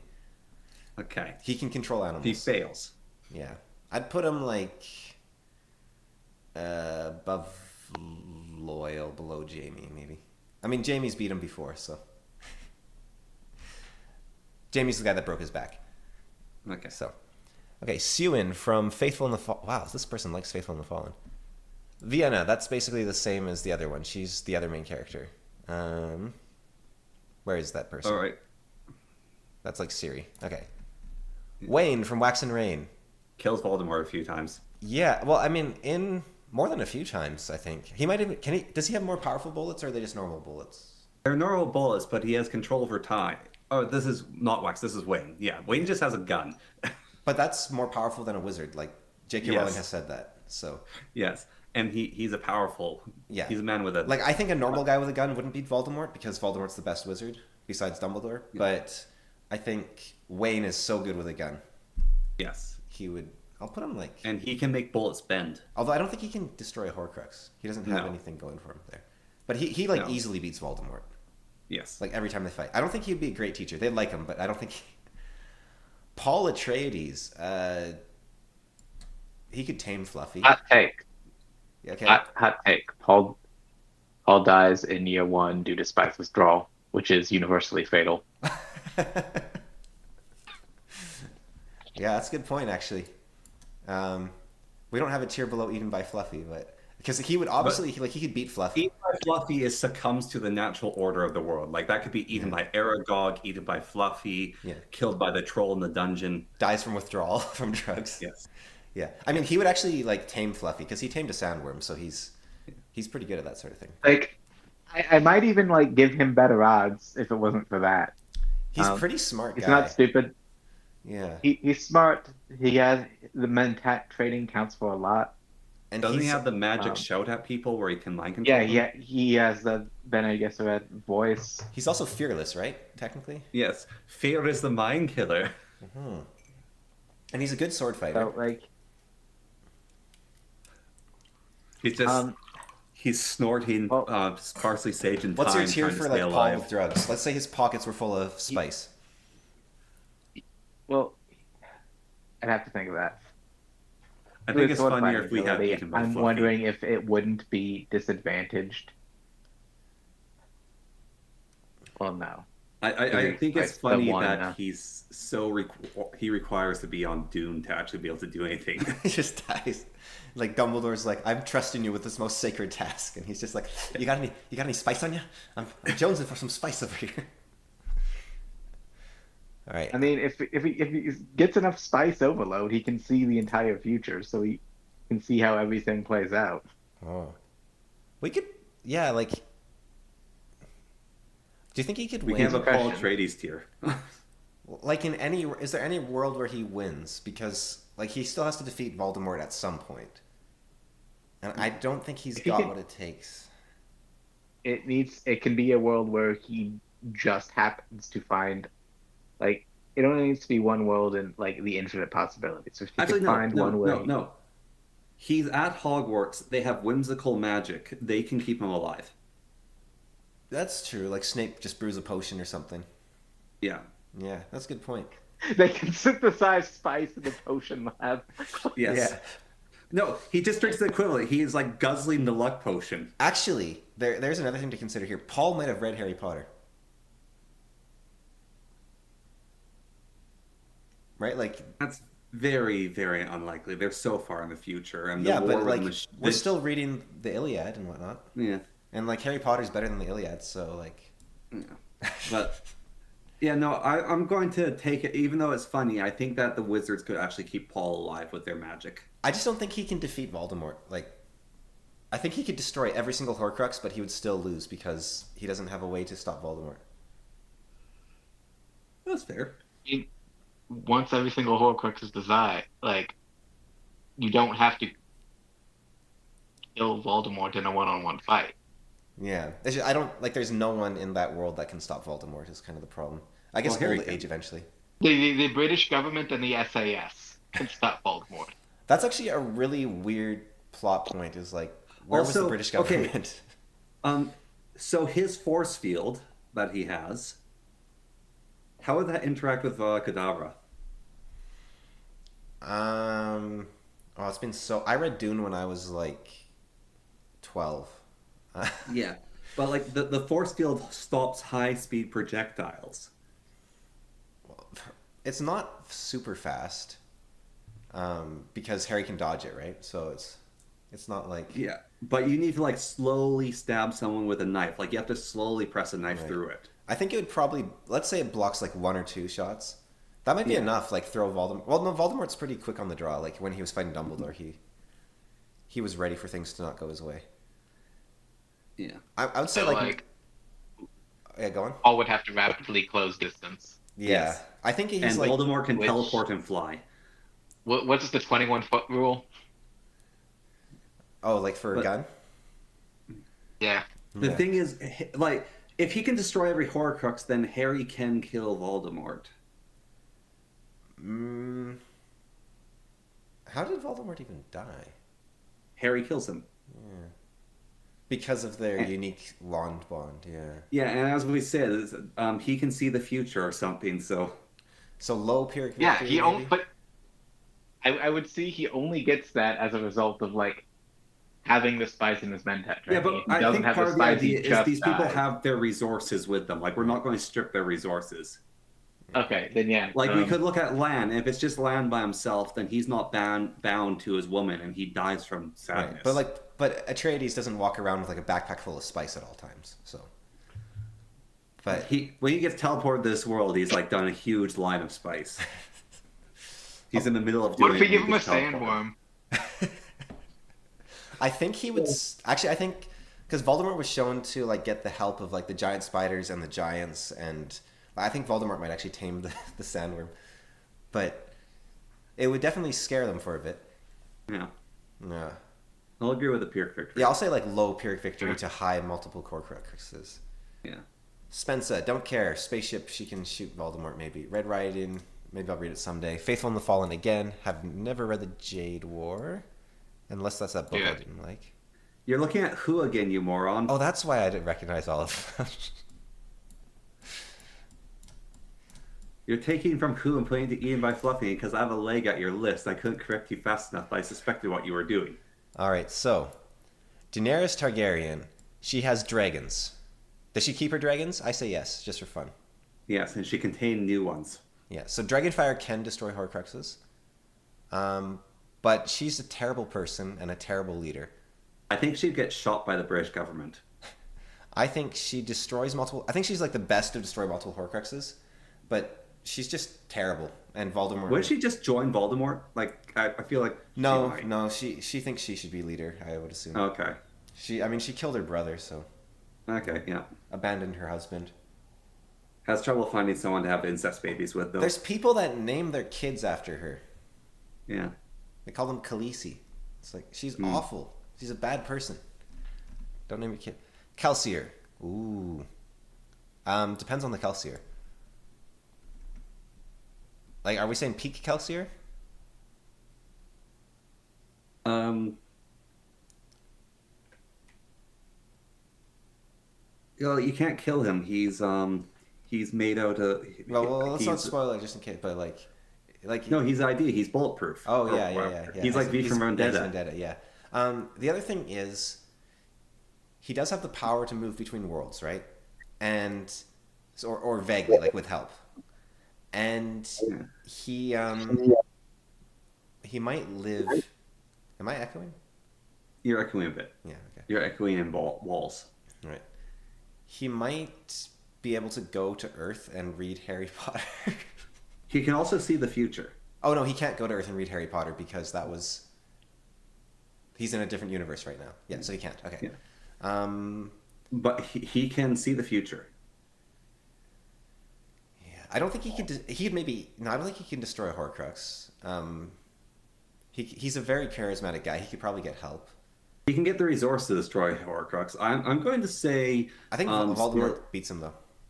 he's a very thorough planner. I think he would win any fight with Voldemort. Actually, I th- I don't think so. Like I think he can see the future. He can never be hit. he was hit. He's very good, but if you hit him with overwhelming force, he can be taken down. Yeah, And but he's insanely fast. He can see the future. He can shoot projectiles that are like bullets. I guess the question is, do you say who's stronger, Lord Ruler or Voldemort? Lord Ruler. Because I think like the battle between Dumbledore and Voldemort, like I think that's kind of equivalent to. Although he did defeat those what are they called? The guys with the pegs to their eyes. Steel Inquisitors. Yeah, and they are also very quick. Yes, and as I said, he can see the future. It's not just about being quick. He can literally dodge any attack. Yeah, and he could on Earth. He could get any supply of metal he wanted. Yes, It's not like it's rare. yeah. Yeah, they could even just charm up the metal for him. He could go to McGonagall and be like, "I need like 3 pounds of gold." Yeah. Yeah, He could get it from goblins. Goblins are specialized in metal. but does he? They could probably give him metals he's never seen before, and he can get new powers from it. But I don't know if he.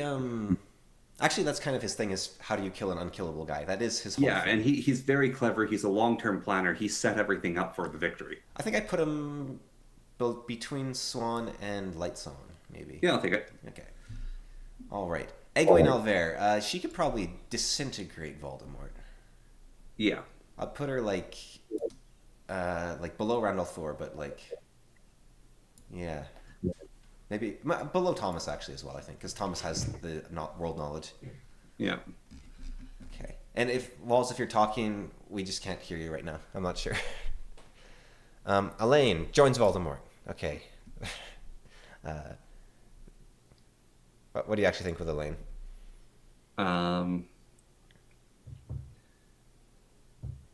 She balefire stuff. Yeah, it's just she's weak though. I think she'd actually lose to Voldemort. Yeah. Now, is this top tier power Vin, or is this Well, not top tier. That's because top tier could just unmake him? yeah, but I would say Vin's stronger than what's his name? But she doesn't have the ability to plan and charm. No, people. that's what I was gonna She- say. Vin's stronger than Kelsier, but I don't think she's as. I think she'd actually fail because she doesn't have the leadership knowledge. Yeah, So I'd say like she could. She maybe could above find some. Daenerys because she's tanky, whereas Daenerys is just a human. Yeah, she could find some teeth and stuff. Yeah, she could probably break a few. Yeah, Maybe I don't know how she'd actually destroy them. Godric Gryffindor's sword. She'd have to get that. Yeah, it would totally let her use it. It's an Easter egg. They don't even know it exists. Like, she would never know it exists. Basically, I think. Okay, she can get dragon fire. She can use fire, Yeah. the other kind of fire. Yeah. Like some sort of bottled fiend fire, basilisk She venom. could. Yeah, she could use basilisk venom. Okay, Rohirrim. I don't remember what they're capable of. Which series is this? The Elantris with the zombies that are like gods. He is a wizard that can do lots and lots of magic. Yeah. So, but I don't. He doesn't have the knowledge. I don't think.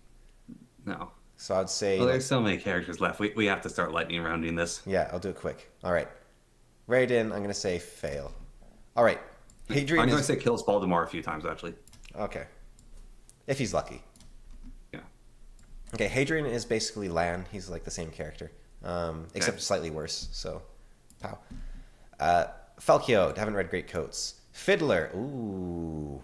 Ooh, that's a difficult one. Fiddler would be able to play the deck because he would do that if he got there. He'd play the deck of dragons, and that would let him know how to win. Yeah.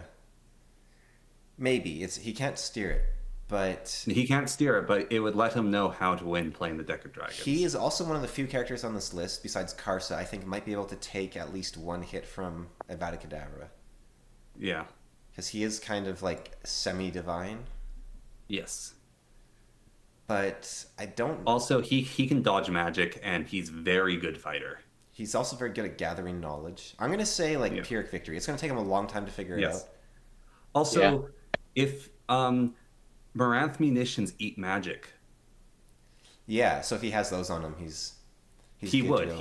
He's a sapper. I think a Maranth munition could also like the big ones. What are they Yeah. called? The crackers or whatever. I think Yeah. they could actually destroy a Horcrux. Yeah. Well, I might actually would put say him above Kip because again, Kip's a dumb kid. Yeah. well, he's a good leader. He'd work with the wizards of the thing, and if he would have a bunch of wizard tools. All right. This might be weird. We'll not spoil it for Walls, but I think Ganus Piran is top of the top. Yes. Yeah. Okay. You haven't gotten that far, so we'll just leave it there. But okay. That's fair. Harry Potter. I think eventually win. All depends. Harry without the Without the guidance of Gandalf of all. no, I think he fails. I think without the guidance. Well, I think if he fails, we have to have destroys one Horcrux then, right? Yep. Yeah. Oh yeah. Nice. That's that pun knowledge coming in. Although, like, is that weird? Like, is there two Harrys or is there just the one? There's just the one. He gets access to Dumbledore's study and is declared headmaster of Hogwarts. So this is gonna be weird. I'm gonna put Wit at the top of fails, and that's because he's just not gonna do anything. Yeah. Like he's basically a Tom Bombadil character. Yeah. He's not actually, like, he cares about the bigger picture, but like he's just not going to do anything. And he would actually just leave Earth. He would just be like, "Oh, I fell through a portal. I'm going back home." Well, no, Wit would probably bring someone else along to do it, the work for him. Yeah. But He'd just go get Dumbledore again and bring him back. yes. He'd be like, "Hey, Dumbledore, this is All your right, job." Ed Stark, Jon Snow both fail. Both fail. They probably can kill. Ed could kill. He's like land tier sword fighter. Well, they got those magic swords. Yeah, I think he could kill him a few times maybe. John Yeah. actually is not as good a fighter. I'd say he just straight up fails. I think Loyal's probably a better fighter than John. Okay. Books of Babel. Thomas Senlin fail. Fail. Eat my fluffy. Eaten by Fluffy, yeah. He's worse than Sam. Yeah. Okay, better than Edith. Irene from Books of Babel. I do not... Is that his wife? Yeah, she's also eating my fluffy. Okay, I don't even know anything about her. Iron Fist from Lightbringer, don't remember. I think that was one of the other gods. I don't think he would sacrifice himself. So join Voldemort, I'd say. Kalam gets a few kills in.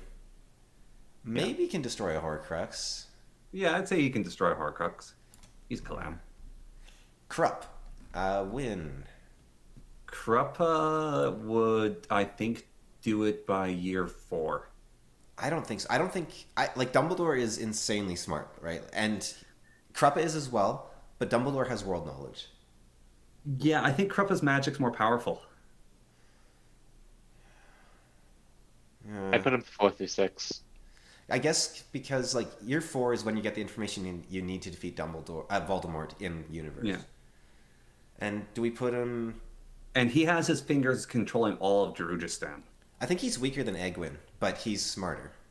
Yes. And he's stronger than Thomas, I would say. He took Kaladin Broom's hammer to the stomach. Yeah.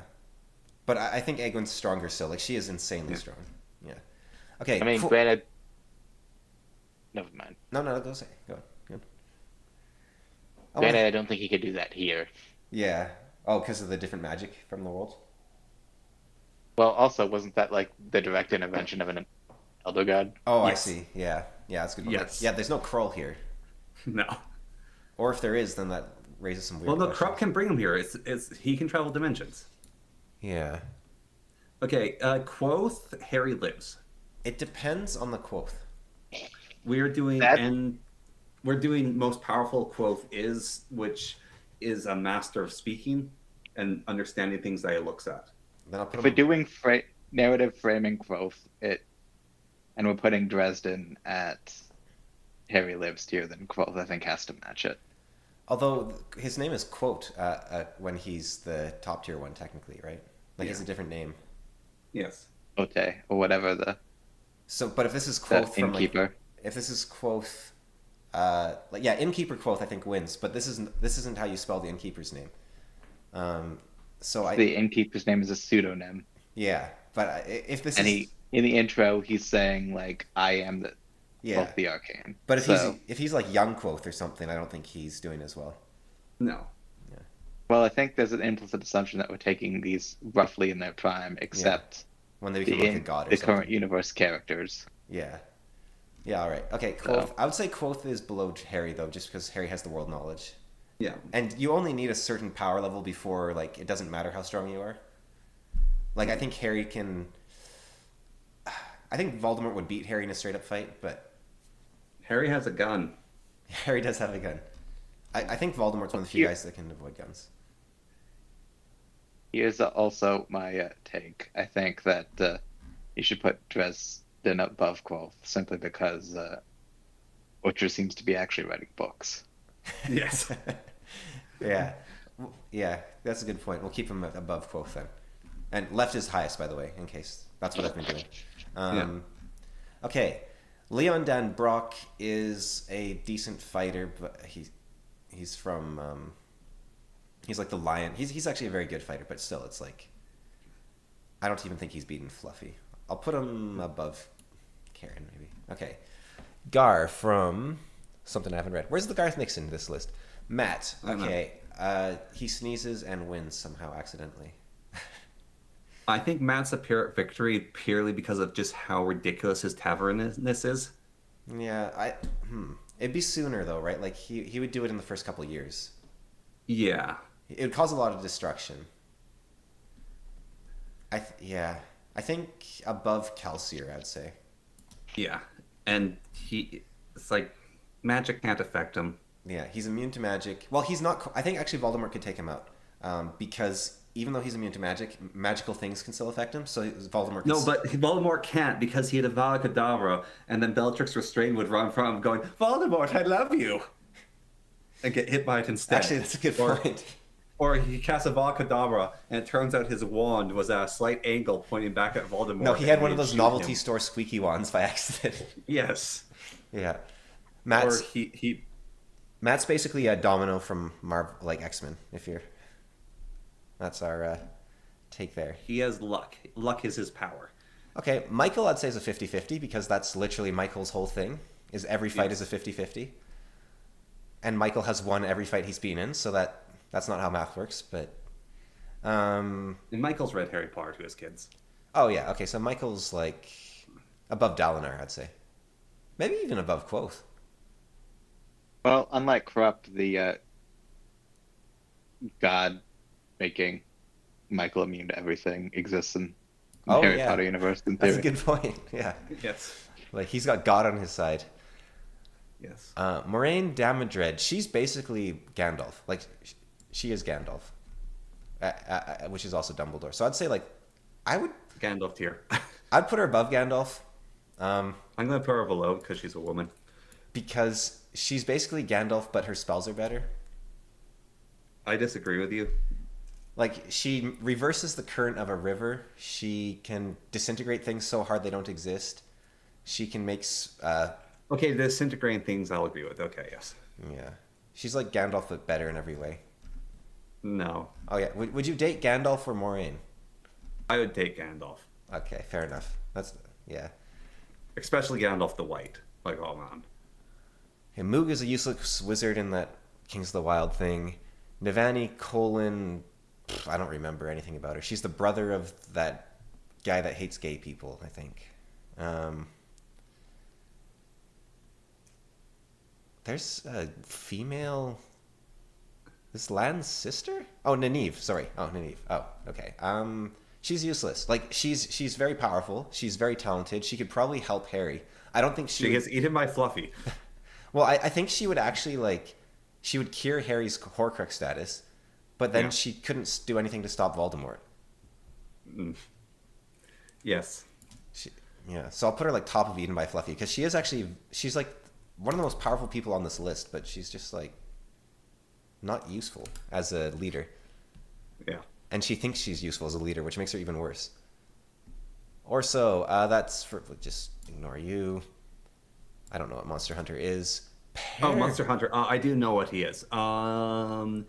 He would have read Harry Potter. And he is a man with a gun chosen by destiny to control the universe and defend it from eldritch horrors. Oh. That's Earl Who gave Harbin. who gave that judgment to a streamer? There's a streamer who was chosen by God to rule the universe? Well, you said this guy was chosen by destiny. Oh, I Oh. see. No, it's not rule the universe. He's chosen to I've got to defend remember the to be in pun mode universe talking from to you. eldritch horrors. Okay. He's a man with a gun that hunts like elder vampire Dracula tier monsters. So it sounds like he would probably do all right. And he's definitely read Harry Potter. He's incredibly smart. Okay. He's a really good fighter. Is his name Earl Harbinger? Is that the right guy? Oh, sorry, is that Earl Harbinger? There was a few of them from the series. I don't remember which one. Earl Harbinger is a werewolf. Oh, okay, so useless. And he's also read Harry Potter. Okay. Still, I don't know. And he also has guns, and he's a friend with Wendigos. Like he would go into the Forbidden Forest and come out with all those creatures serving him. All right, well, let's just put him in unknown just for simplicity's sake. Yeah. Oh, you'll like this one. Okay, so we've got Perrin Abera here, who Perrin. I think doesn't have what it takes to figure out what he's supposed to do, but he might get a lucky I kill think on he Voldemort. could go into Voldemort's dreams and kill him. Yeah, he might get a lucky kill on Voldemort. No, I think if he killed Voldemort in Voldemort's dreams, Voldemort would be dead. Voldemort's a master of occlumency, though, so I think he's actually Yeah, pretty but good. Perrin controls dreams. Yeah, but Perrin, when he fought Night Eyes or whatever his name is, the wolf dude. Perrin's also Taviran. Yeah, but if you can't use Tavern powers, it's just an Yes, I island. can. He's Taviran. He's like one of the three most powerful Taviran. Yes, yes, he's Taviran. Well, I'll put him below Matt. well, no, I don't think he wins. Main- Sorry, you cut He out again. does. This Taviran thing sounds like bullshit. It is. It is. It is. I don't think we should count it. It's ridiculous. Now, the one thing about Taviran is it's equal. So every good thing you do is balanced by a bad thing. So if they killed Voldemort, like, McGonagall would trip and break her neck. So, Yeah. He can destroy many Horcruxes, fine. Like top of Horcrux destruction. okay. How would he destroy it? Like, I don't think his hammer... Well, maybe His hammer. in a dream, maybe. Yes. Yeah, okay. And he could find them in a dream. Yes. Okay, Quick Ben is Harry Lives tier. Yes. I put him... Obviously. I put him above Harry Dresden, I think, actually. Yes. But Yeah. I think I put him below Ganus Paran, though. We have to do something stupid for Ron. I just saw him on the list. Oh, we have to roll a d6. No, it's not a D6. It's just how many Rons. Oh, how many rounds would it take? Okay, Rika, I don't remember. I recognize the name. I don't remember what series she's from, and the text is so small I can't read it. Yeah. So I'll just put her in unknown, even though I know the name. Okay, Ron Weasley. I think it would take... So Ron actually destroyed a Horcrux. Yeah. And there's 7 Horcruxes, so it takes 7 Rons. Yeah. Simple math. So year 7. Yeah, there we go. That's math. Okay. Shalane For Devar. context, there's a streamer that I watch. There's 2 streamers that it's in a fight. How many Ron Weasleys would it take to beat this person? So. Oh, whoops. Oh. Okay.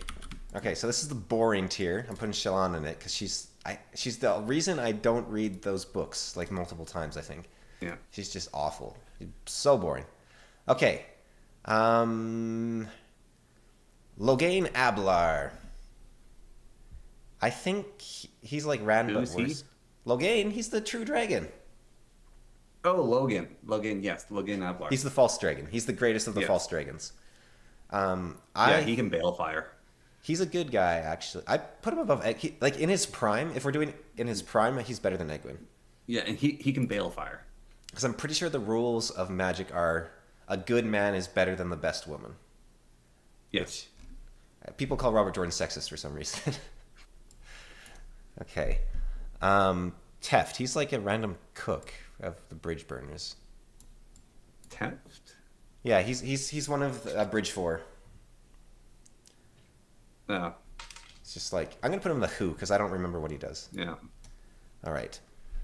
Tom Merlin. He cannot do anything. He fails. He gets past Fluffy. He fails. Yeah.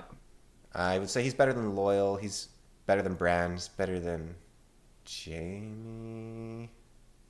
Maybe. Okay. We'll just do all the Wheel of Time so that Walls has something to do. Okay.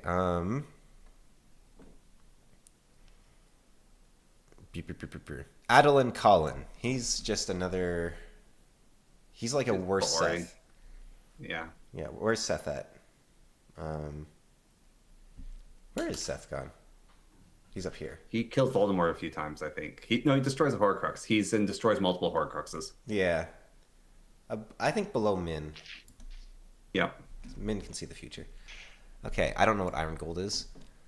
Let's see. Waxilium Landarin. Same thing. He can kill Voldemort a few times. I don't think he can actually destroy Horcrux.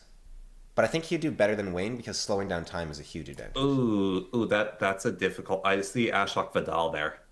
No, I've been skipping it on purpose because I bet you'll be excited about it. Well, I finished the book series, but you haven't. Serene, I don't want to do Elantris.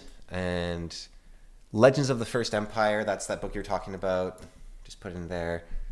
Okay. Whiskey Jack. Woo-hoo-hoo. That's basically, I think he's worse than Fiddler, actually. He is. I'm going to say he's like very close to Fiddler, but slightly worse. Yeah. He's a better leader. Yeah. But I think He's a better leader, possibly a better swordsman, but He also doesn't have Hood's curse. Does he? Oh, no, he would have Hood's curse now. Oh, actually, he might not win then. No, he dies. He's got Hood's curse. Yeah. Yeah. He just gets eaten by Fluffy. I mean, that's true to the story. I'd say he destroys multiple Horcruxes, but No, like he lost like instantly, like when he was fighting Krull. yeah, I guess so. Yeah, I mean, like he's as good as Krull, who's one of the best sword fighters in the universe, but he still lost. But then does he come back as Iskral Jarek? They can't really do much as Iskral Jarek I guess so. because that was Fiddler who like brought him back basically. Yeah. All right, Karis White Oak from Lightbringer. I know who that is, but I'll just Don't care. All right, I think Sam Vimes wins without Harry dying. I don't think he wins. I don't think he has what it takes. He's a detective. Yeah, he's a detective, but I don't think he can gather. Like, I don't think he has what it takes to take down Voldemort. Actually, no, he does. He can just shoot him in the back at some point, With a crossbow. or a gun. He doesn't have guns. He's Discworld. It's Harry Potter. There's guns, Oh, yes, he could get one. Yes. but I think it'll take him ages. I think he's like Pyrrhic Victory. Yes. Yes, 'Cause- Pyrrhic Victory. I'll put. Do we want to put him below? Do you know Sam Vimes? Walls? I do not. Okay, you should read Discworld. Yeah, Terry Pratchett's on my to-do list as well. All right. I think I put him above Kip and below Fiddler. Wait, All right. why is Fiddler down here all of a sudden? What happened to Whiskey Jack? what happened to Whiskey Jack? We put him down because of Hood's curse. Oh, right. Okay, yeah. All right. Josanna Colon. I don't remember who that is. Oh, She that's can- Dalinar's wife, isn't it? Yeah, or something. Yeah. Boring. Sansa Stark. Boring. First Sandan law, boring. Glokta. Oh, actually. Joins Voldemort.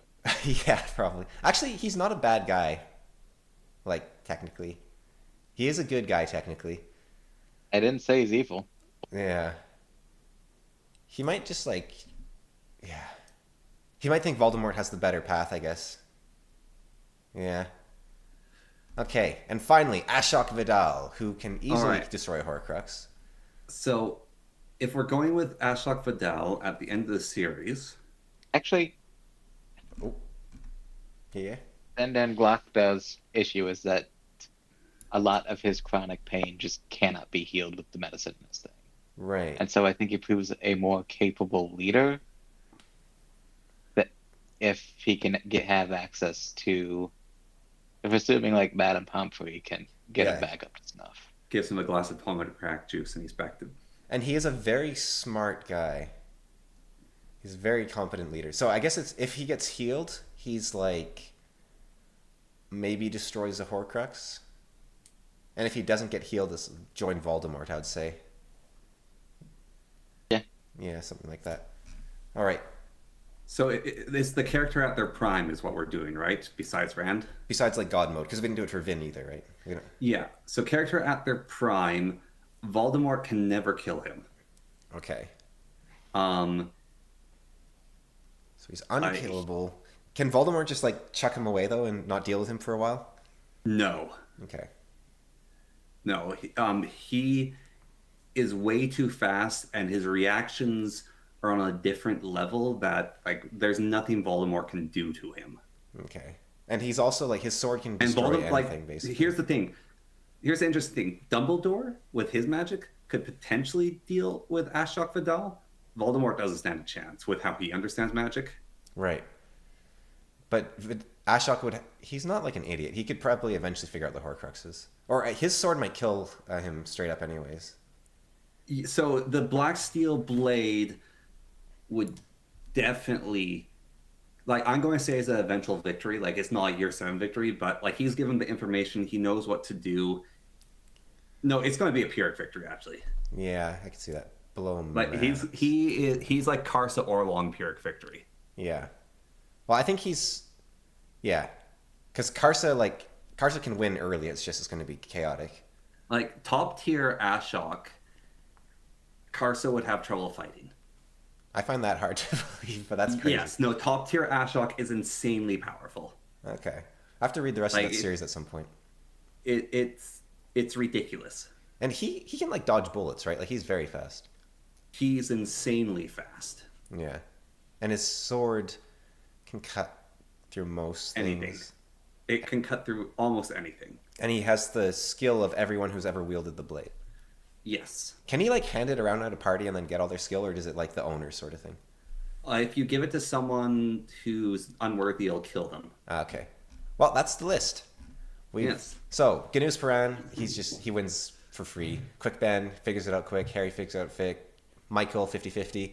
And so on and so forth. I really have to go to the bathroom, so I will leave it there. And thank you for joining us, Walls. I'm going It was a pleasure. to hit the old outro music somehow. Oh, it was playing at the start of the video, apparently, possibly. Whoops. Okay, well, let's do it again.